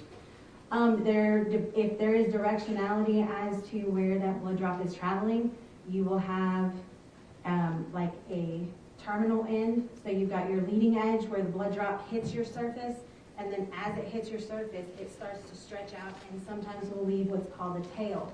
The tail is indicating the direction that blood drop was traveling when it hit the surface. Did you observe any cast off in 110 Tremont Street? There was one spot in the picture that I saw in the bathroom. There, I observed there were two very small stains by the door frame that leads from the bathroom into the bedroom. There were two very small stains up above, kind of off to the, I guess it would be the east. So up into the east of the door frame, there were two blood drops that I saw that had tails on them, indicating they were traveling up and east of the door frame. Thank you, Matt.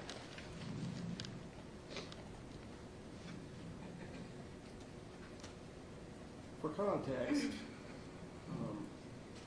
this has been admitted into evidence as Exhibit 53. You referenced a door frame leading into a bedroom. Do you see that door frame in this photograph? It would be this door frame. In which wall did you observe the cast off? It would be this wall. Okay. For reference, we can see a kind of silver metallic object that's running horizontally with a circular end. Do you recall what that was? That was like a towel bar. Towel bar? Okay, thank you. Ma'am, I'm going to ask you to familiarize yourself with Exhibit 179. It's a collective exhibit, 1 through 8. Okay? Would you mind taking a look at those?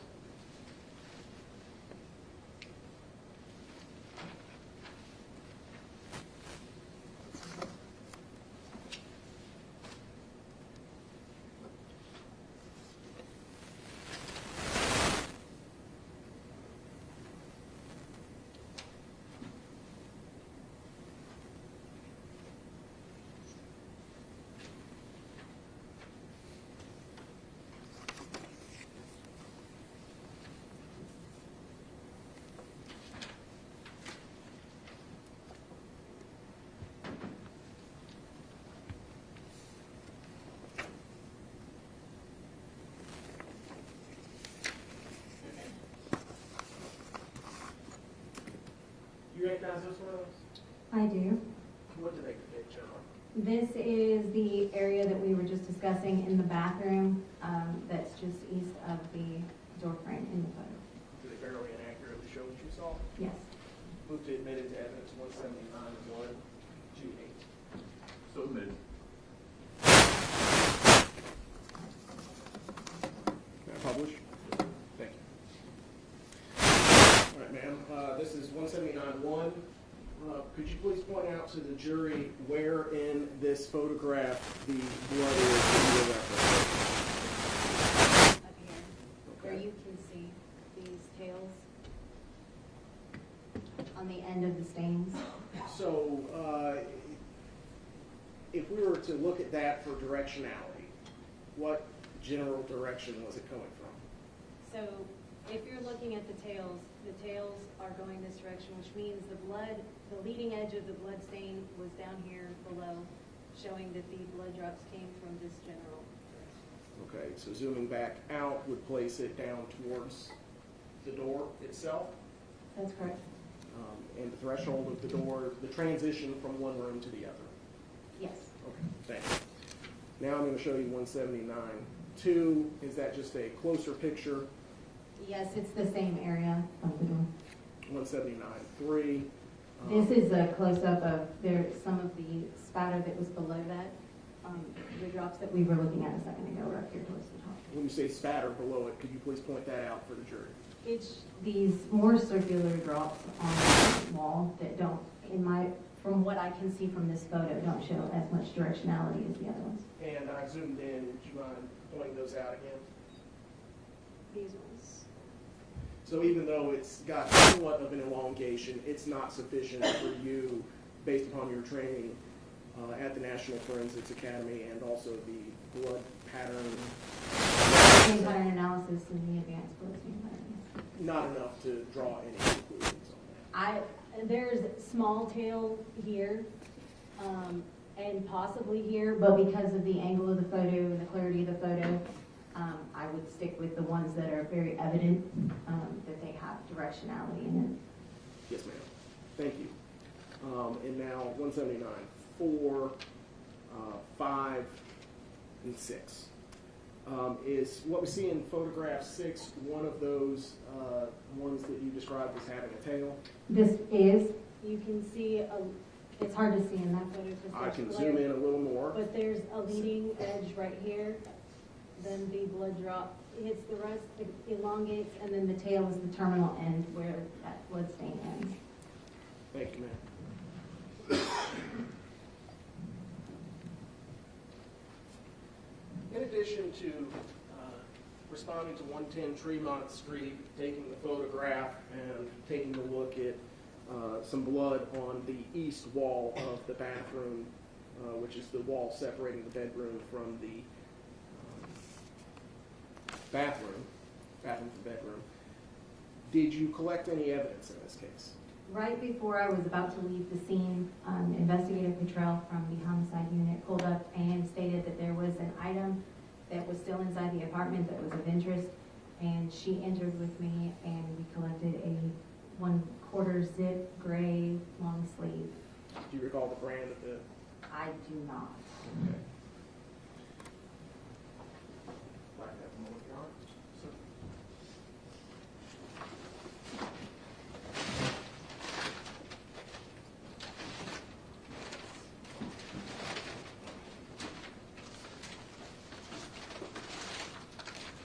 I'm handing you what's been marked and admitted into evidence as item 153. Would you mind taking a look at this? Tell me if you recognize it.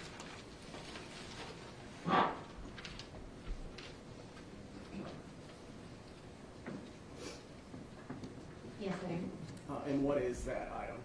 This is the shirt I entered with Investigative Patrol to collect from inside the apartment.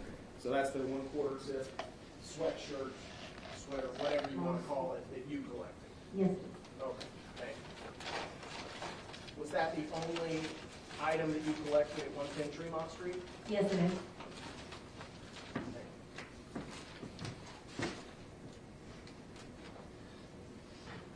Were you working the following day? The Yes, I was. 29th? Okay. On that day, did you happen to do anything regarding the missing person case at this point of Miss Jasmine Pace? I was contacted by Detective Slaughter from the homicide unit and asked to begin processing of the Jasmine Pace vehicle. Specifically, ma'am, what were you looking for inside the vehicle? He had instructed us to do DNA, fingerprints, and Blue Star, and then look for receipts from a certain day to the day of the search. One of the places that you looked for DNA evidence was that steering wheel. Yes, it was. Why would you look at the steering wheel of the vehicle for DNA? The steering wheels obviously are a highly touched location. You have to maneuver and manipulate the steering wheel when driving. There is a braided surface on the inside of most steering wheels that is a little more abrasive. So when you're looking at touch DNA and where somebody might slough off DNA at, that abraded, rougher surface of your steering wheel where you're grabbing and you're maneuvering it a lot is a good location to swap for that. You mentioned touch DNA. What is touch DNA? It's just, they're able to do more with less. They don't need quite as big of a sample nowadays to be able to identify somebody.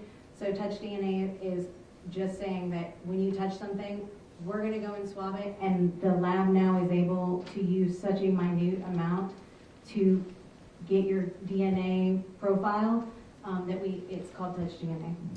Just because you swab something, is there a guarantee that you're going to collect a large enough quantity of DNA for analysis based on Absolutely not. Okay. So it's just kind of a shot hoping that you catch something. More or less, there's several areas that we would do on a vehicle, knowing the lab has told us some of them don't usually produce much for us, but we do it because there is an off chance that we might get it, so.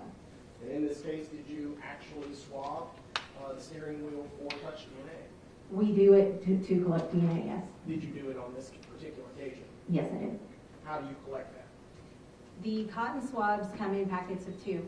So we would put on gloves, you would open the package of cotton swabs, like I said, there's 2 in each package. We use distilled sterile water, it comes in a little container. You break open that container, you would then wet one of the swabs, leaving one dry. In the area in which you're wanting to collect, you would then use both swabs in that area, the wet and the dry.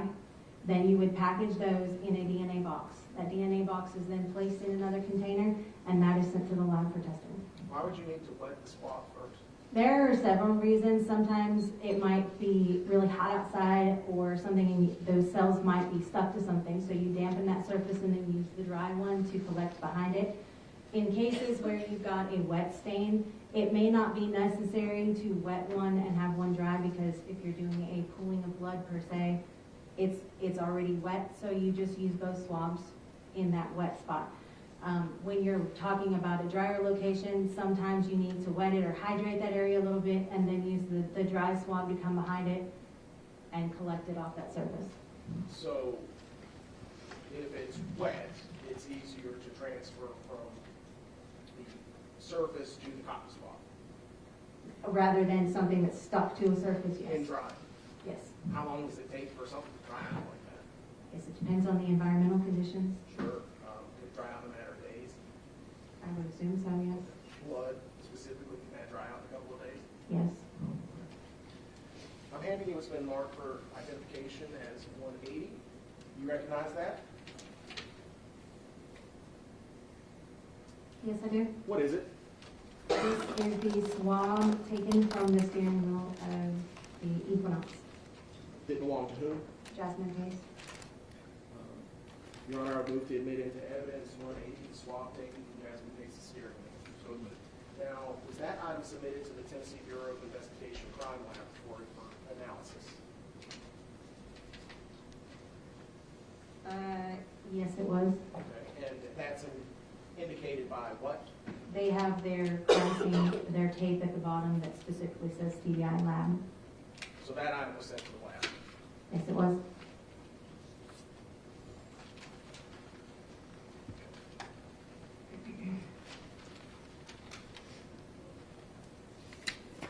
I'd like to fast forward, if I could, to December the 1st, 2022. Were you working on that day? Yes, it was. Where were you working? The Chattanooga Police Department Crime Scene Unit. On the afternoon of the first, were you sent to another location? I was contacted by the Homicide Division and notified that they believed they had found a suitcase possibly containing human remains off of Suck Creek Road. Did you respond to that location? I did. When you arrived, who all was present? There were several people present. And there were several officers as well as several individuals from the Homicide Unit. Shortly after I arrived, the medical examiner also arrived. Did you have an opportunity to look at the suitcase? I did. It was pulled up onto level ground by the time I had arrived on scene, but I did observe it and document and photograph that and collect evidence from that area. Ma'am, I'm now going to retrieve from what's been previously marked for identification only as 173. Please tell me if you recognize this item. Yes, I do. What is this item? This is the suitcase that was recovered at Suck Creek Road. Where I move at this time item 173 into evidence. So admitted. Where did this suitcase go after Suck Creek Road? Because we believed it had human remains inside of it, the medical examiner wanted it transported as is. So Hamilton County EMS came out to the scene. They loaded the suitcase onto the EMS truck and transported it to the medical examiner's office. Where did you go to the medical examiner's office as well? Yes, I did. And what happened when you all arrived at the medical examiner's office? The medical examiner x-rayed the suitcase, and then once determining what was inside, I began documenting as we removed these remains.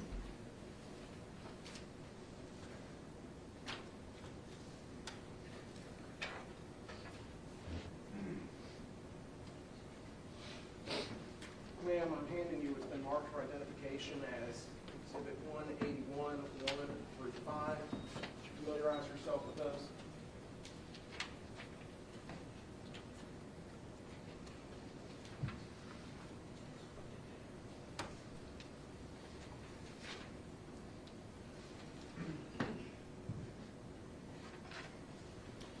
Generally, what do those photographs show?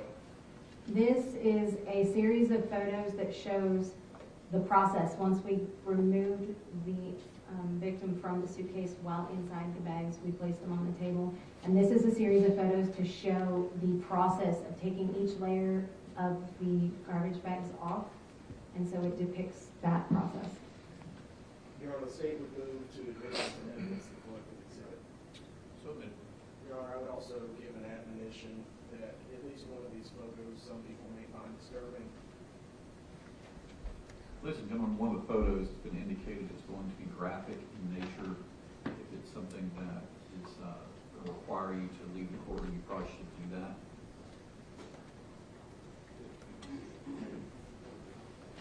I'll remind the media of the court's admonition earlier.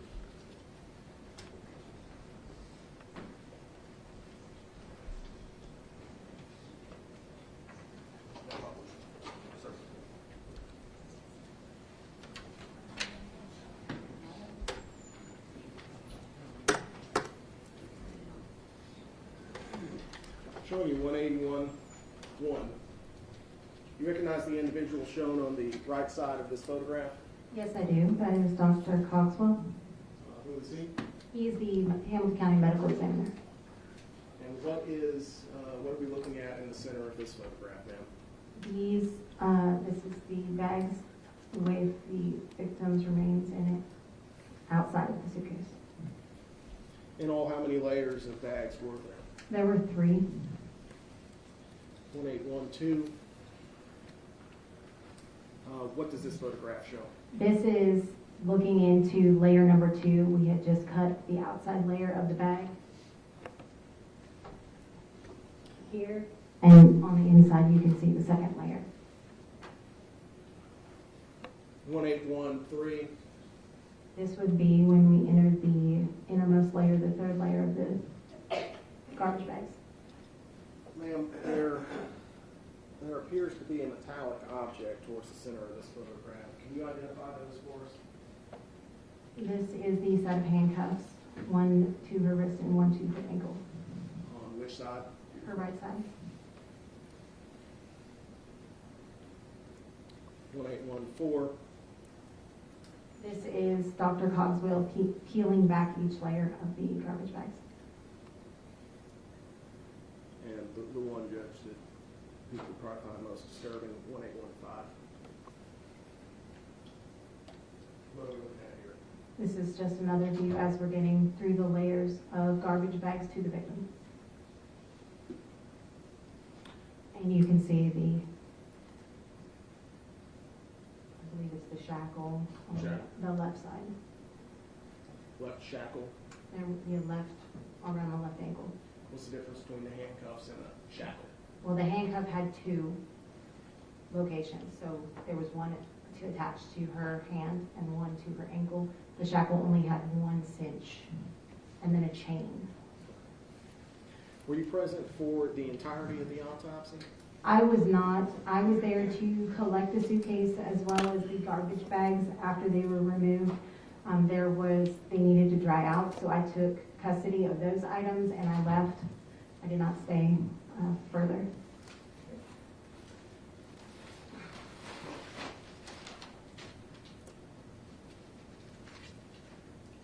Now, I'm handing you what's been marked for identification as item 182. Have you seen item 182 before? Yes, this is the garbage bag, number one, the most exterior. So going back to exhibit 181-1, that would be the garbage bag that we see in its entirety. That's the only bag that we can see in this photo. That's correct. And you collected that from the medical examiner's office? That's correct. Did you place that item into evidence? It was hung to dry. Once it was finished processing, yes, it did go to property. And that's the same bag? Yes, it is. Move 182 into evidence, Your Honor. Manny, it was been marked for identification as 183.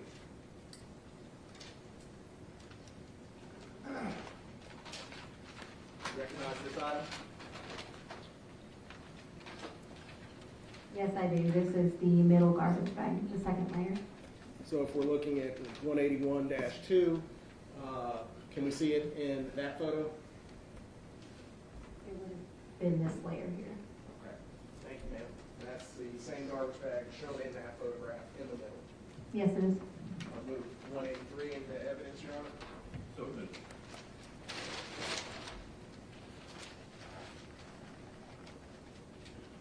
Finally, ma'am, can you please take a look at this? Tell me if you've seen it before. This is layer number 3. So this would have been the one closest to the victim. Going now to 181-3, where would that be?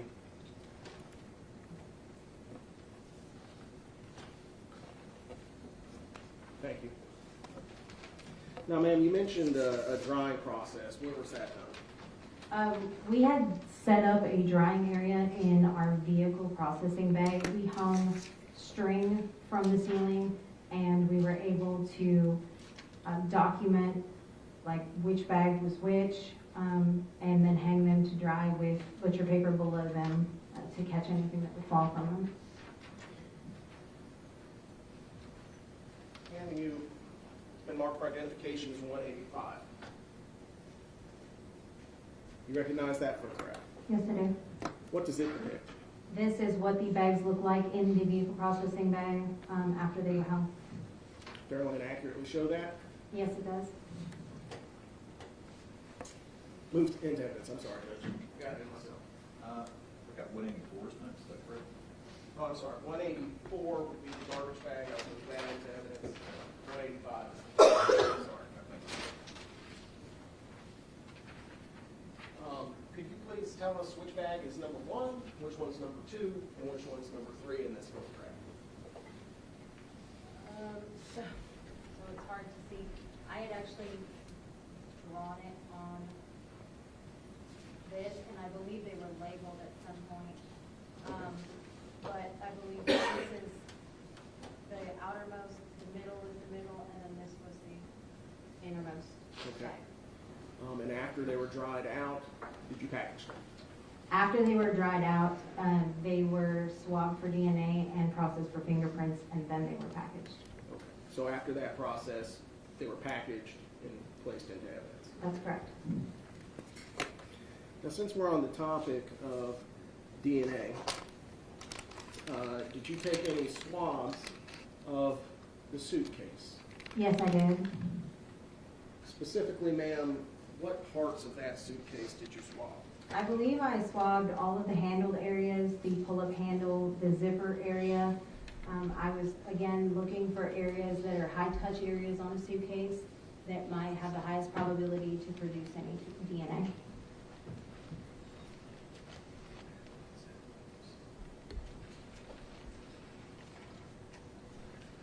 Of course you got.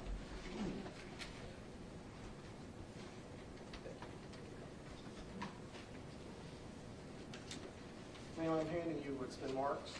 It is 186. You seen that before? Yes. What is that? This is the swab from the suitcases.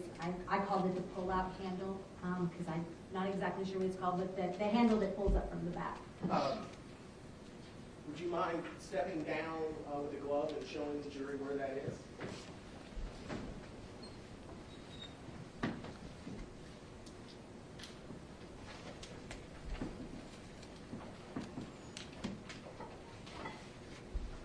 Okay, so that's the pull-up handle. That's what I called it. Sure. Okay. And Judge, may she stay there? Is that Want to turn the microphone around so they can hear her better?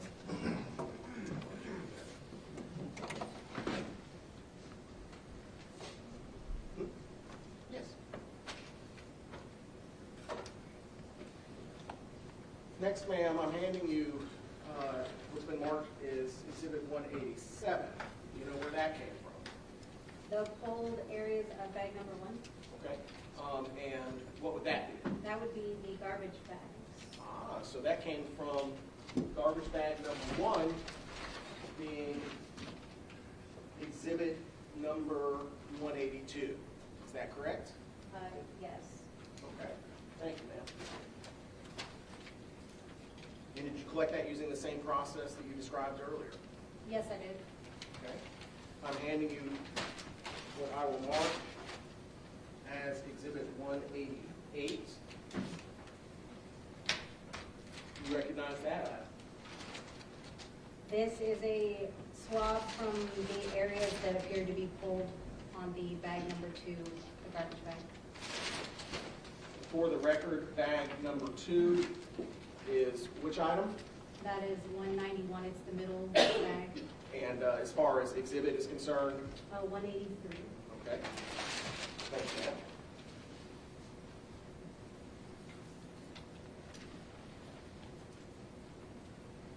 Handing you now 189 for identification.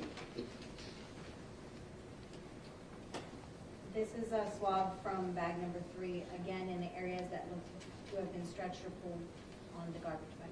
Okay, and for the record, bag number 3 is exhibit number what? 184. Thank you. You may second.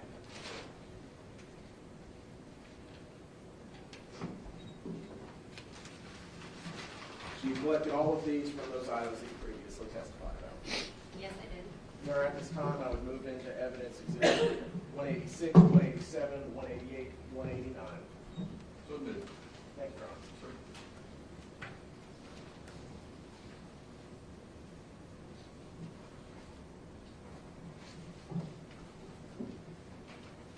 Did you ever receive the shackles and handcuffs from the medical examiner's office? I did on the second, I believe, I responded to the medical examiner's office to retrieve the items that were collected during autopsy, which included the handcuffs and shackle. and swabs and victims' clothing. What did you do upon receipt of the shackles and the handcuffs? These two items were again swabbed for DNA. On what portion? Again, you're gonna look at the chain or the area that cinches down that's kind of rough, and more likely to pull skin cells or DNA off somebody. Collected those using the same process and procedures that you described earlier? That's correct. And he was been marked for identification purposes as 190, 191. What are those two items? This When you say exhibit this, 190 yes, ma'am. is the swab from the pair of shackles. And 191? 191 is going to be the swab from the handcuffs. And you collected both of those? That's correct, I did. Moved to admit into evidence 190, 191. So admitted. Ma'am, all these swabs that we've just admitted into evidence, are you able to tell whether they were submitted for testing at the Tennessee Bureau of Investigation? Based on the tape stating that it was from the TBI lab, I would say yes, they were sent for testing.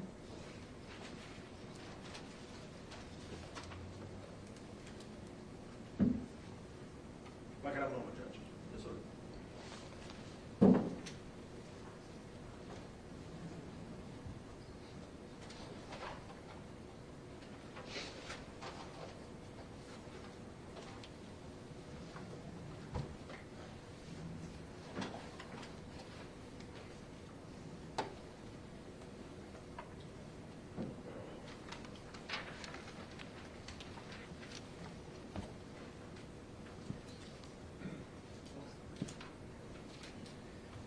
So, ma'am, I'd like to return for a moment to the three garbage bags that we see hanging in the picture.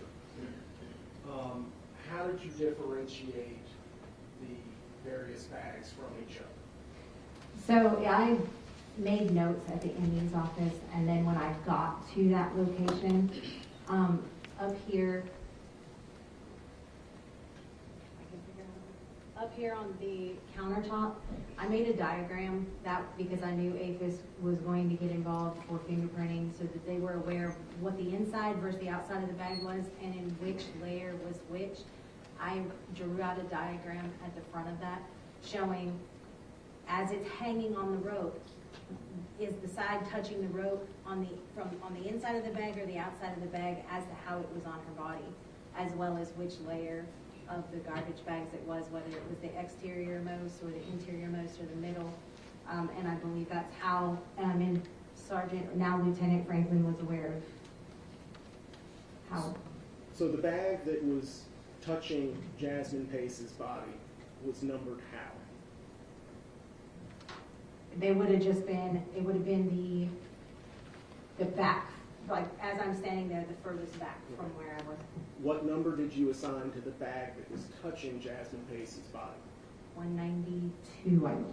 No, did you number the bags individually? Oh, from number 3, One, yes, two, 1, 2, three. and 3. Yes, ma'am. So which number was touching Jasmine Pace's body? That would have been number 3. In the bag, the middle layer bag was bag number what? 2, And the outermost bag is bag number? number 1. Okay, thank you. And you labeled them both inside and outside? As for to the what was APHIS? touching, yes. Sure. So the outermost edge of the outermost bag would be outside bag 1. Yes, Then you have inside bag 1. yes, Then outside bag 2. yes, Then inside bag 2. correct, Then outside bag 3. yes, And inside bag 3. correct.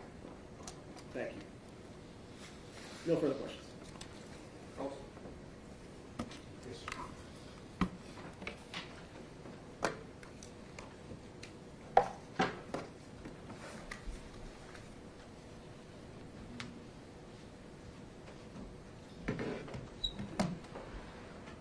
Good afternoon. It's Mrs. Schubert now. That's correct, it is, yes. Congratulations. Thank you.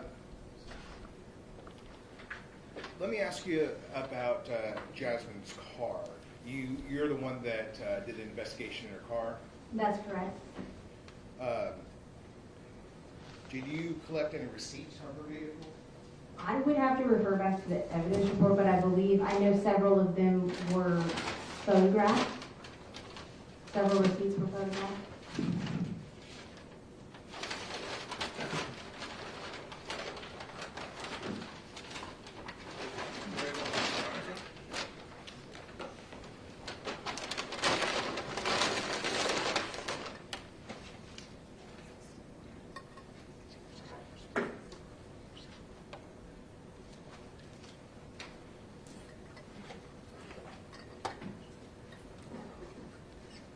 Can you please identify this for us?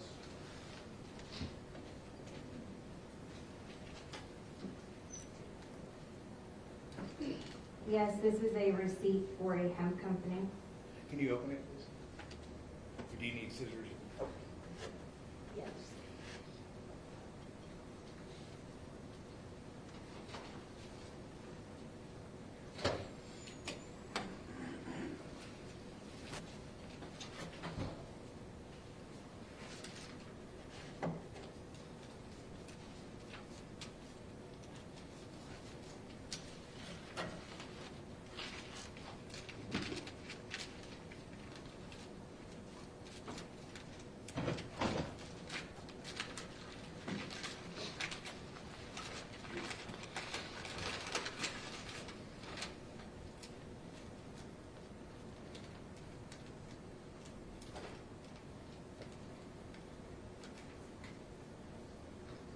What is that?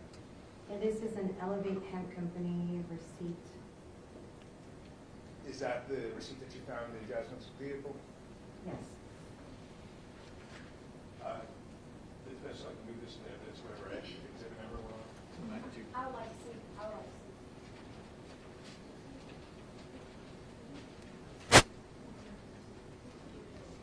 I got 192 is next.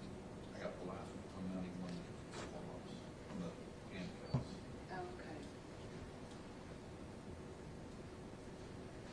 May I have the, Yes, let's catch it, let me make sure we're on the same page with exhibits. I believe the last exhibit 4 was the swap from the handcuffs, 191. I'll make this one 192. Here.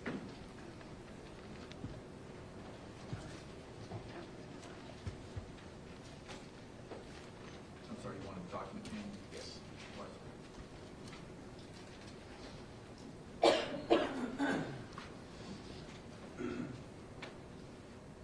Mrs. Schubert, when is this receipt dated? This would be 11/22 of 2022 at 3:16 p.m. And what's the customer's name? Jasmine Pace. And what did she purchase? I'm not really in on the, what all that is, but it looks like hemp, disposable 2G, grape vape, sugar, whatever, sugar cane, slurcane, can't read what that says, and then whatever is preferred. Thank you, ma'am.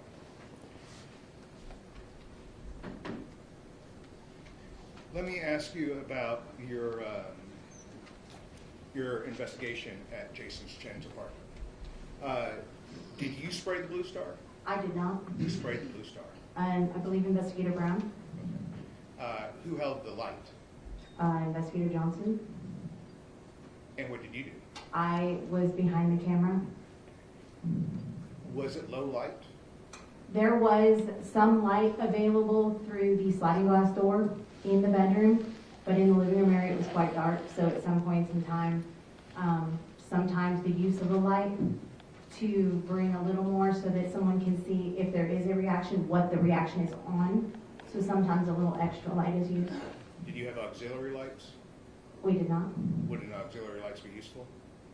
Sometimes that's overpowering. The way you adjust your camera, sometimes that a flash of light. We're not turning lights on like in this room. When we're utilizing a flashlight, it's more, you turn it on, turn it off. It's just a burst of light not a constant light. So a flashlight or some sort of external light would just be used quickly. Wouldn't you say the brightness of the light might change the brightness of the fluorescence of the blue star? No, ultimately not. The light is just lighting the environment. The camera is still capturing the same result. So with the light off, you would almost argue that it fluoresces more with no other external lighting than without it, or with it. You weren't in the courtroom, but we saw these blue star pictures that you took, right? Some of them, yes. Who took the others? There were some taken prior to me getting there. Had someone already applied blue star before you got there? I think they took a couple before I got there, yes. Who? I would not be able to answer that. Why do you, if you know the reason, why wouldn't they wait for you to get there? Sometimes people have difficulty with their camera, and I think that's what they were having, is they needed some assistance with the documentation portion on the camera, which is why they called me to assist with the camera settings. Because one person has to control the light, If you have that many people, yes, one person controls the light. and one person has to spray the blue star, right? Yes. And then one person has to take the pictures.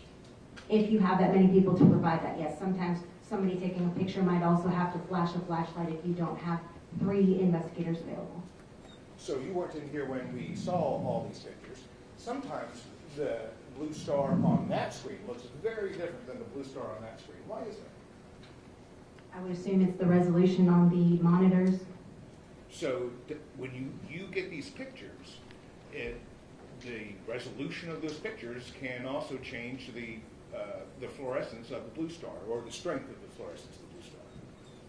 I'm not a camera expert, so I wouldn't be able to tell you. I know that in person, the reactions were very bright in person, as well as what it showed on the picture. Did you blue star the walls in the bedroom? No. Why not? They had a layout of what they were blue starring, and like I said, I was there to just capture the reaction. So it wasn't up to you. No, I was not making decisions. It was not my scene. Did you blue star the bathroom, the walls of the bathroom? The walls of the bathroom, I do not believe, no. What is the Castlemeyer test? It's a presumptive test. Castlemeyer is a presumptive test. Presumptive, yes. It's also known as phenolphthalein. It's part of the phenolphthalein test. We do not refer to it as Castlemeyer. We use hemosticks. We also use OBTI because it's blood specific for human blood, as opposed to phenolphthalein. Are all those tests presumptive tests? They all are, Okay. including blue star. And there is testing that you could have done that would confirm blood, not presumptive, but could confirm it, right? All of the tests we do on scenes are presumptive tests. At no point in time do we do any confirmatory other than an OBTI will tell us it's human. There are tests available to investigators. You may, CPD, Chattanooga Police Department may not have them, but there are tests that forensic investigators can use at the scene to determine whether or not it is blood and can confirm it, right? I'm sure there is some sort of machine or something out there that can be used, but we do not possess it. So you said that there were spots of what you call cast-off on the walls of the bathroom. I described what cast-off was, and I also described what the stain looked like. I did not do a blood stain analysis at this scene, so I'm not labeling anything as a specific pattern. I'm describing what the stain looks like. The stains on the bathroom wall, that you call that cast-off, am I wrong? I did not call it cast-off. That's how it was described to me, and I described the stain and what the stain looked like. Was that misleading to call it cast-off then? No, I did not do an analysis at the scene, so I'm not labeling it as any type of pattern. I'm describing what this stain specifically looks like, which could be consistent with a cast-off pattern when looked at the totality of the scene. Did you do a swab of the stain on the bathroom wall? I did not know. It was not my scene. So there was no confirmatory tests performed on that, right? That's correct. It wasn't collected as a swab, That's correct. and because there's no swab, nothing was sent to TBI. That's correct.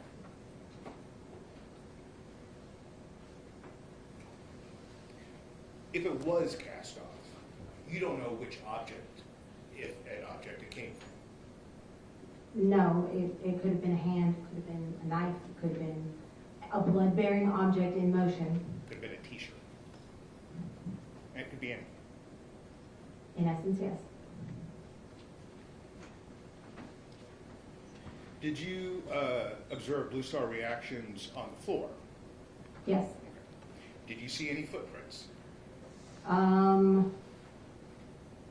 I would have to go back and examine those better to see if I mean, I guess some of the stains potentially could have looked like prints of some kind. So I was talking about shoe prints there. Did you see footprints? No, it was shoes. But you saw no footprints. I would have to go back and look at the photos. Investigator Johnson, who testified right before you, said that she saw a footprint without toes. Did you see what she saw? I didn't examine those photographs as closely as she did, so I wouldn't be able to say.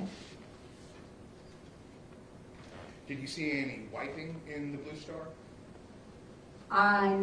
I do believe that in some of the photos I saw what looked like smearing, maybe.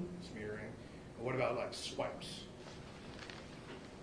Swipes and wipes are usually described in bloodstain pattern analysis of stains that you would see on a wall. Right. But on the floor where you're cleaning it up, I'm saying more of like if someone was to take it and do this on the floor as they're trying to clean it. So yes, a swipe or a wipe would be a bloodstain pattern term, yes. And you saw that? There were areas where I saw, like if something had been moved around, yes. What about slippage? Did you see slippage? As far as on the body, On the floor of the Blue Star. I don't know, I was not looking at that. Do you know what leucocrystal violet is? Leucocrystal violet is also a blood reagent that is used to enhance blood. It's a light purple color. Did you use that? No, I did not. Have you ever used it? I have in training, yes, I have. We just recently purchased it and received it, so we have not been able to use it on the scene yet, but I have used it in training as well as at the NFA. And it makes these patterns in the Blue Star easier to see, right? It enhances blood, kind of like Blue Star, except it's a purple color, or Amido Black does the same thing. And Chattanooga Police Department just got this technology? We received it, yes. And is this a new technology? It is not, but we've been using the same kind of chemicals for a long time, and as prices change and as money becomes available, we're trying to upgrade what we have available to us as investigators. So now, yes, we do have leucocrystal violet or LCV. So with more funds, you can do better investigations. With more funds, we can buy more to assist in investigations, yes.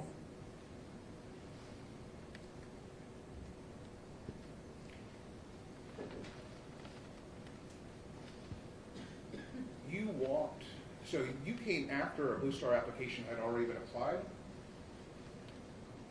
That's correct. and you walked through the scene? With booties applied, yes. Would blood go on the booties? If there was blood on the floor, would your booties soak up the blood? If there was pools of blood or fresh blood, yes. It's potentially, yes, you would pick it up. What about dry blood? Usually, it doesn't just pick up and move around with dry blood. What if the carpet was damp with cleaning materials? I don't believe I mean, is it possible? I can't say it's out of the realm of possibility, but the investigators walking around don't make singular drops on the ground. It's possible for even crime scene investigators to contaminate a scene, right? Not saying it's impossible.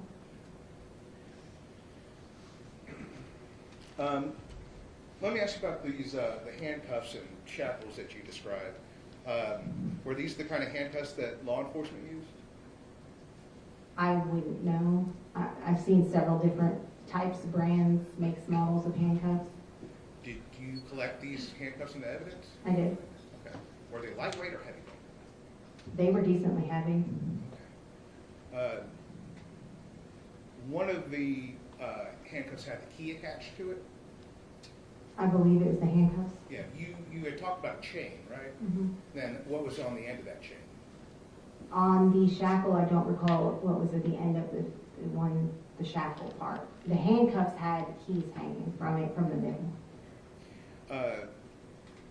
Was there a mechanism on the handcuff, a button you could press that would instantly release it?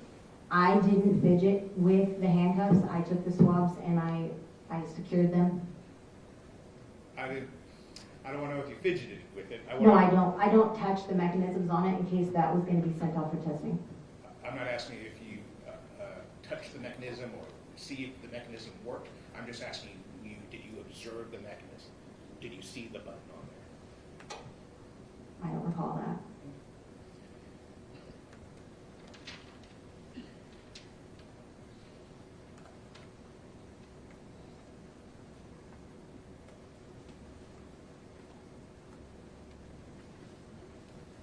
Just one moment.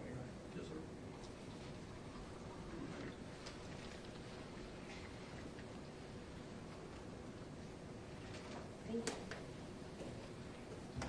Thank you, Mrs. Schubert. Any redirect? No, Your Honor. Jury, have any questions for Mrs. Schubert?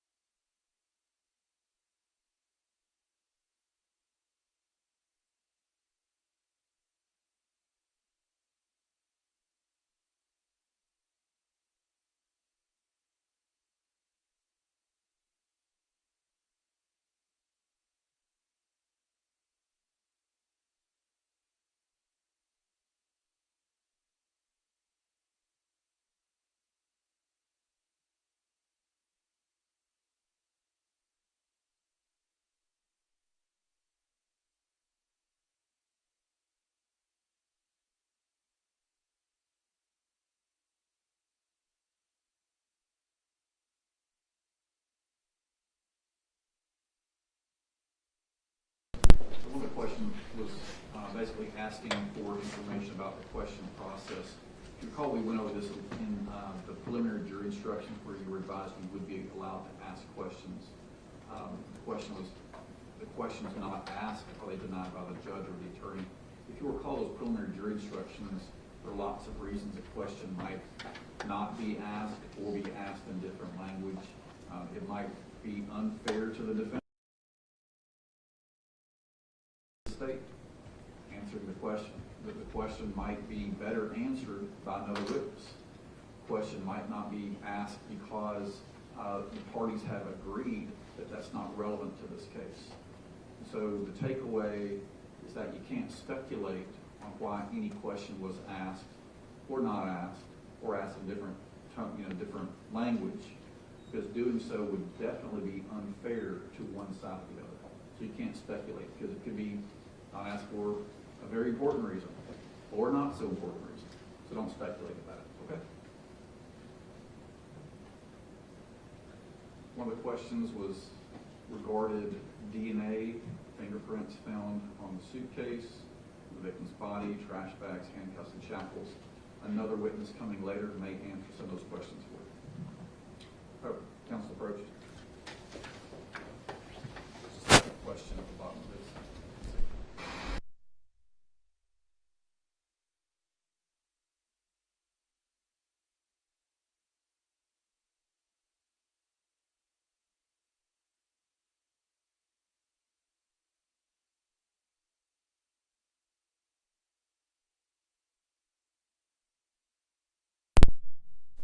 There was another question on the bottom of this that I didn't catch the first time. The question is, was the victim drug tested? That answer will also come in through a different witness.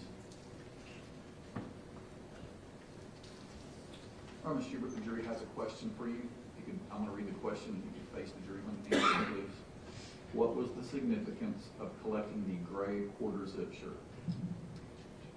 I can't, at the time, I was not aware. I know in Detective Cottrell from Homicide they had been out looking earlier that day at different leads, and when she came back, she said that it was of value, that quarter zip was, and that they needed it collected. So I re-entered the apartment. I hadn't left the scene yet, and collected that item that she had requested. Any redirect based on the jury's questions? Any redirect? Okay. All right. Thank you, ma'am. You may sit down. General Fire, next witness. State call Craig Martis, Your Honor.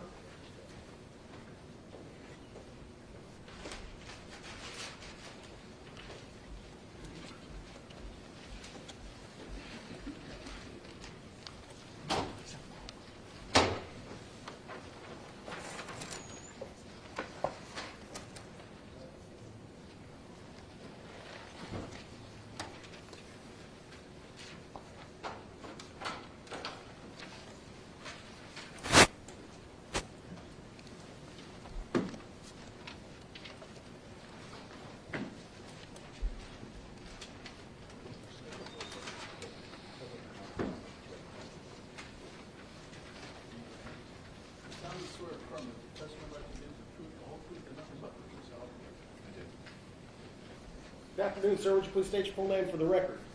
My name is Gregory Mardis, M-A-R-D-I-S. Sir, are you working anymore currently? I am retired from the Chattanooga Police Department. How long did you work for the Chattanooga Police Department? 25 years. Do you have any law enforcement experience with any other agencies besides CPD?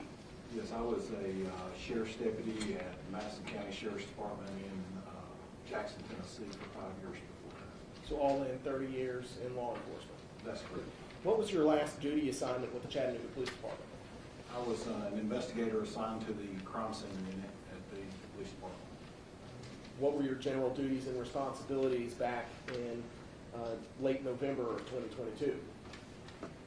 As a crime scene investigator, our duties were to respond to scenes, record them with photography, video. We also were assigned additional duties of collecting evidence, things like that. And specifically on the 30th of November 2022, were you working as a crime scene investigator? Yes, I was. On that day, did you respond to a particular location to collect any evidence? Yes, I did. Do you recall where you were sent to? Detective Slaughter had called me and asked me to respond over to the homicide unit office, and I went over there. For what purpose? He wanted me to collect a DNA sample from the parents of the victim. And what type of sample did you collect? I collected buccal swabs, which is a swab at the inside of the cheek. The skin on the inside of your mouth is very soft and sloughs off cells easily, so it's a good source for DNA.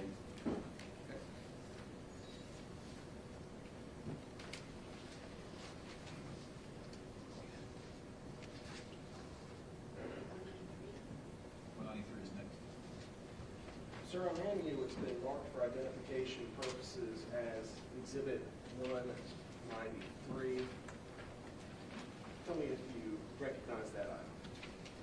Yes, sir, I do. Where did that item come from? That is a swab from Katrina Pace. Who collected that swab? I collected that. At the homicide office? That's correct. On what day? November the 30th, You're right. 2022. Your Honor, at this time, I would move to admit item 193 into evidence. So admitted. Sir, I'm handing you what's been marked for identification purposes as Exhibit 194. You seen that? Yes, I have. And what is that? This is a buccal swab from Travis Pace. And, sir, where was that collected? That was collected at the homicide office as well. Your Honor, at this time, I would move to admit that item into evidence. So admitted. 194. Did you go to another location on that day to work on the homicide of Miss Jasmine Pace? Yes, I did. Do you recall what location you were sent to? I was asked to respond out to 5977 Old Dayton Pike. Were you told what that location was? I was told that this was the location that the victim resided at. And what was the purpose of going to that particular location? That location had already been searched prior, and they wanted me to collect a known sample for DNA for the victim from that location. So what types of things would you, as a crime scene investigator, attempt to collect for known samples of DNA from somebody? I was looking for something that would be specific to the victim. As I said earlier, the inside of the mouth is an excellent source for DNA.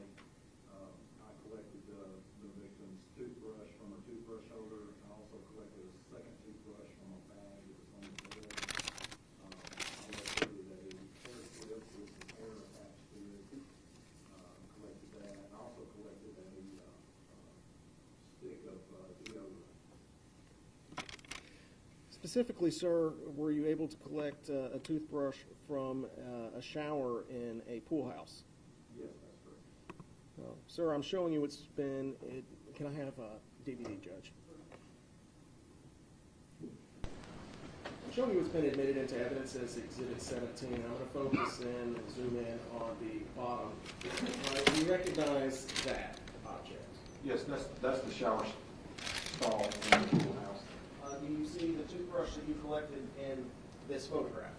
It's in the very back, against the back wall there. Okay, thank you, sir. I'm handing you what's been marked for identification as 195. Do you recognize this item? Yes, I do. What is that item? This is that toothbrush that we were just looking at in the photograph. And you collected it from the Pace residence on Old Dayton Pike? That's correct. Your Honor, I would move 195. You mentioned another toothbrush. That's correct. I'm handing you now what's been marked for identification purposes as Exhibit 196. You recognize 196? Yes, I do. What is that? This is the toothbrush that was collected from the bag on the bed in the pool house. Okay. Your Honor, at this time, I would move 196 into evidence. Thank you. Sure.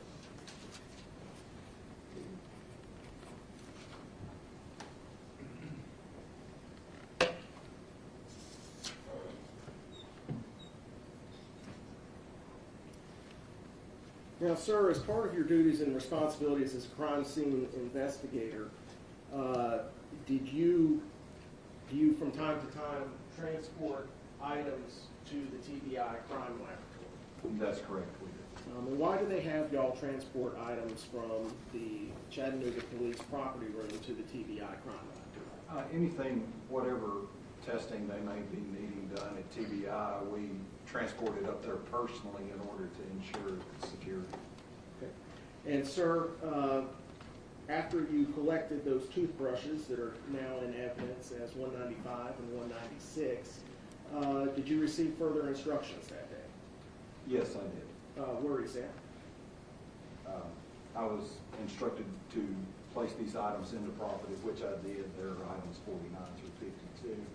I then checked those items along with several other items out and transported them to the TBI lab in Knoxville, Tennessee. Okay. Specifically, sir, did you transport various samples of carpet?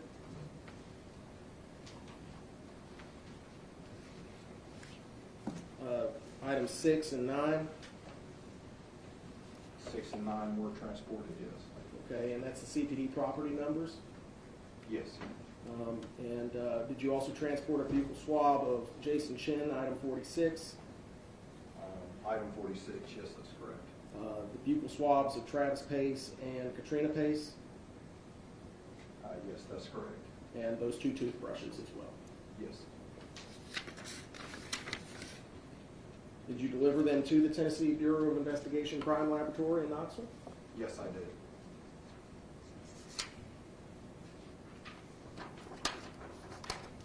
I'd now like to ask you about your activities on or about December the 7th, 2022.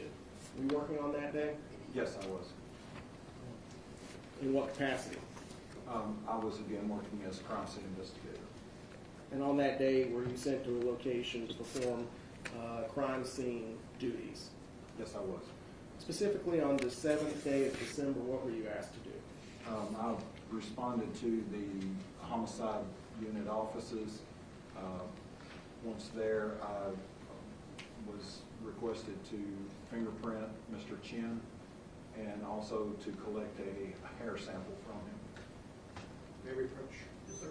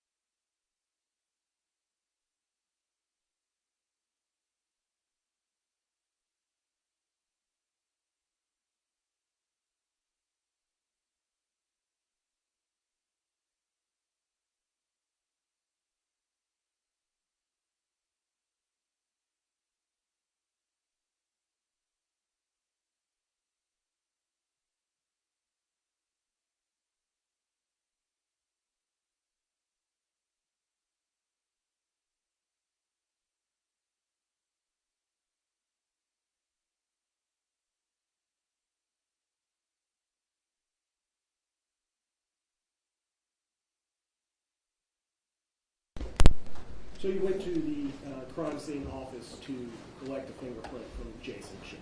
That's correct. Do you see the person named Jason Chen in the courtroom here today? Yes, sir. Please describe what they're wearing. Plaid tie, blue suit. Let the record reflect identification. So, look. Person with you? Yes, he does. Sir, I'm handing you a collection of photographs.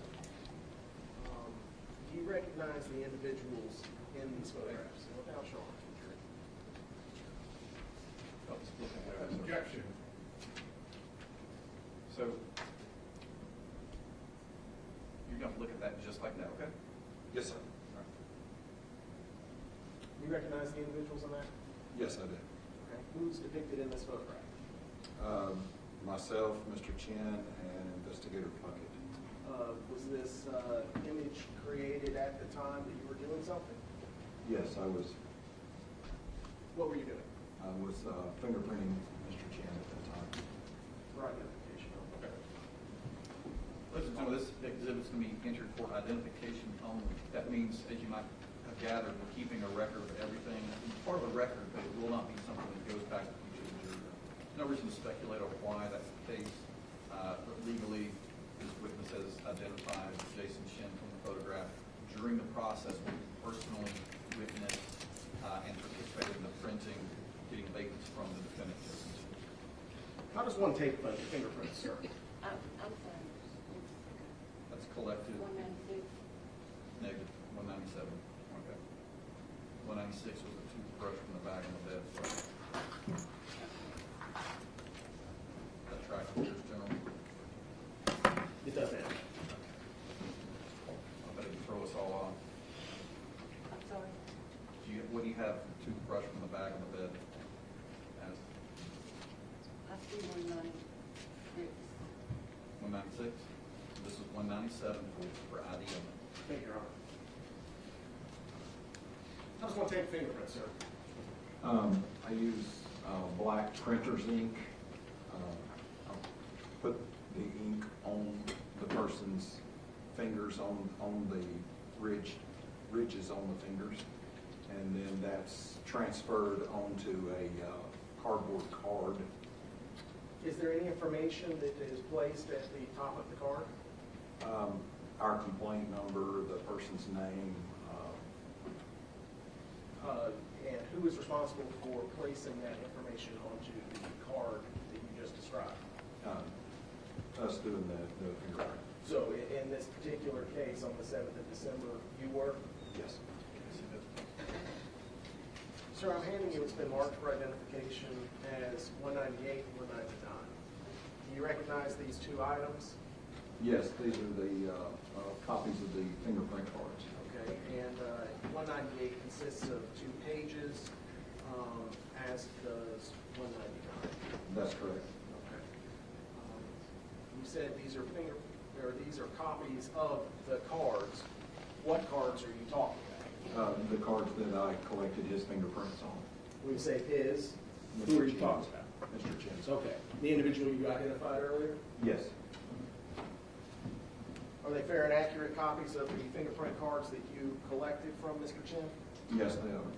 Is the information contained at the top consistent with the person being fingerprinted and you doing the collecting on the 7th of December, 2022?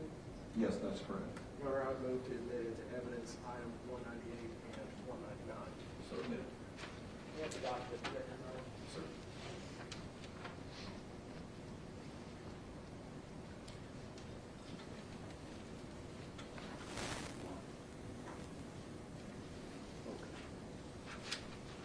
All right, sir.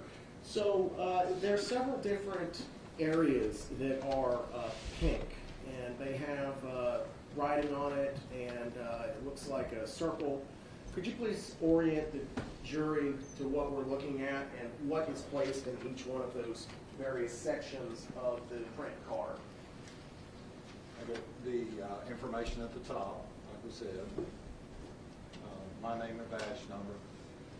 This is the index, and here we have the circled which hand it is. So these prints were taken from the left hand of Mr. Chen. That's correct. This is the left index finger. This is called a writer's impression. That is this section of the hand right here, like that. And that's how I take that. I put that on the card just like that. And then down here is a palm print where the hand is placed flat on the card and pushed down. Okay. And on the second page of Exhibit 199, we see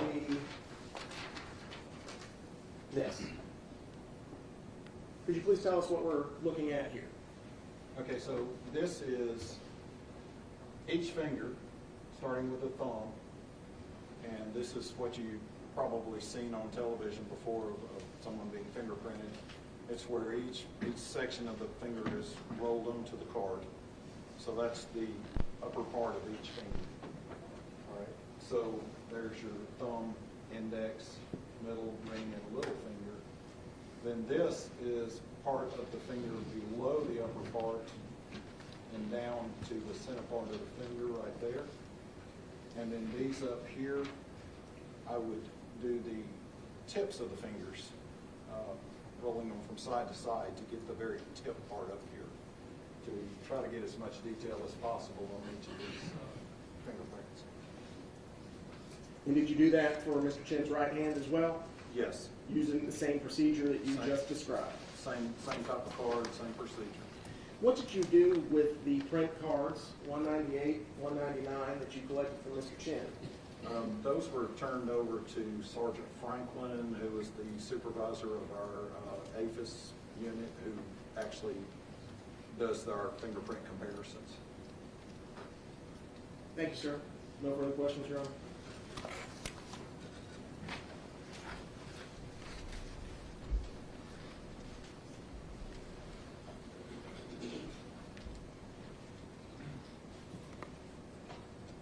Ross. There are no questions for this witness. Jury, have any questions for Investigator Marks?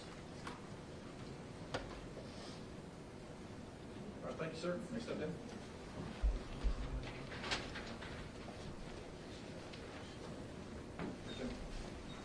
Our next witness.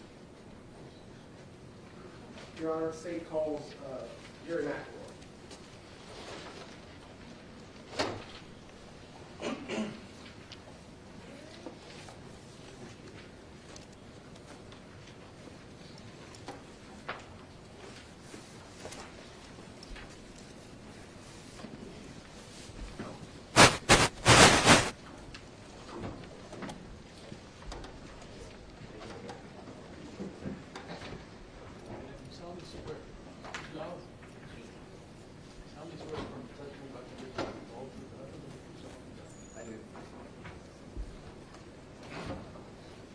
Good afternoon, sir. Would you please state your full name for the record?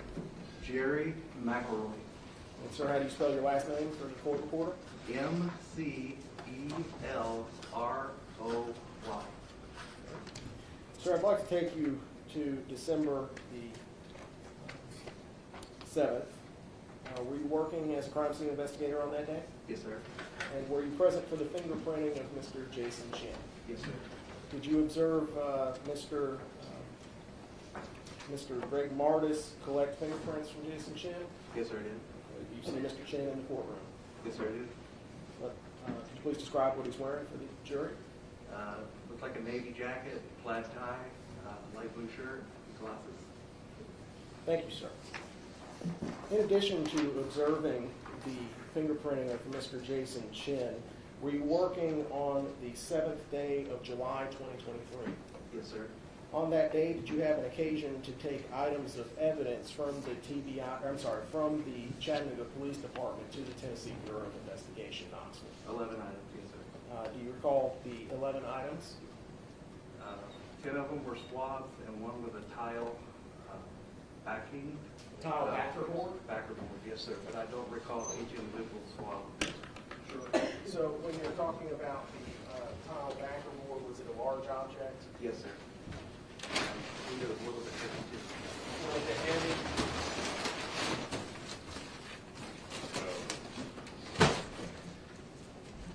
Sir, did you transport this item to the Tennessee Bureau of Investigation, Knoxville? Yes, that's item 199. what I transported. Okay. And you mentioned a large number of swabs. Correct. Specifically, sir,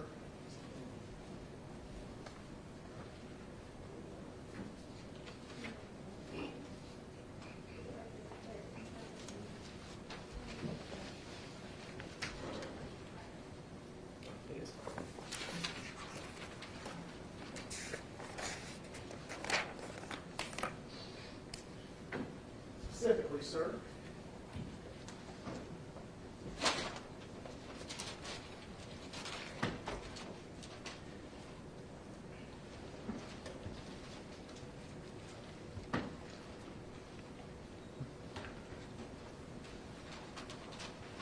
specifically, sir, did you transport these buccal swabs consisting of Exhibit 189, swabs from the suitcase, I'm sorry, from the garbage bag full areas, 188 swabs from the second garbage bag, 187 swabs from the outermost garbage bag, swab from the pull handle of the suitcase, swab from the shackles, swab from handcuffs. That's all 10 items, and yes, sir. So that's what you transported to the TBI crime lab on July the 23rd. I'm sorry, July the 11th, 2023. This is 6 of the 10 swabs that I transported. Okay. Did you also transport CPD item 196 and 197 being swabs from under the carpet and foam on the 110 Tremont Street? May I refer to my chain of custody as I didn't have all of the property numbers and their descriptions memorized up on this.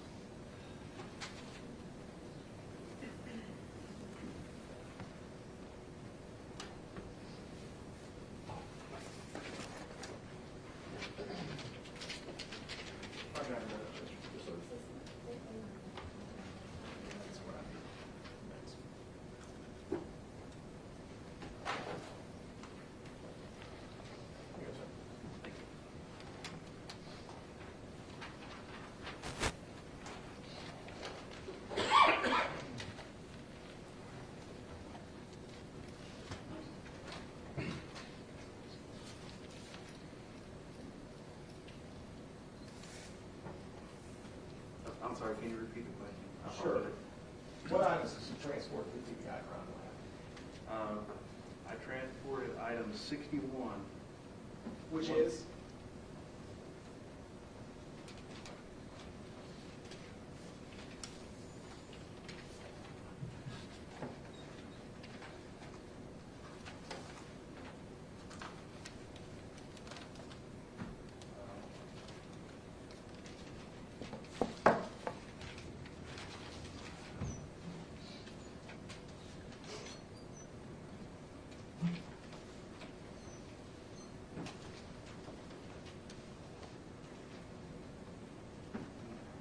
It's a swap.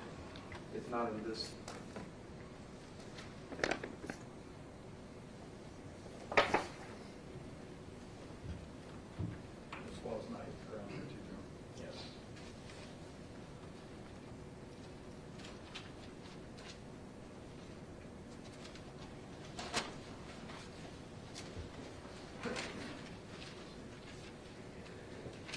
Swab from the Chevy Equinox steering wheel, Judge.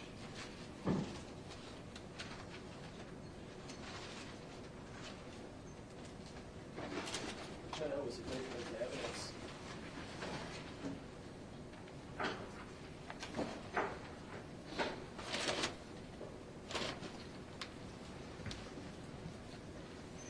Got it, 180. It's item 180, Judge. Got it, 180.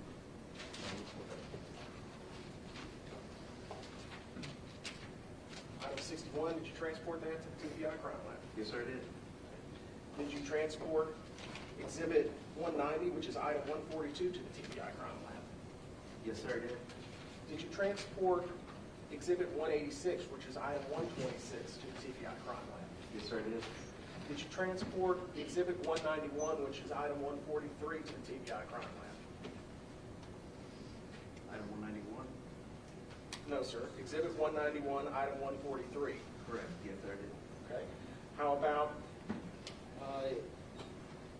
Exhibit 187, item 139 to the TBI crime lab?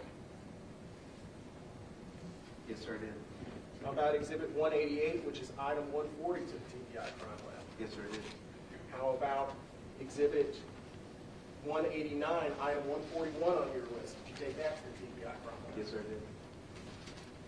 How about item 193, Yes, sir. which is a pupil swab of Katrina Pace?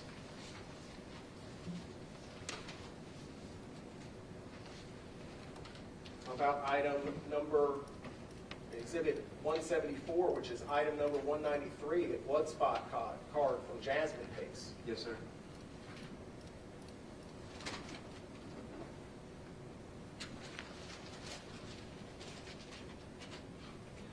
How about item 194, which is item 48, a buccal swab from Travis Pace? The item number again, please? 48? Yes. I think that's all. I have no further questions. You've got the backboard already. The backer board, Your Honor, is, it's right here, item 160, exhibit 161. Thank you. No further questions. Cross. Any questions for this case? Do you have any questions for Investigator Maxwell?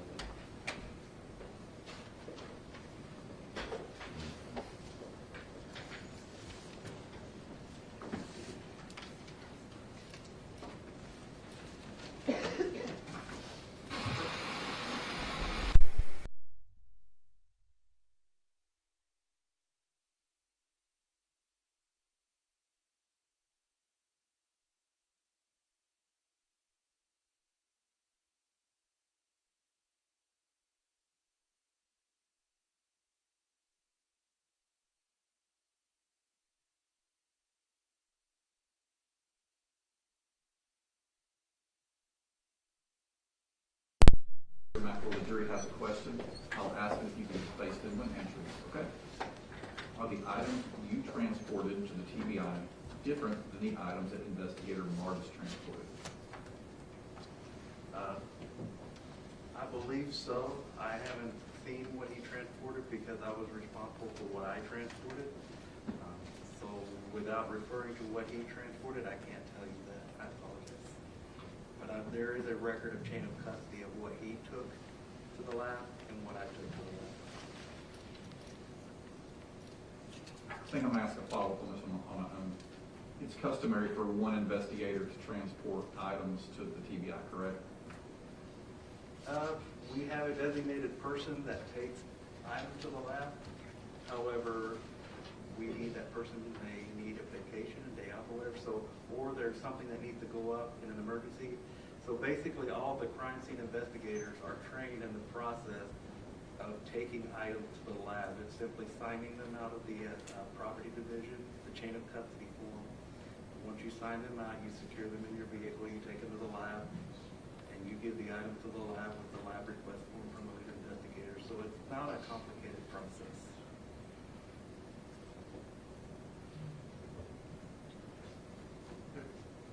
State want to follow up with that? Go ahead, Judge. Okay. Any? Ross? No, Your Honor. Thank you, Investigator Michael. Conceding you. Your Honor, the state's next witness should be pretty brief, if we could get through the one witness. Absolutely. Jurors, again, we worked a little, we stopped a little earlier last night. Like we talked about when we were doing jury selection, sometimes we'll have a day where we have to go over a little bit, get through the witnesses who are available by the day. That's the case tonight, so go ahead and call your next witness, Chen. Your Honor, the state would call Rachel Bacaletz.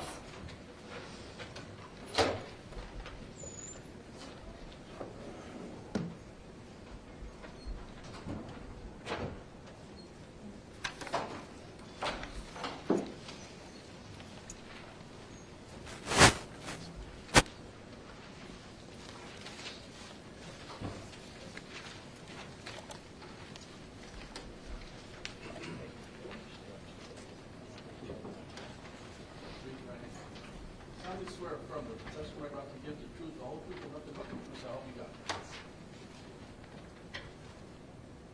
Hello. Can you state your full name for the record and spell your last name since it's a little bit interesting? Rachel Bakalitz, B-A-K-A-L-E-T-Z. All right, and Ms. Bakalitz, can you let the jury know where you're currently employed?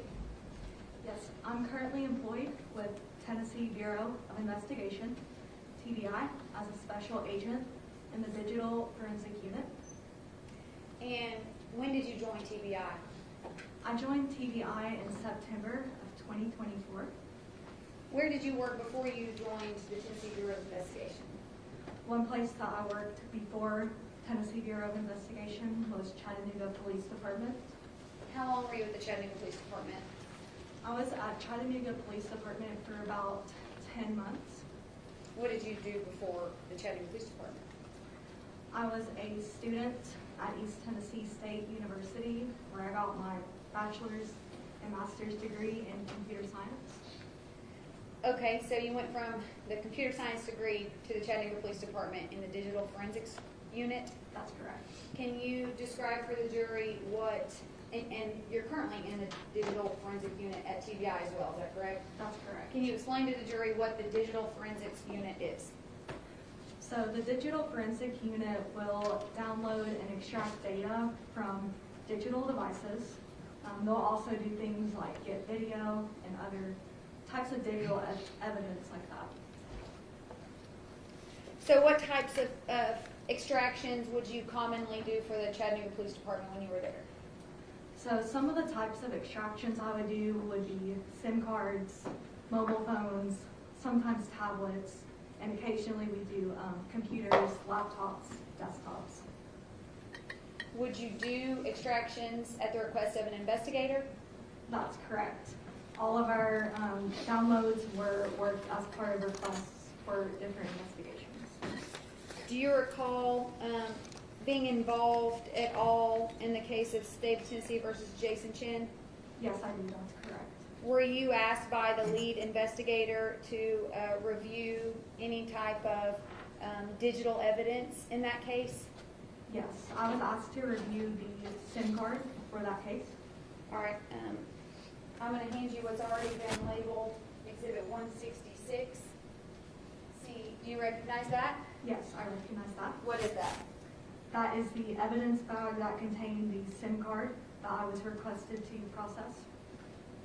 Your Honor, I'm sorry, can I have DVD? And did you get that item out of property?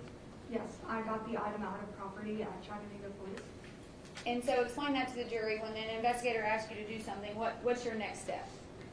So when the investigator makes the initial request to digitally examine a device or item, we would then go to the property department at Chattanooga Police and sign out or check out the item, take it back to the lab, and process the item as requested.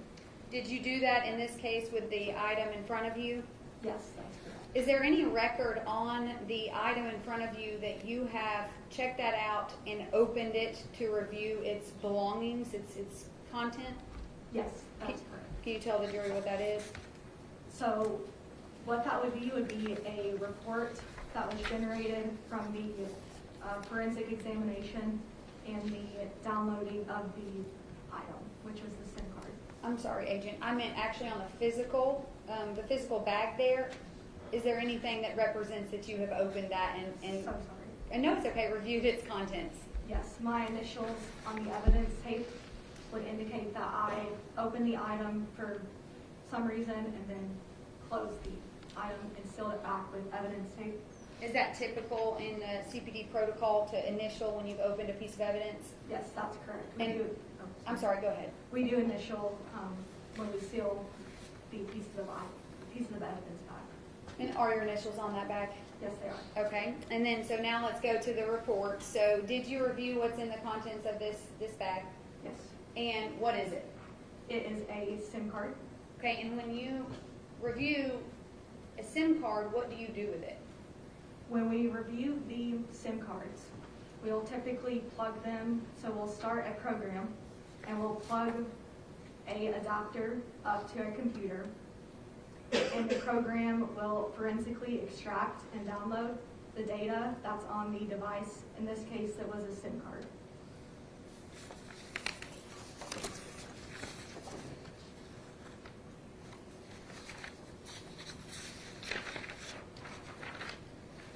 I'm going to show you what's already been marked as State's Exhibit 167. Do you recognize that photo? Yes. What is that? That is the SIM card that I was requested to examine and download.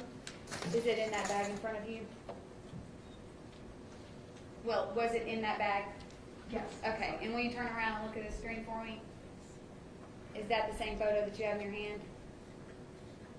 Yes. What do those numbers represent on a SIM card like that? Those numbers are the ICC ID, and they just represent the unique value that is assigned to that specific SIM card.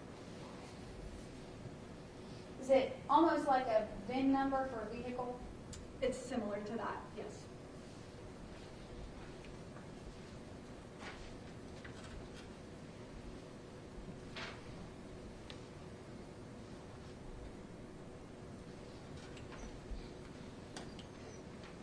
When you examine digital evidence like this for an investigator, do you issue a report?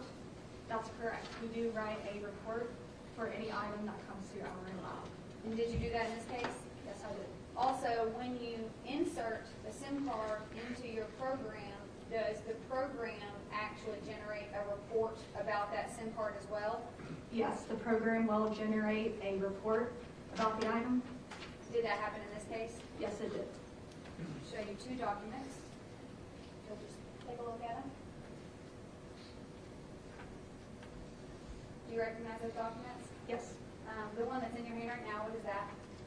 This is the report that would be generated from our program, and this would then be printed off. Okay, and then the next one?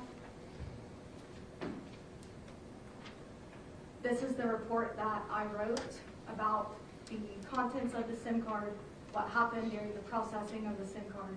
This is for the investigator to kind of just have a summary of what happened with the item. And did you give that to the lead investigator in this case? Yes. Your Honor, I'd ask that these be moved into evidence as next to exhibit. I'll write them on there if someone.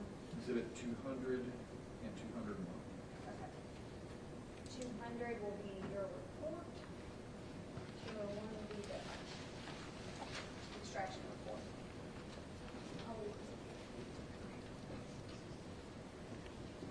So I'll show you on the screen behind you. Exhibit 200, is this your report that you would have delivered to Investigator Crawford? Yes. And can you, there's a laser here. I'll use the laser and I'll ask you the questions about it. So what is this identifier number? So that identifier number is the ICC ID. That's going to be the same number that is printed physically on the SIM card that we can see. And that is just the unique number that's identifying that specific SIM card. So that would be the same number as here? That's correct. Correct? Okay. And then what does this indicate? That number is going to indicate the phone number that was extracted off of the SIM card. Does that mean that that's the phone number that is directly connected with that SIM card? That's correct. And then provider? The provider is just going to be the cellular network provider, so something like Verizon or T-Mobile. That also comes directly from the SIM card. Okay, and is this the examination report that is generated from the download itself into the program? Yes. Okay, and ICC ID, again, what is that? That is the unique number that is printed physically on the SIM card. That's just identifying the specific SIM card. And that's the same number from your report, correct? That's correct. Okay, and then down here, parameter name and number, what does that represent? That's just going to represent the unique phone number that is connected to the SIM card. And that was forensically extracted from the SIM card. So that SIM card belongs to the phone number 423-664-2024. That's correct. Nothing further, Judge.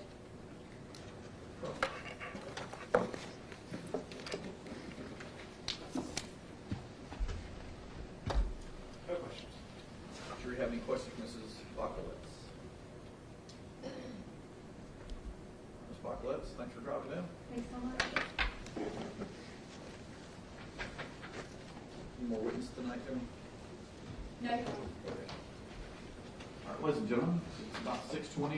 We went over a little bit today, but we needed to get through the witnesses who were only available for today. We're going to let you go. I really like the barbecue at the place you're going to tonight. So hopefully everyone will try that too. Again, I must remind you your admonition not to discuss the case with anyone, yourself, among yourselves, until it's time to deliberate. With that, Let me just say before we cut you loose. One, did we get everything taken care of tomorrow? 3 cases. All right.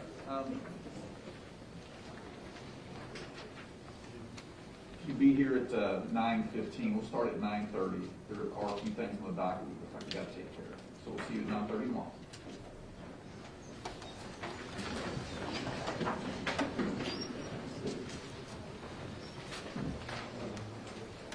Awesome.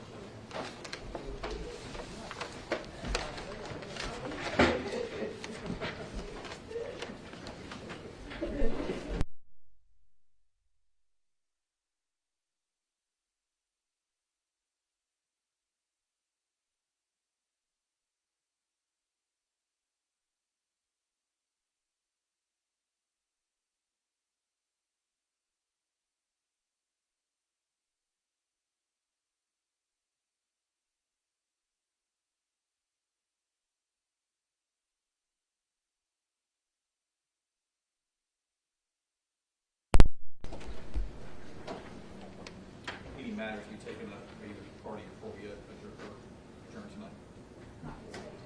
Okay, who we go doing tomorrow? Do we know? Thank you. Court's adjourned until 9 a.m. Okay. You need to speak, you just come in. No problem.